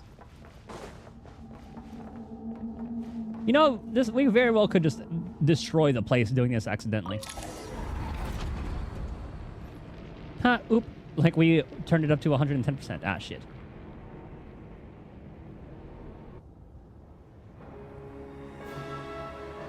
Ah, her true form.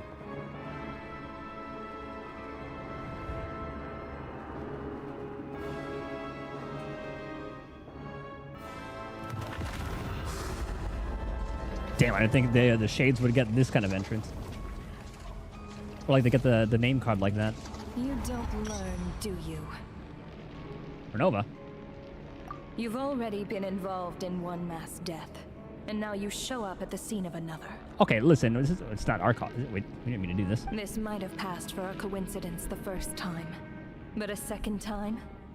Am I to assume you are intentionally interfering in Snezhnaya's affairs? They took Paimon. Judging by your expression, it seems that you understand little of what is going on here. In that case, a word to the wise. Do not interfere in Snezhnaya's affairs. A civilization that fails to learn its lesson constantly depletes its own worth. It will one day lose any reason for its existence. And as a descender, you are perfectly suited to be the lifeline to which a dying civilization might desperately cling. Consider your position carefully. We're just here for Paimon. No advice needed. I'll make my own judgments. Suit yourself. When the day of reckoning arrives, not even a descender can hope to escape unscathed. The time for resurrection fast approaches. The mortals here are not yet worthy to behold my form. So that will be all for today.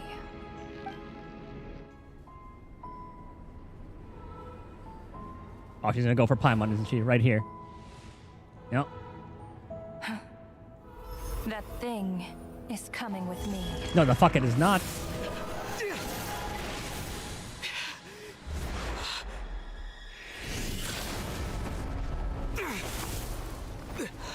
Piero? Yep.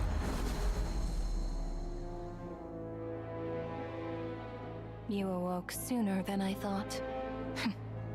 The curse of immortality is stubborn, unable to enter the ley lines, yet not content to remain a spirit.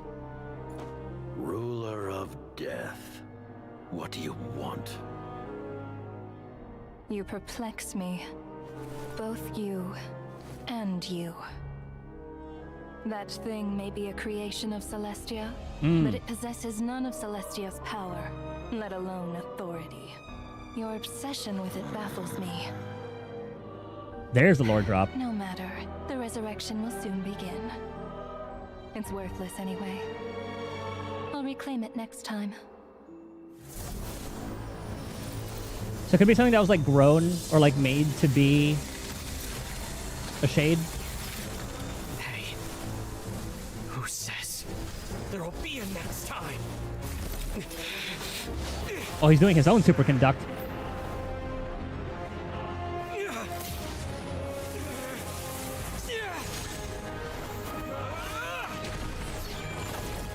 God damn.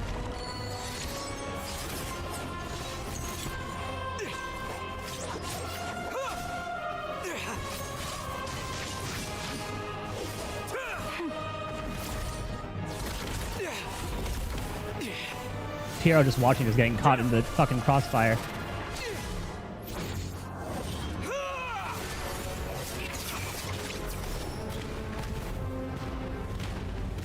Oh shit.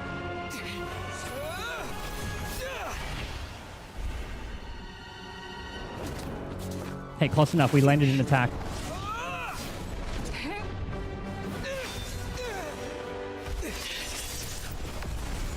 Oh shit. She was toying around.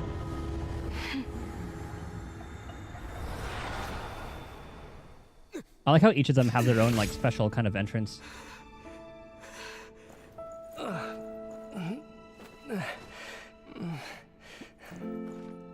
Asmodee has the star kind of sigils.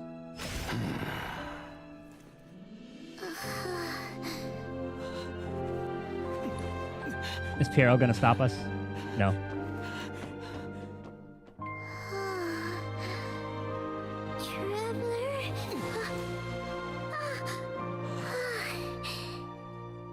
It's like the Natlan moment.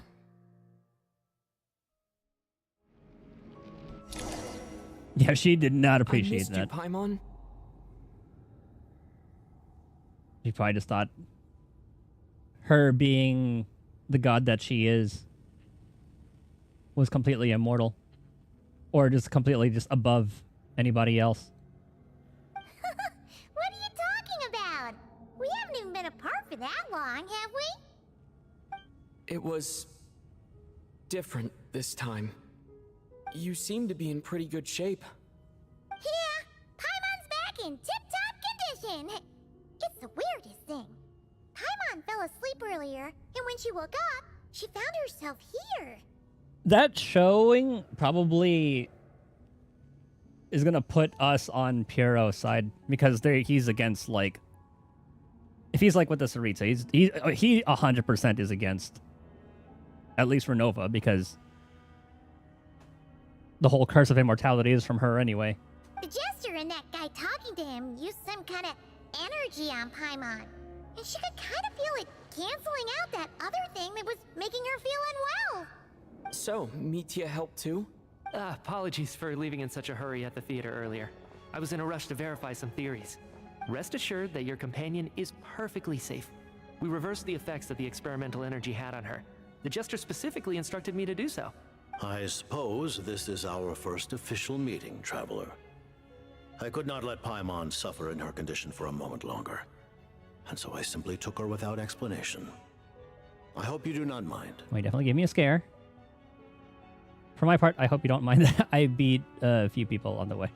Or beat people up on the way. But why would a big shot like you care about what happens to Paimon? So she's a creation of Celestia.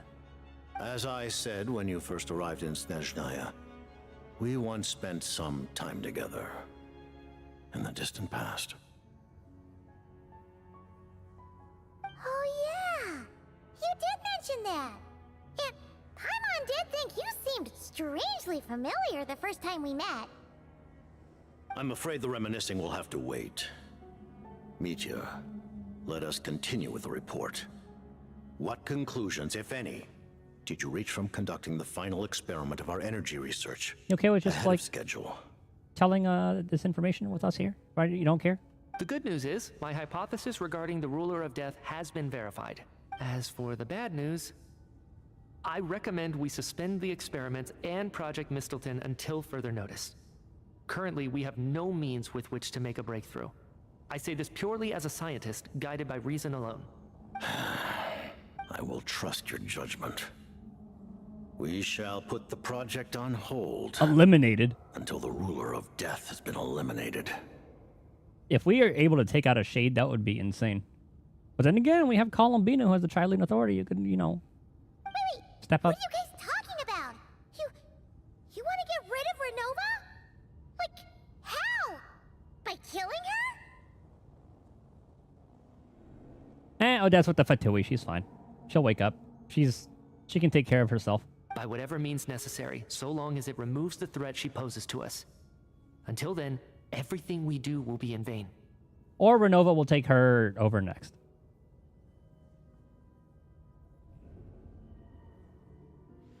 After what just happened, I've ascertained Renova's goal. Or rather, the trigger condition for the Curse of Death. Overstepping. Okay, let's hear it. What she's doing is blocking Snezhnaya's technological progress, preventing us from possessing any means with which to threaten the heavenly principles. Just like the little lapdog she is. So, any ideas, research, or experiments that lead to technological progress can trigger the curse. Just now, for instance, I was set to launch a final phase energy experiment ahead of schedule. If the experiment was successful, we could have achieved a crucial breakthrough. As expected, though, the moment the experiment began, all the researchers, technicians, and witnesses died from the curse. All that effort, not to mention the energy and materials we relied on Project Stuzia to gather for us, went to waste. In the end, nothing was gained. Does that mean something similar happened when we were at the theater? That's right. During the performance, I thought of an important breakthrough regarding the experiment, and wound up dragging everyone into this. Oh. I thought something happened here. So the nature of the curse seems to be something like, when moments of technological progress occur, all life in the vicinity is taken away. Wouldn't this technically be a breakthrough in itself? What a violent method. Of course, that meant the curse was normally limited to the Armory Palace. Since outsiders are forbidden from entering, this mass death phenomenon went unnoticed. Though I guess at the same time, maybe because it's like explicitly, the curse is very explicit, so maybe the Curse of Death is like a breakthrough in this particular thing. the scientific breakthrough and not a breakthrough in like the mechanics of Renova's curse, maybe. Until Odette came along. I believe she was the first witness. The curse of death was triggered just before she infiltrated the Armory Palace that day. But you mentioned something about a final stage experiment. Doesn't that mean you've actually made some progress? That's right. Even with the gods locking certain key components out of reach, humanity can still advance technology in incremental steps accumulated over time. But, as I'm sure Renova anticipated, a couple steps even forward, one step back. incremental progress has its limits. A point where the truth you're seeking must be put to the test in an experiment. You mean the experiment you were just about to do? Yes, we were at a critical juncture, a moment where the quantitative was about to translate into fundamental qualitative change. With this single experiment, we could have brought everything we've worked for to fruition. It's kind of like history repeating itself, isn't it? With Connery kind of doing a similar thing. Well, then Connery was like harnessing the abyss. Heavenly Principles didn't like that. So anything that just goes against Heavenly Principles that it wouldn't like. But now, after already being forced to fumble around in the dark all this time, it feels like we've truly hit an impenetrable wall. As long as Renova's curse of death persists, we won't be able to advance the experiment or obtain any results. And with Project Stuzha having been in effect all this time, at our nation's current strength, repeated trial and error is simply unsustainable. It's kind of a smart way to do it, just like drain the resources. Only by eliminating Renova first will it be possible to continue advancing our plans. But she's the ruler of death! She can just kill whoever she wants, right? That's gotta be the scariest power ever! Is it even possible to beat her? Columbina. We'll see. But one thing's for sure. She definitely can't just do whatever she wants. The best proof of that is me, standing here, very much alive. You're saying... Wouldn't it be easier to just kill all of us researchers for good? Why resurrect us over and over again? Why let us advance our technology to this point? Because she can't. So, you're saying even the ruler of death has limitations we don't know about? Crew's crew, what up? How's it going? Thank you again for the raid. Hope your stream was good. Exactly. And I think that's where the key to our breakthrough lies. Regardless, the ruler of death has always been an obstacle we must overcome. Indeed, we must face life, death, time, and space. After all... We're only discussing how to kill a god. Just typical RPG things. And not just any god. The gods of life, death, time, and space. Our goal is the heavenly principles. The Fatui want to challenge the heavenly principles? I guess us as players know this already. But then now it's like the Traveler and Paimon learning this. For a long time, I've had a vague suspicion the Fatui and the Tsaritsa Okay, are never mind. targeting the heavenly principles. So to give a little TLDR of what's going on, Heavenly Principles is basically like the god of gods. And then he made the shades that govern life, death, time, and space.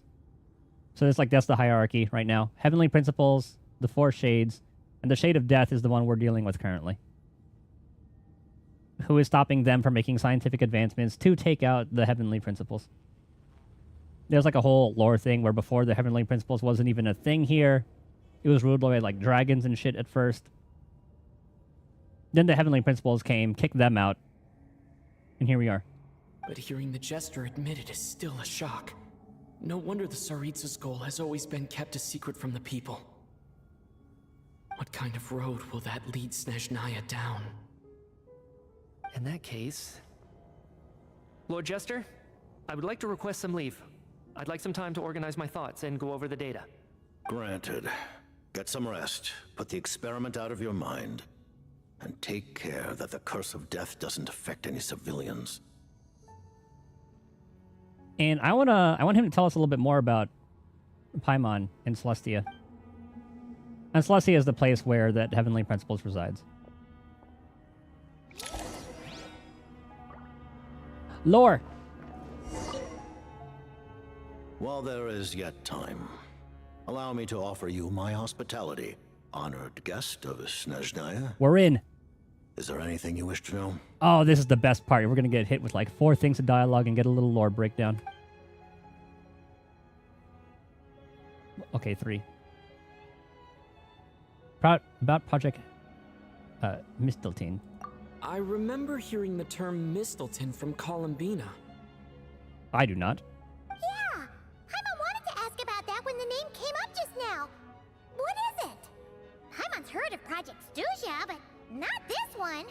As you know, Project Stuja is a series of measures enacted to consolidate our nation's resources, the greater purpose of which is to serve Project Misteltein. Many of the things you have encountered thus far are essentially for the advancement of that project. This includes the Kuvaki Experimental Design Bureau in Notri. Researching Kuvaki was merely a facade. Its core objective was to use local resources and research findings to build Misteltein itself. Is that the weapon? And that's a weapon built for the final battle against the Heavenly Principles, isn't it? I don't know, putting it all in one weapon is kind of tough. That's putting all your eggs in one basket. Huh? How did you know that? I was given some intel, and I made some deductions. Wait. You must mean that thing over there. Oh, Paimon's gotta take a closer look at this thing. Especially after you guys sent so many people to Notri to work on it.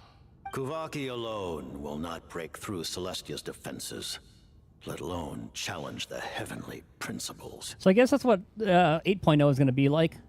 We're going up to Celestia.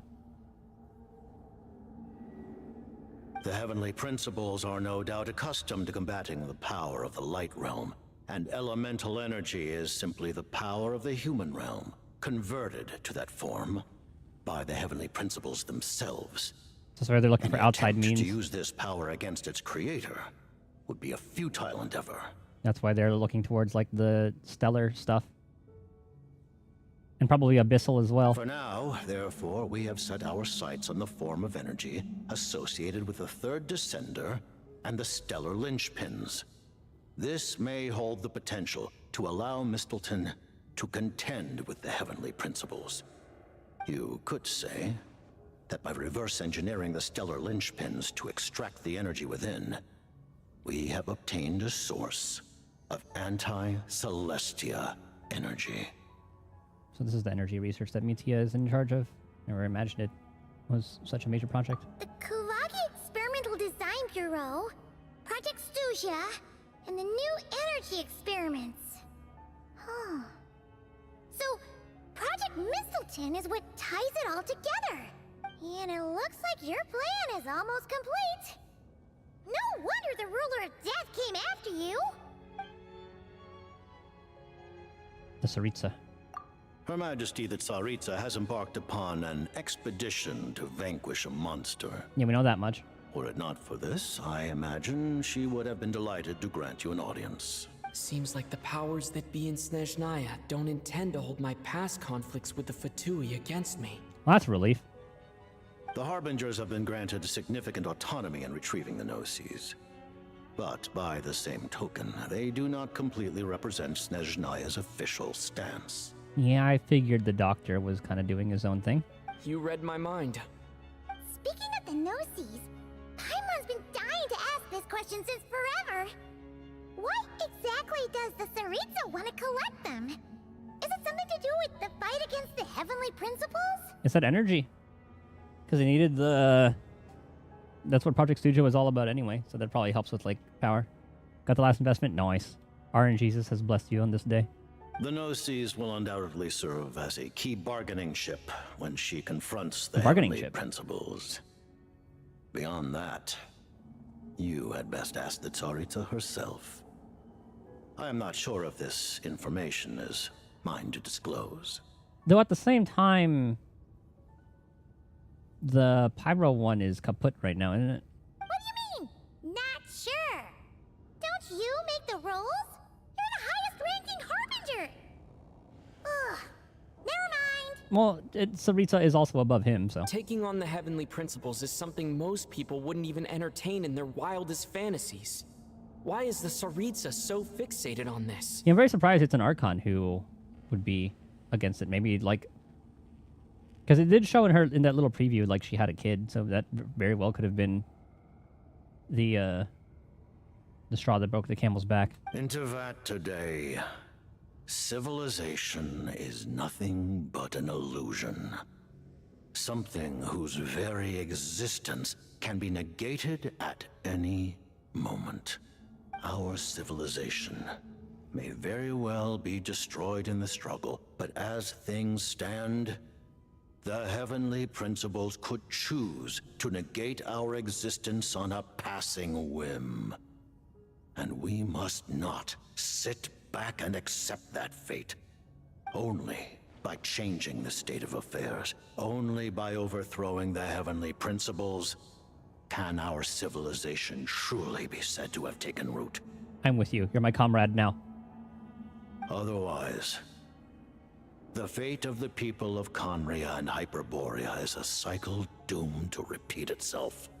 Accepting potential destruction in return for getting to control your own fate. Furthermore, perhaps this is still somewhat difficult for you to understand. Are you aware that all the rules of this world are made up of curses? Done by the shades. Huh? All of them? Paimon knows about the curse of death you mentioned, and the curse of immortality that you and Dainsleif have. Then the birth of the Hilly Churls, the rules of Natlan's Ode of Resurrection. Those are curses too? Farina's long life seems to stem from a curse placed on her by Focalor as well. Yes. Even a god's love for humanity is a curse the heavenly principles inflicted upon the gods. What? The Tsaritsa has always had ample reason to hate the heavenly principles. If she can seize their authority, she will reconstruct the entire world, and when that time comes, humanity will be completely liberated from curses and lies. Okay, that can go either direction, honestly. Because then you're just like, depending on how she is, you're just trading one thing for another, and it could very well just be the same. Look forward to it. It will be a world beyond your imagination. Though the ordinary people of Snezhnaya may not understand these details, in this frigid land locked in a ceaseless struggle against the environment, in this nation to which the gods have never shown favor, we all believe that standing in solidarity with the Tsaritsa in our shared struggle will surely usher in a new and better world. Relationship with Paimon. Paimon really doesn't remember. I want to know. He's basically a stranger. You've got to believe Paimon. I want to know the lore, damn it. Allow me to explain. The reason Paimon reacted to the anti-Celestia energy developed by the Armory Palace. Yeah, because she is of Celestia. Is because she comes from Celestia herself. More specifically, she is one of its creations. When they say, like, one of Celestia's creations, because I always assumed Celestia was, like, a place. So I guess that just means, like, she's born from there. Paimon? A creation of Celestia? Oh, right. I was blinded by anger earlier, but thinking back on it, Renova also said that Paimon is a creation of Celestia.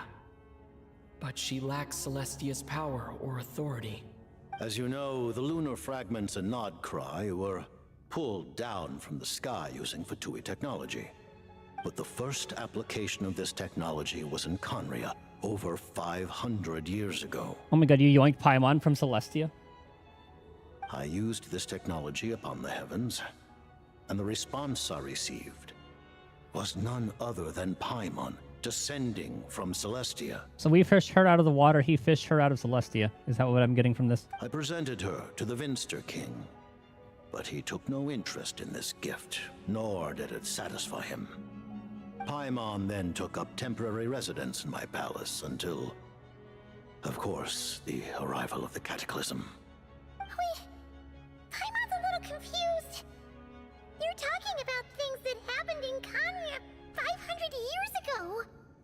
You're saying Paimon was there for that? I mean, she's at least 500. But Paimon doesn't remember any of that. Falling from the sky, being given away as a gift, none of it. Having lived through the cataclysm, perhaps you too were burdened with some manner of curse. Although, losing your memories would indeed be the smallest price I've ever seen paid. But it's not just her memories from Kanya. Paimon doesn't even know how she spent the last 500 years. She only has memories from the past few years. No matter how hard she tries to remember, what was Paimon like back in Kanya? Same thing. Did she know a whole lot because she came from Celestia? Was she super smart? He's probably gonna say, nope, same as now. Unfortunately, when you arrived in Conria, your consciousness was like that of a newborn infant. None could say what kind of being you once were in Celestia. I'm getting some nods to, what is it, like Nelliel from Bleach. She was one of the Arankar. During the time you lived in Conria, your personality was no different from how it is now. I'm surprised Venture King wasn't exactly taken by her charm. She sounds like you were able to fly under the radar. Aw, man! Paimon's plan to get her memories back and become super smart is ruined before it could even start. You know, even though Paimon lost her memories, she still feels weirdly close to you for some reason. That must mean you took pretty good care of Paimon back then, huh? On the contrary, I completely ignored your existence. I was entirely focused on my struggle against Troptatir the Wise. But now, as I see it, it is as if you are the only sane thing that survived that era of insanity. And thus, are worthy of protection. Noted. Man, Paimon's gotta stop projecting friendship on everyone she meets. But, Traveler? Even though you know Paimon's some creation of Celestia now, you still want her, right? You're still Paimon to me. You're not going to abandon her? Oh, phew! That's a relief. Paimon's just learning about this too. She's barely even processed it. So what was the... I wonder what the treatment was.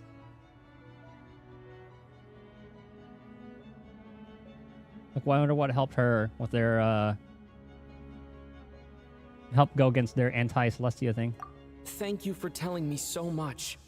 I'm a bit surprised, honestly. I didn't expect you to be quite so transparent with me. Nelliel Paimon gonna be a baddie in adult form. If that's going to be the case when we somehow go up to Celestia.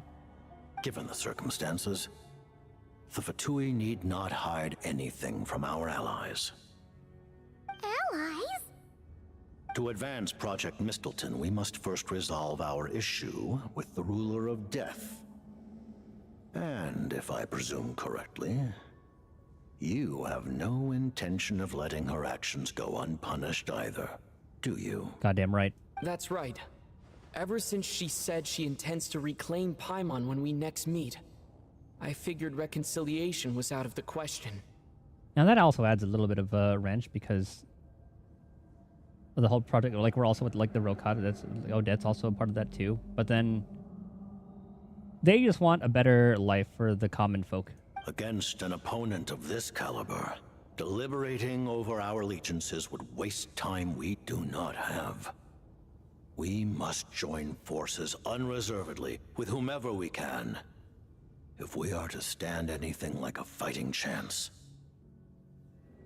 Oh, that's a pretty good shot. Let me pull up a picture of Ansem. Does he have like the similar kind of hair?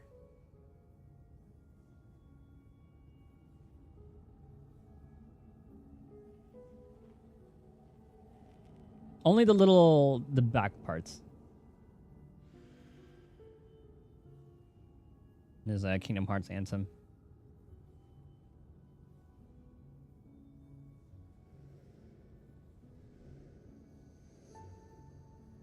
Yeah, it's really only like this little part that like reminded me of him a little bit. But now looking at the pictures, it's not very close. Maybe like the older one. I guess like it was Xemnas.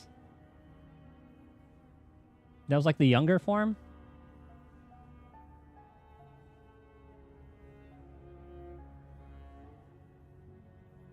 It's more in the middle. You're going to challenge the ruler of death? Just for Paimon? But Paimon's only... No buts. Thank you. Oh, thank you. Oh, gee. Now Paimon doesn't even know what to say. Anyway, Paimon's super touched. The Tsaritsa will return in triumph in short order, and the Fatui shall hold internal discussions regarding the enemy. The time for us to meet again will come very soon. Grimjaw, I can see that too. Yeah, they'll have like the slick back. But maybe like an older, wiser Grimjaw Jammerjack. Got it. Thanks for your help with Paimon. I'll be sure to look after her for you. There was just one other thing. Well, just a request, really. Paimon really wants to see what this Mistelton thingy you're gonna use against the Heavenly Principles looks like. I want to see too. Also, I don't know if I've caught up with 1,000-Year Blood War. I don't know if they released like the last... No, what do they call them? It was like, they called them like a different name. It was like, it wasn't an arc. It was something else, but... I just do remember Ichigo getting the news on Pakuto.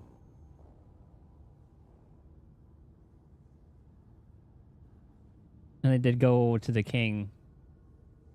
And it wasn't looking good. Of course, Paimon knows it's top secret and stuff, but she just had to ask. It's okay if the answer's no. Certainly you may. Oh, for real? Actually, maybe it's best not to. What if her Nova suddenly pops up again? She might take this chance to... While the technology is not yet fully developed, it has nevertheless reached the stage where Celestia's creations are unable to damage it. In that regard, you may rest assured. Nice. Oh. Wow. Working on the defensive first. Paimon felt so out of sorts recently, even though it was super far away. Alright then. Paimon's ready to take a sneaky peek at this top secret super weapon. It's a giant mech. But yeah, I wonder what they did to Paimon to help. So it doesn't affect her.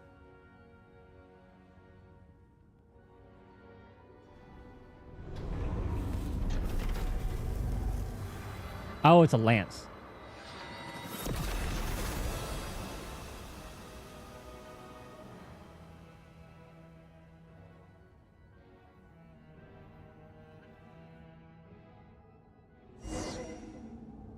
Bro, that's gonna be the Tsaritsa's signature weapon. How fucking sick would that be? Huh? Oh, hey there, Odette! No hard feelings? Paimon? You're okay. Okay. Thank goodness. You look well. Have you recovered? Long story short, yep, Paimon's all better. What are you doing here? Were you waiting for us? That's right. When I woke up, I wanted to go in after you, but the guards had woken up as well. It would have been tough to take them on alone, and there was no easy way to sneak past them.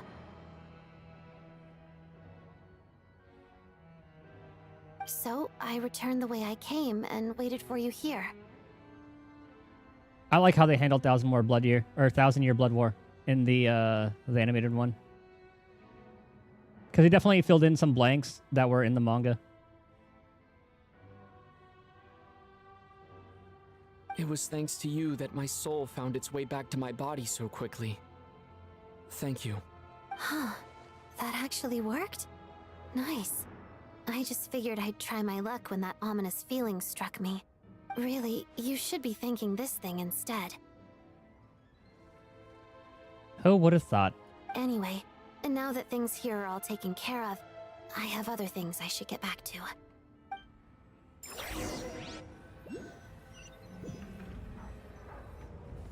Ah, Director Chuganov, you're back. We just received notice that Project Stuzha has been suspended, so we've convened an emergency meeting. We're shutting down the This is the factory. preliminary plan. In addition to expanding production capacity, we've also discussed feasible layoff plans to optimize revenue and expenditure structure. Scumbag. Our calculations indicate that the factory's profits will increase by at least 30%. Just give the word, Director. That won't be necessary. Leave the energy for those who need it. Whether they use it just to get by or to run a business, that's up to them. Start preparing to halt production and lay off the staff. Make sure the workers are able to land on their feet and that they are duly compensated. Thank you all for your hard work during this time. Am I hearing you right? Why? After all the tough times we made it through, now is exactly when we should start to turn a profit. I just suddenly don't want to do this anymore. Huh. Does there have to be a reason? Iskra, it's time to rest. Dear esteemed members of the Rokat, given the effects of Lelik's radical actions upon our organization's reputation and social stability, a decision has been made to permanently withdraw this codename from use. Is that kind of her getting kicked out of it, or it's just like just the name? Considering that Lelik did what they did for the benefit of the people, the Rokat has nevertheless negotiated with the authorities, ultimately securing a waiver for all penalties due to them. Okay, so she's good. Lelik will be suspended for a period of time. Depending on their future performance, they may be allowed to adopt a new codename and continue acting as part of the Rokat. The purpose of this notice is to remind everyone once again that motives and methods are equally important when one operates in the shadows. I hope we get to meet the Rokat leader. Even with Project I'm sure we will. Stuzha's suspension and our interim operational victory, we must guard against complacency and rashness and work to consolidate the progress we have made so far. We act only for the greater glory and solidarity of our nation. May the aurora shine ever on, and the tundra always stand firm. We act only for the greater glory and solidarity of our nation. May the aurora shine ever on, and the tundra always stand firm. Looks like it's finally over. For now. You mean for us? Just thinking out loud. I've never seen the Snezhnaya Vecha so lively before. Well, we get to see it.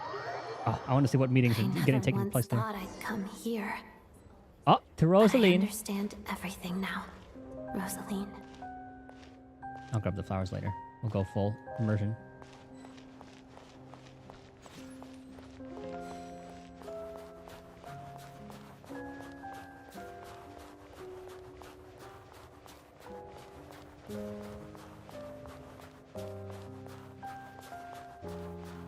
And good point. The real Tanaya, or Tanya.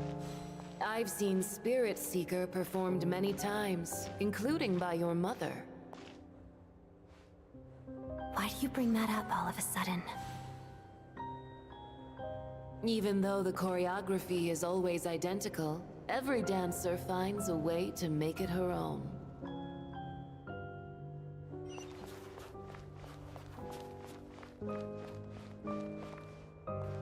So you actually want to talk to me about ballet? I just think it would be a pity if the dance was lost to history.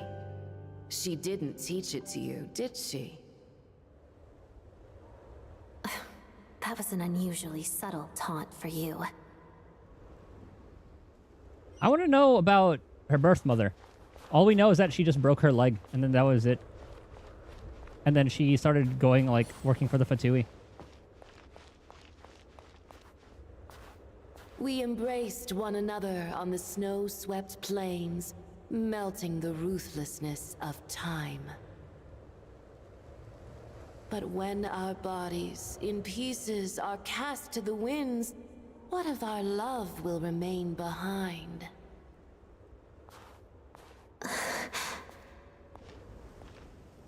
Don't tell me you can't sing. Shush.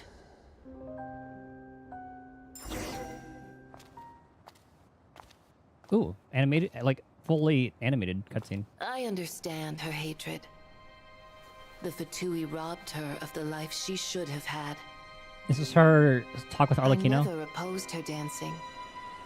Yet still, I became an enemy of her ballet. Yep. I'll just keep my distance. Many despise me. I'm used to it.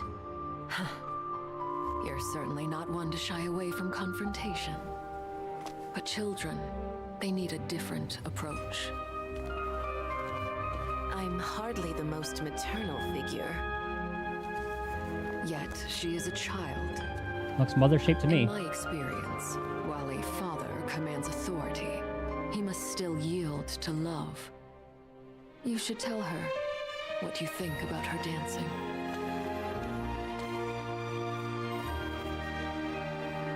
Odette will soon take the stage at the Koralyevsky Theater. This could be your chance. Geonosis secured. It went smoothly.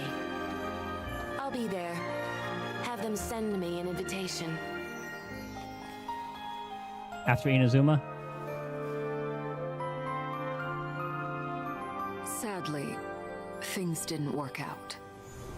Her final words are inside that block of ice.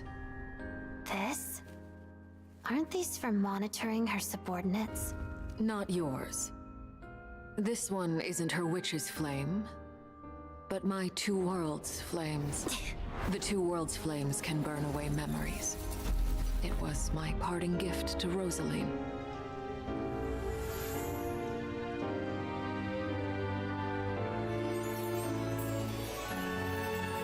If all goes to plan, she and I will both live to see that Tsaritsa succeed.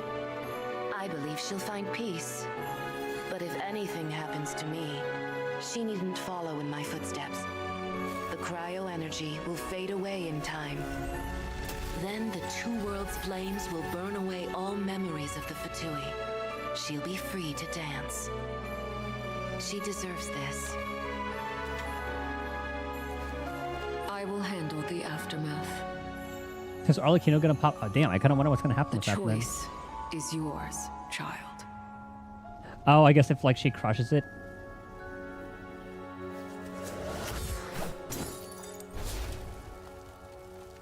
Answer given.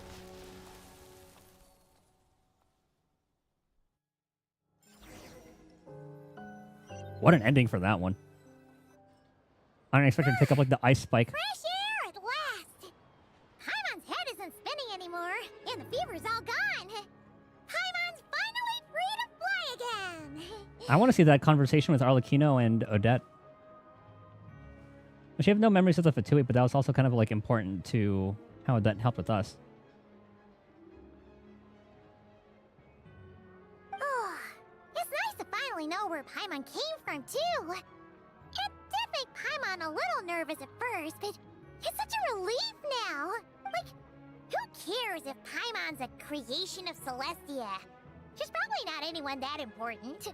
Probably just the fairy of food and fun or something. And like you said, this doesn't have to change anything between us. You're not gonna just... Hey! Hurry up! Why are you walking so slowly? You've spent the last few days lying in bed and stuffing your face. I didn't think you'd be able to fly this fast. Says who? Paimon's as agile as ever. They don't call her White Floaty for nothing. Paimon originally wanted to check out the bookstores in Snezhnaya, but she's more in the mood for flying around right now, so let's save that for later. I feel like this is when we run into Child and Tanaya.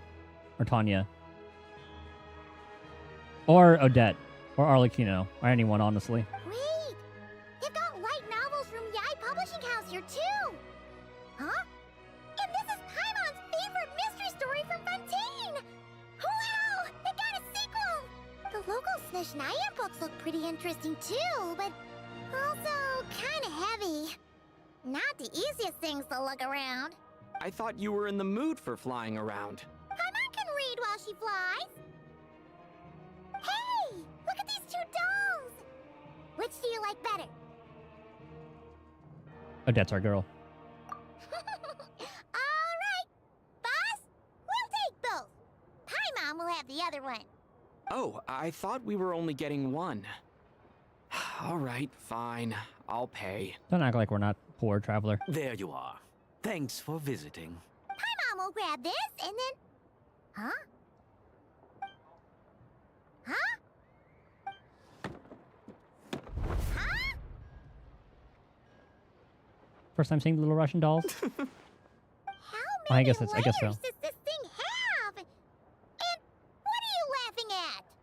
Huh. You knew all along, didn't you?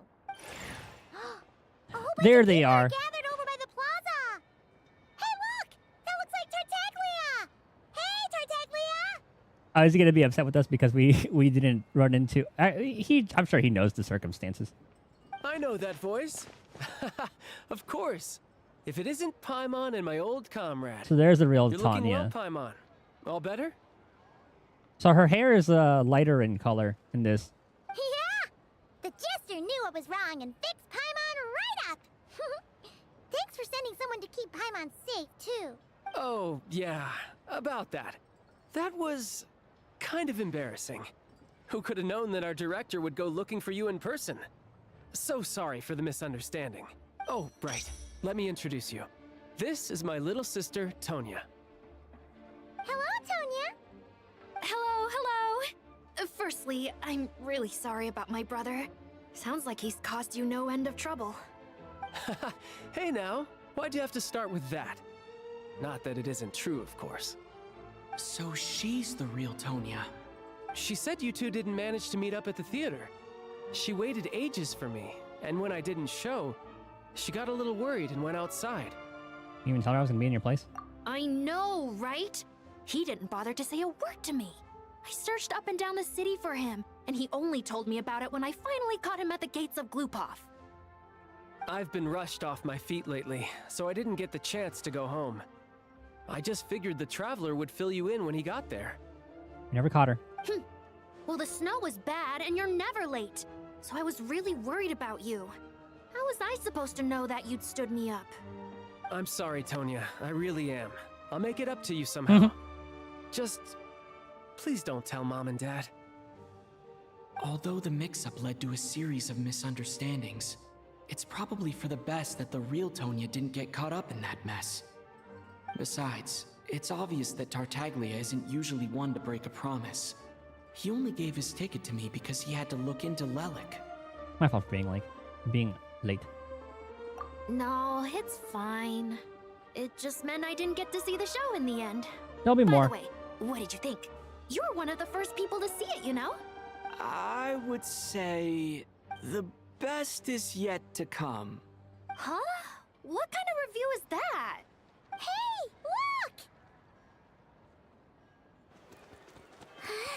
Is she back?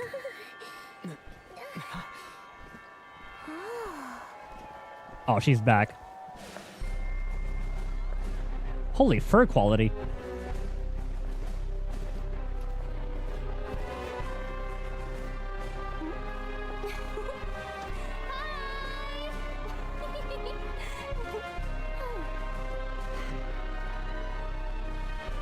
She's like adult Ellen Joe.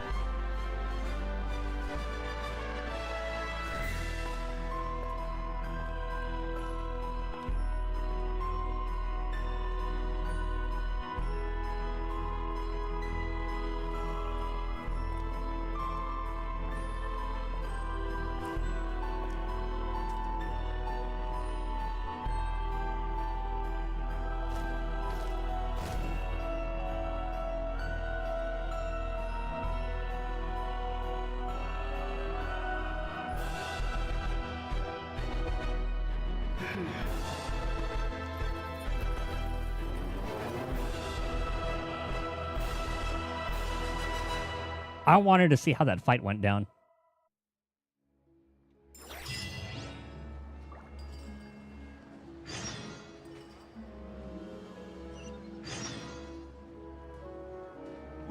What are all these?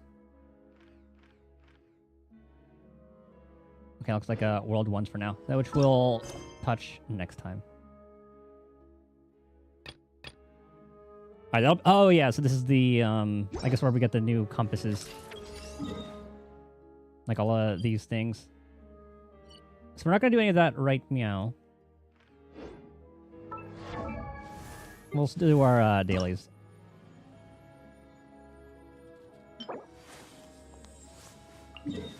Only need a couple more runs of this.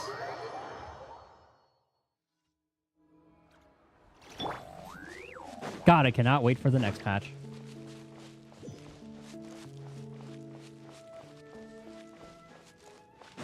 I think it's just, it doesn't really matter. We're gonna get all of the things anyway. We're already here.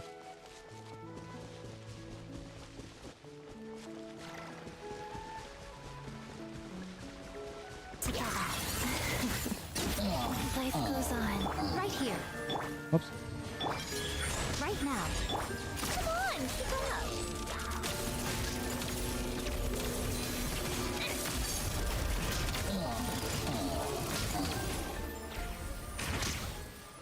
We should get mats from these. What I need are little archers because I've been running out of their mats.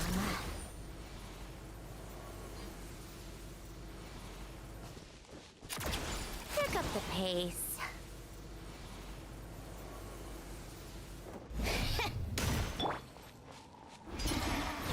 Get our stamina going. Pot of death. Opening box of adepti tricks. Wheel of luck. Emerge. A sight to behold. What a joke. Come on, keep up. Take a break.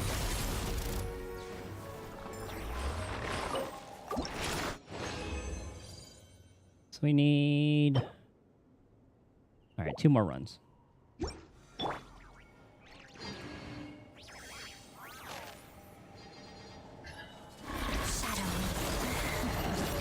Orders given. Orders received. Right here. Right now. I spot a tea time entertainment. You'll regret that. How tiresome. Give me one more unless we get fucked. Alright, one more run. Watch this give too. I'm gonna be so sad. Together. Pot of death. Sacred name. Fortune preserver. Life coach. Emerge. Right here. Nothing lasts forever. Take a break. Come on, keep up.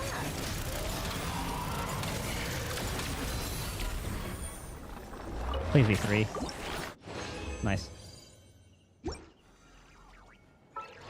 Alright, so now we just need to fight a cryo thingy, I believe.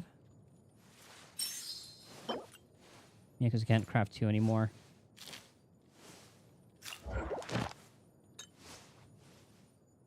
Our old buddy, the cryo Regisvine.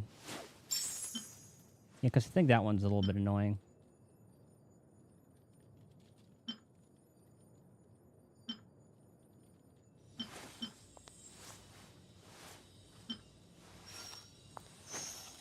Yeah, might as well.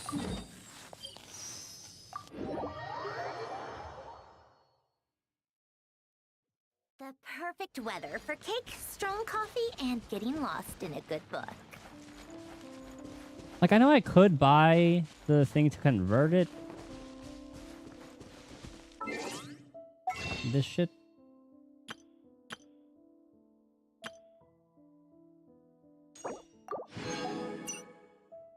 I can buy this stuff. I mean, I have 500 and it'll only dip into that, and I only ever spend it on the pulls monthly anyway. I get like 5 per.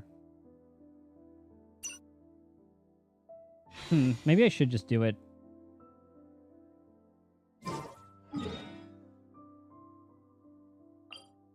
I'm doing it. Because I'm pretty sure I have a lot anyway. How many do I need? 6? 4. How tiresome.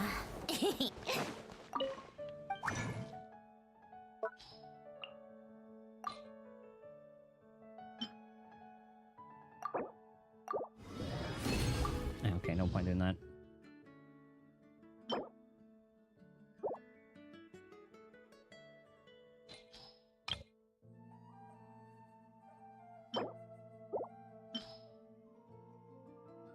Oh, I need a lot of those. What do I have the most of? The Geo. So 27 times 4. You know what? I'll just buy the entire thing. Whatever.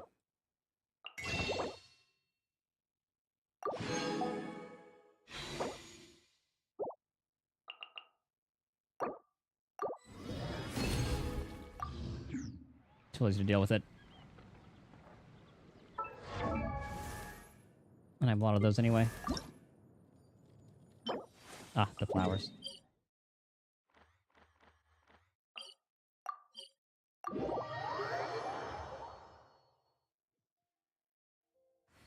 You get currency wars to 50 now? They're done with it for the next 3 months? Nice.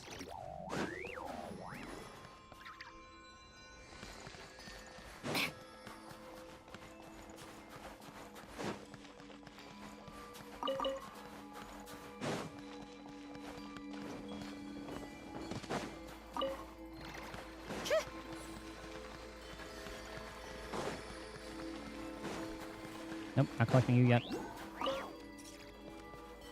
Come on, keep up.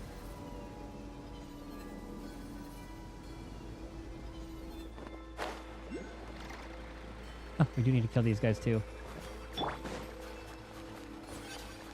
Let's begin. Right now, right here. You're 35? Okay. So I guess depending on how, like, good your runs go. Like, if you get S rank on each one, you can get to 50 quickly-ish.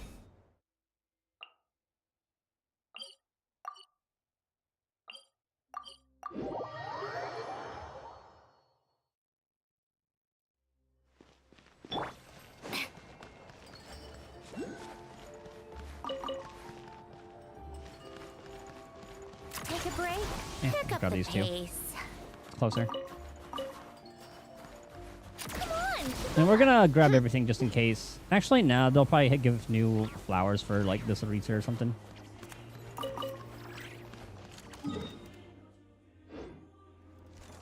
How tiresome.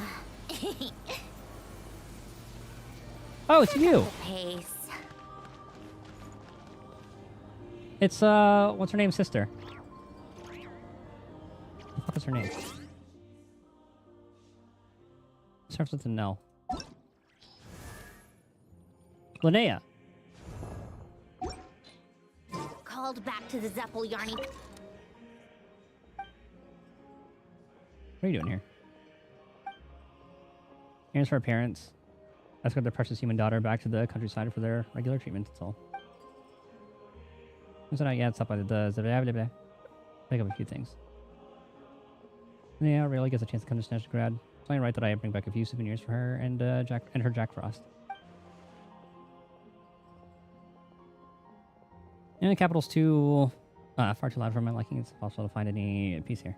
Just right to stay away. Take a break. I thought she looked unique. 6 dot debuff team working great. I usually use that for my early game, like a Sampo. He's usually really good for early. Sampo Kafka.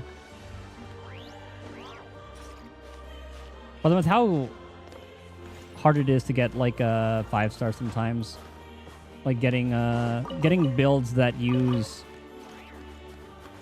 people like Cyrene or Black Swan, Welt, etc. Or Firefly. Come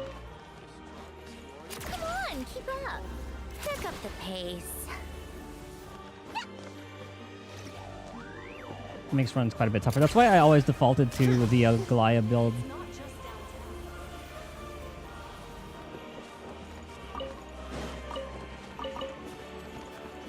I'm gonna level her up real quick.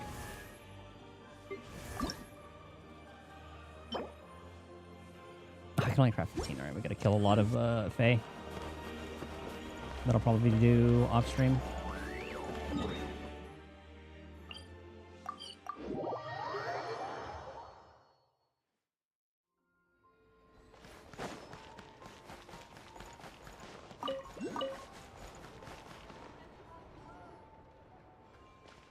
I hate it here.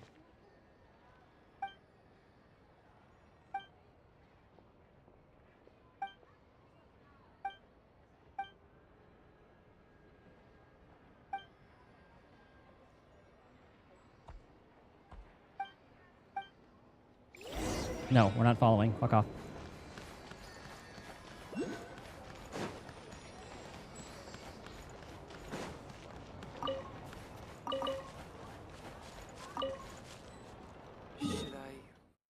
Like I said, oh, did they change how he works? I'm kind of scared to go there too. Okay, never mind. We're not doing that anymore.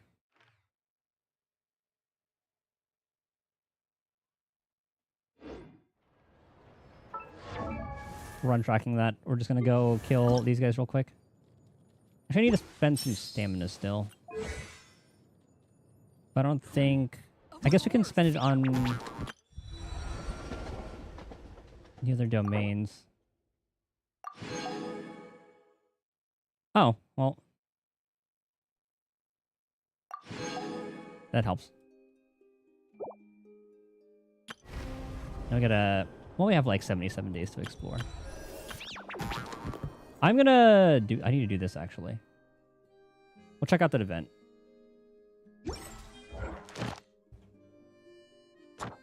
What I need to do...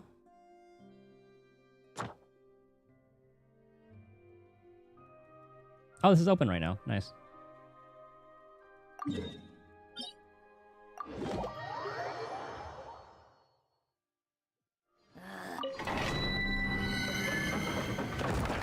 Might as well chip away at her traces. Or send me advice. Yeah, I know. That's what I meant. Like, say he's not just like a part of the role similar to how they made Ting Yun. He was always like an early... A really good like early pickup. Which is probably why they made him that way. Same with Ting Yun. They're both very, very good.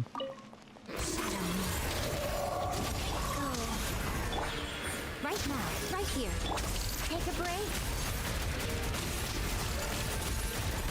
Come on, keep up. Take a break.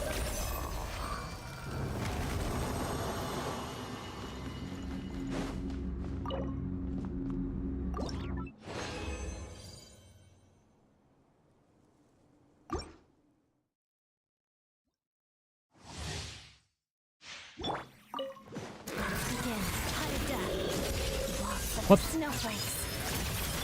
Opening box of a Death Life goes on. Emerge, right here. A sight to behold. Let's test my hypothesis.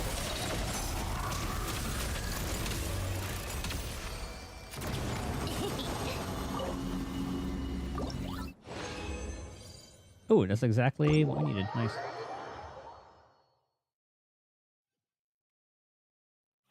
Alright, let's go to the train.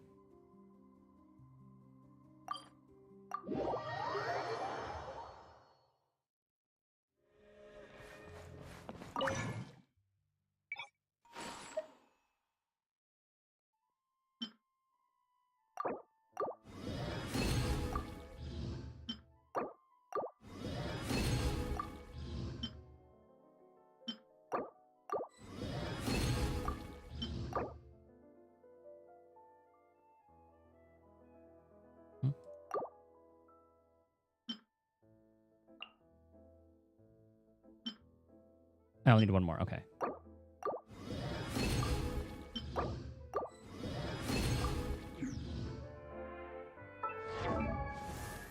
Alright, sweet. So we got skill to 10. Fuck, we need to level her up first.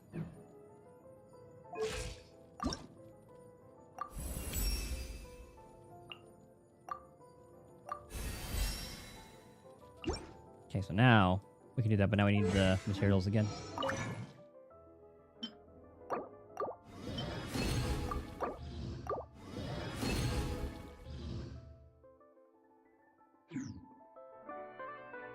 Time to go slaying. Welcome to the Adventurers Guild, my lady.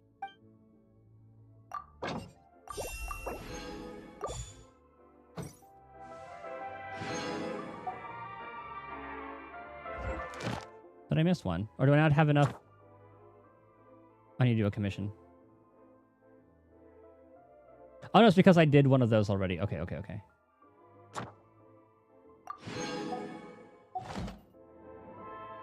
It's about time we threw another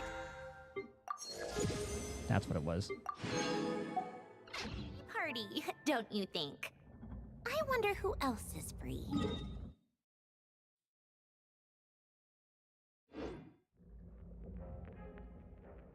Okay, let's go kill some Fae.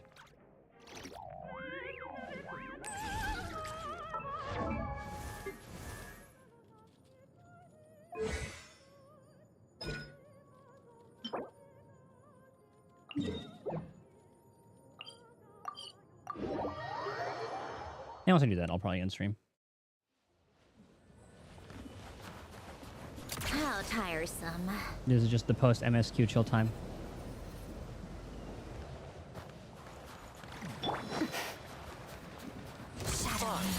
Let's do this. Go. Emerge right now. Yeah, the send-off from Nodcry wasn't very good. So the beginning wasn't that great, but the rest of the patch stuff, the nice little lore drops, those were very good. And I like the Snezhnaya. Well, I guess Nodcry is still a part of the Snezhnaya, but the main cast for 7.0 has been great. Big mistake. Life goes on. Right here, right now.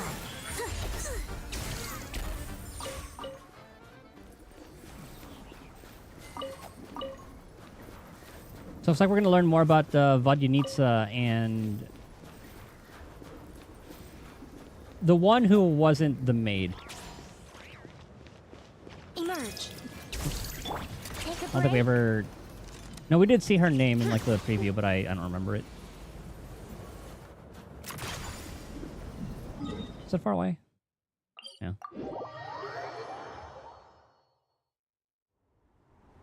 How tiresome.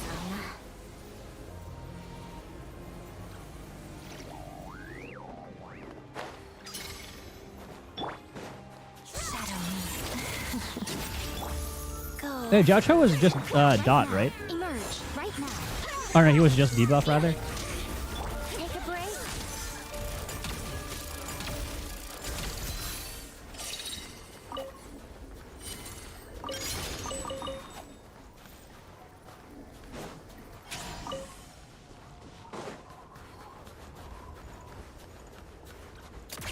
Pick up the pace.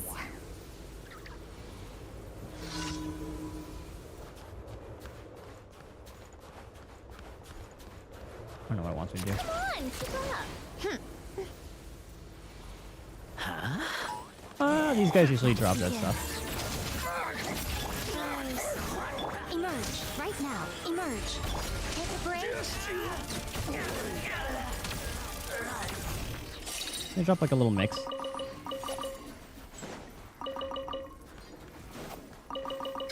Debuff and heal. Yeah, I vaguely remember seeing a heal there.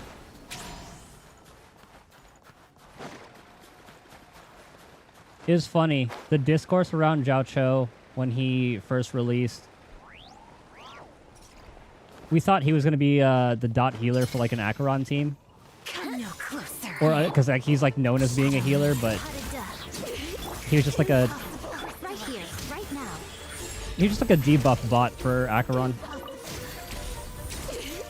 Impossible. Damn it.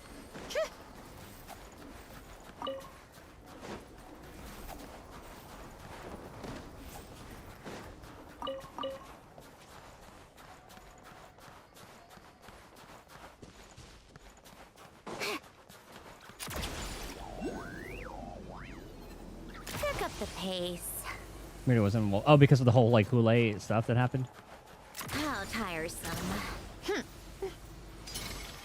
Let's begin. Pirouette.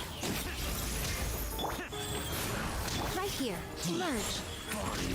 They probably decided to pick only like a handful of things to give him.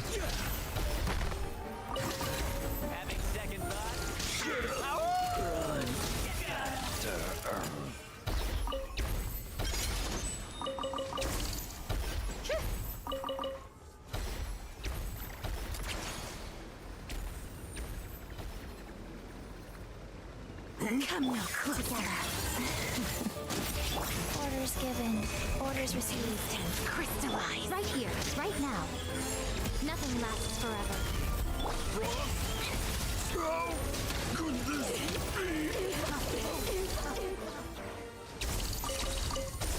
be? Loot, please.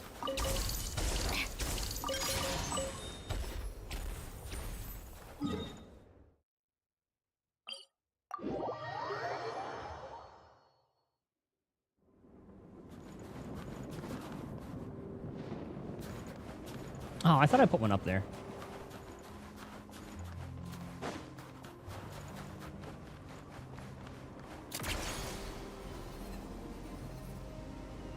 I'll do that right now before I fight these guys.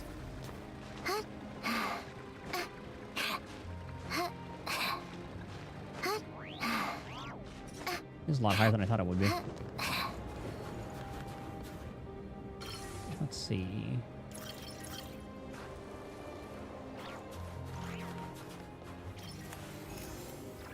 Beautiful.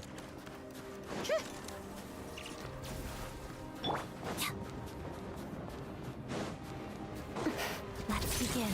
Harada. Life goes on. Right here. Don't die there, please. Could this be? Okay, just had to make sure the stuff didn't fall. Come on, keep up.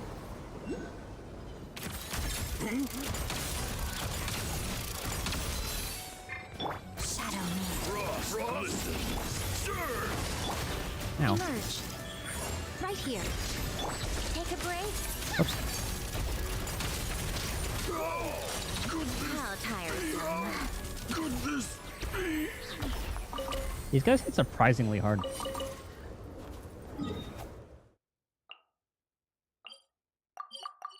Oh.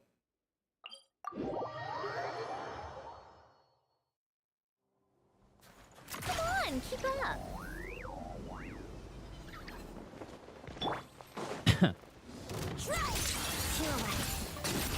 Rise. Emerge. How tiresome.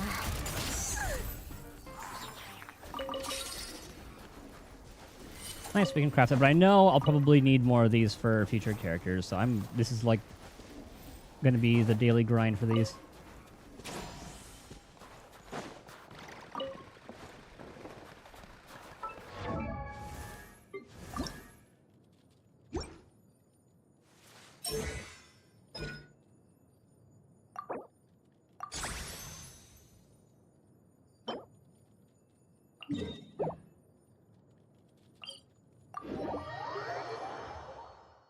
I'm sure it's missing a lot more, but the tracker's just annoying. Eventually, I'll follow like a YouTube video. I don't want to go into every little area because How I tiresome. kind of want to do all the world quests. Because I know the game loves to just like force them upon you. Life goes on. Right now, right here. Emerge. Come on, keep up.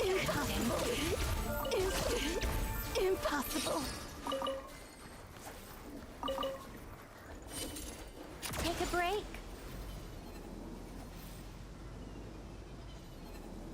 Just go up and around. Come on, keep up. Squirrel didn't even know what was coming.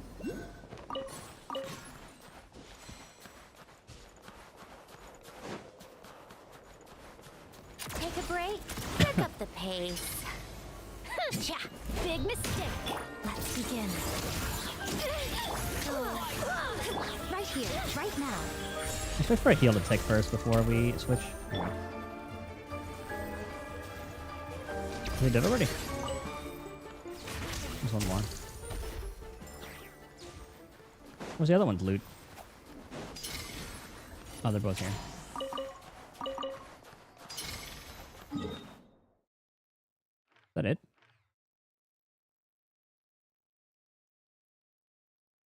Yeah, surely there's more. That's good enough for now. Oh, that's cute. I didn't realize that those were there.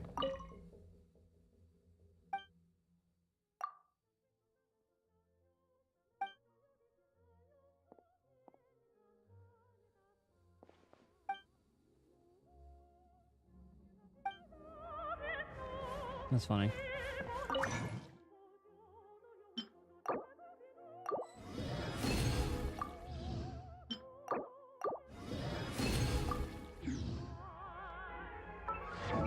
All right, sweet. Adept leveling is done.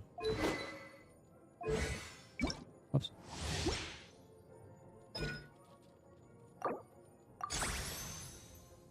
I got that to 10. So 550% stellar conduct is gonna be nuts.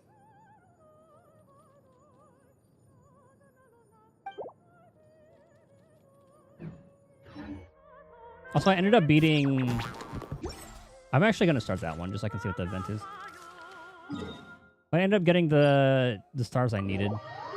Or that like 1 star. The team that did it, I just threw enough on the team to take care of that last shield. Will it show? I don't want to do it again, but... Oh, there we go. Oh, no, it didn't log that one.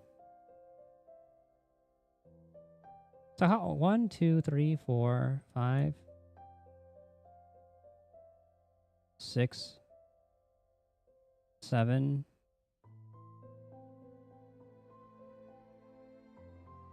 It's probably like when this is like when I started playing again, I think.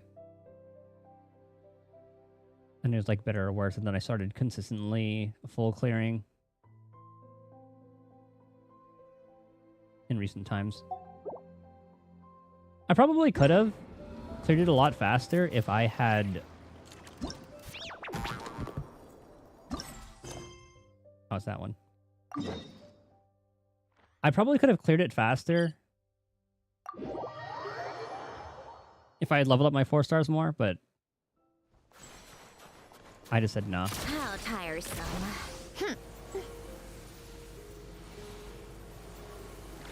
Come on, keep up. Nope. Skip that quest. Take a break.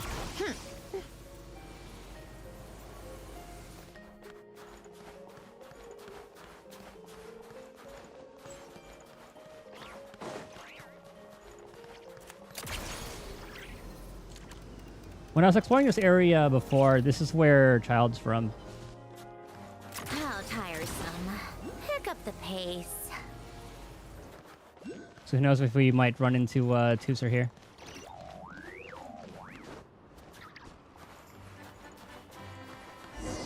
I just wanted to get the waypoint.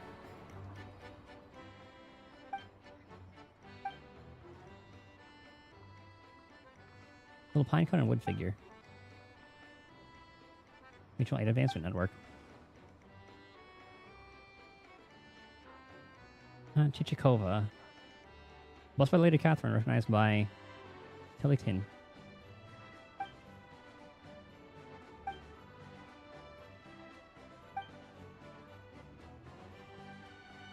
I have ambition to spare.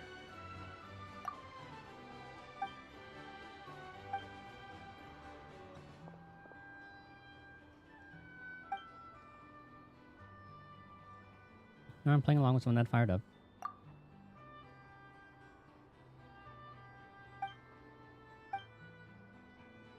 No, I just want to get the fast travel.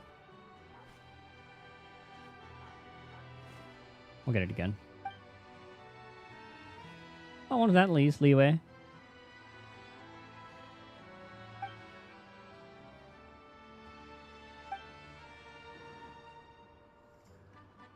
To mine. 2 key for words.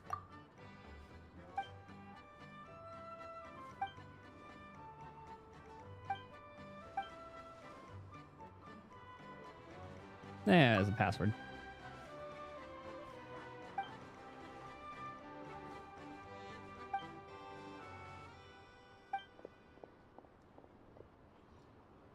What are these kids are doing here?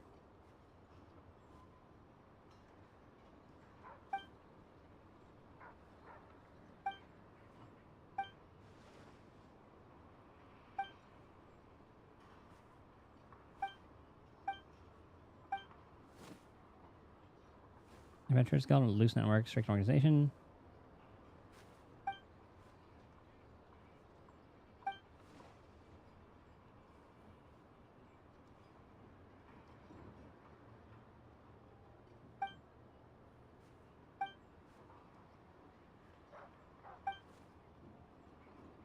Nice. What does she want us to do?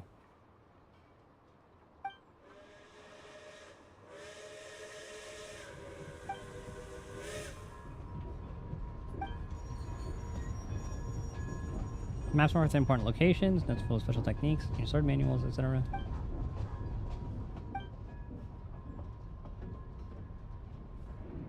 Goal worth working towards.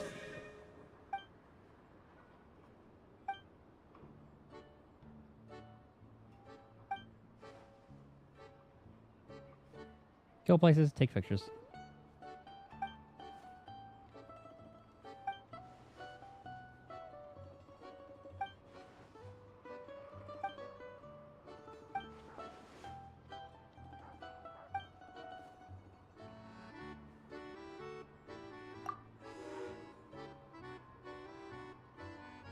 Base mailbox.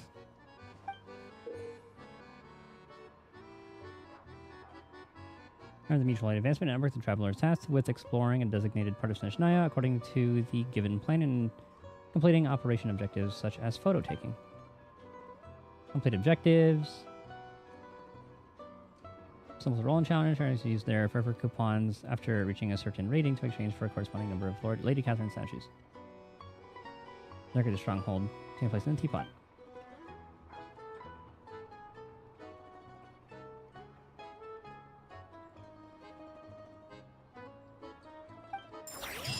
Okay, interesting. The main camera.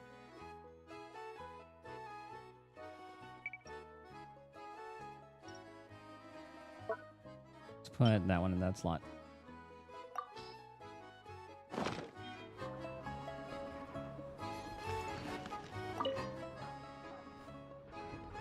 Honorary Knights of Mining. They're just combining all our names.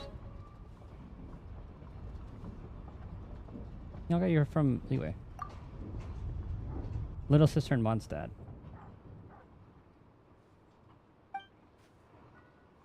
The Dragon's Fight International Cross Country Challenge. Oh, okay.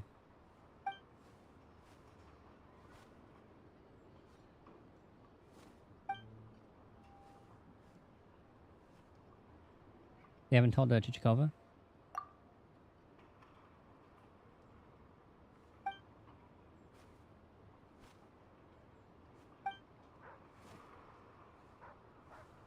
Huangshan? Demon Slayer? The Flying Leaf? No.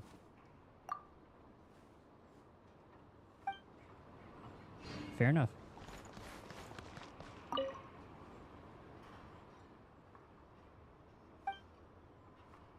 Your tax, let's all go stronger together.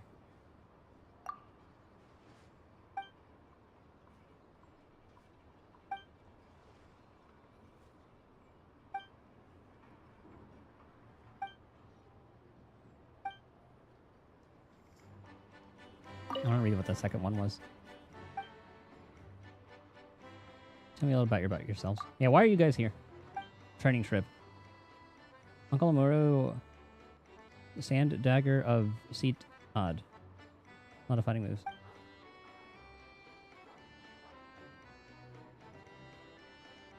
You want to stay in Natlan? You know enough about warriors from other places. That won't do. Gave us a bunch of travel money and sent us all the way to Snezhnaya for some serious training. Goddamn, Natlanese don't fuck around. Let two kids travel all the way to another country by themselves. Little kids more. I'm already 12. Little Pinecone is 10. Varessa from Collective Plenty has already beaten hundreds of monsters when she was our age. Official tribal warriors who like Inishin Lord of Hal.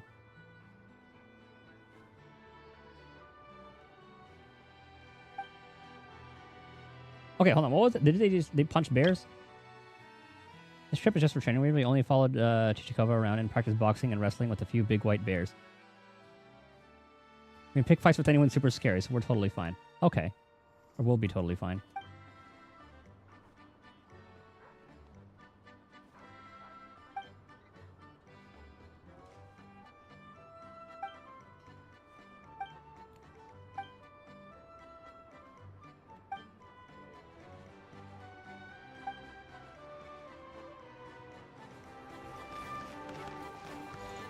There's the duplicate stuff.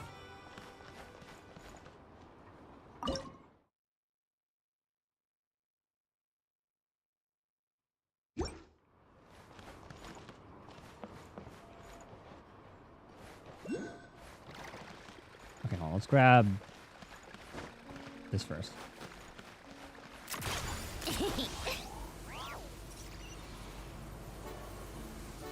And I'll start the event, or like start like the picture thing, and then to see what it's like, then I'll probably call it. I can do the dailies and the other games. Right, you.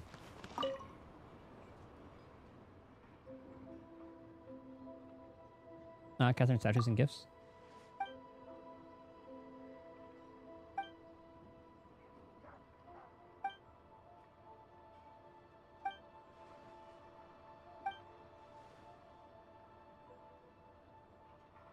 You like admire Catherine?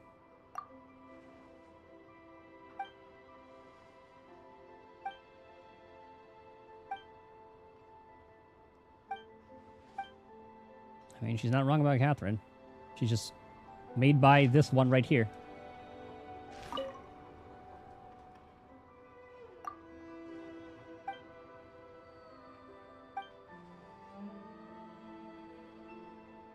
Talala Kin left behind.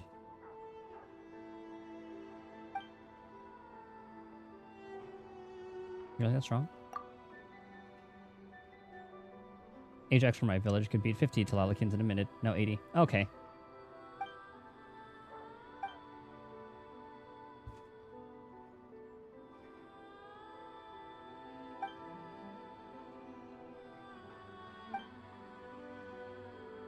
Adventurers Guild headquarters now. Huh, okay, so we'll have to remember that name when we were up in Snezhnaya. Let me talk about you. I said ordinary fisherman.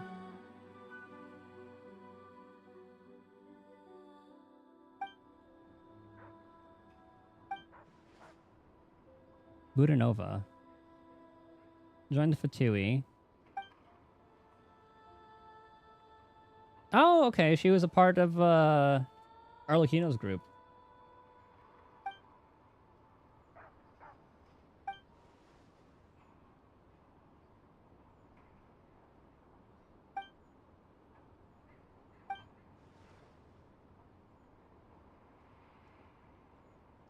You want to work with your sister? Do you want to work with your sister?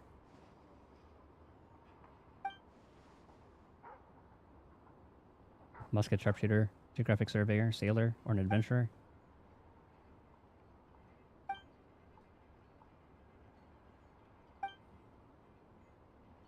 Okay, I'm kind of glad I talked to her about that. I want to know about the sister. I'll probably forget about the name, but...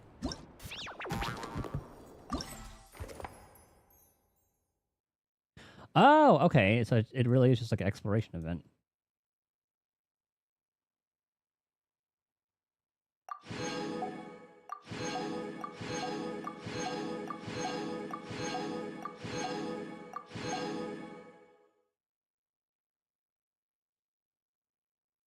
Okay, so we already did a lot of this stuff. Do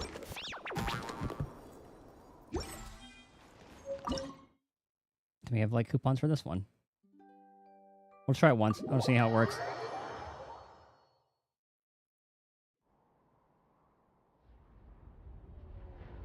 Maybe we'll try to grab like the rest of them. We got like 5 days.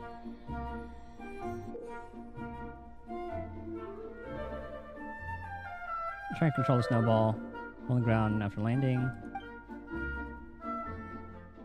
Collection along the way. Colliding with obstacles, blah, blah, blah. Bounce, boost.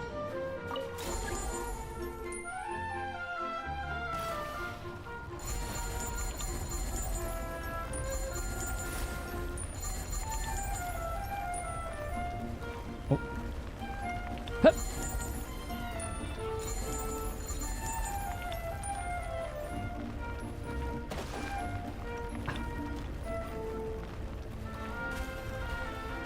Okay, I thought hitting that wall would screw me over.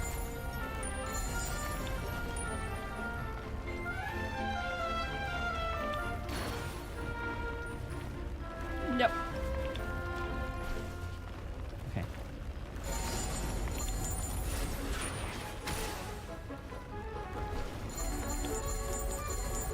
Oh, we're on a timer.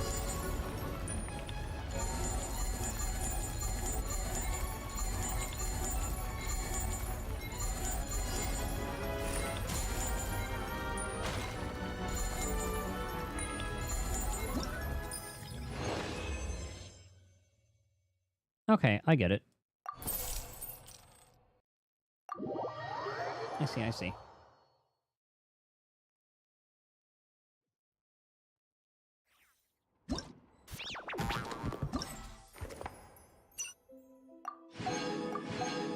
Okay, since we have 5 days, I'm gonna actually do some of these. Crush Nick energy.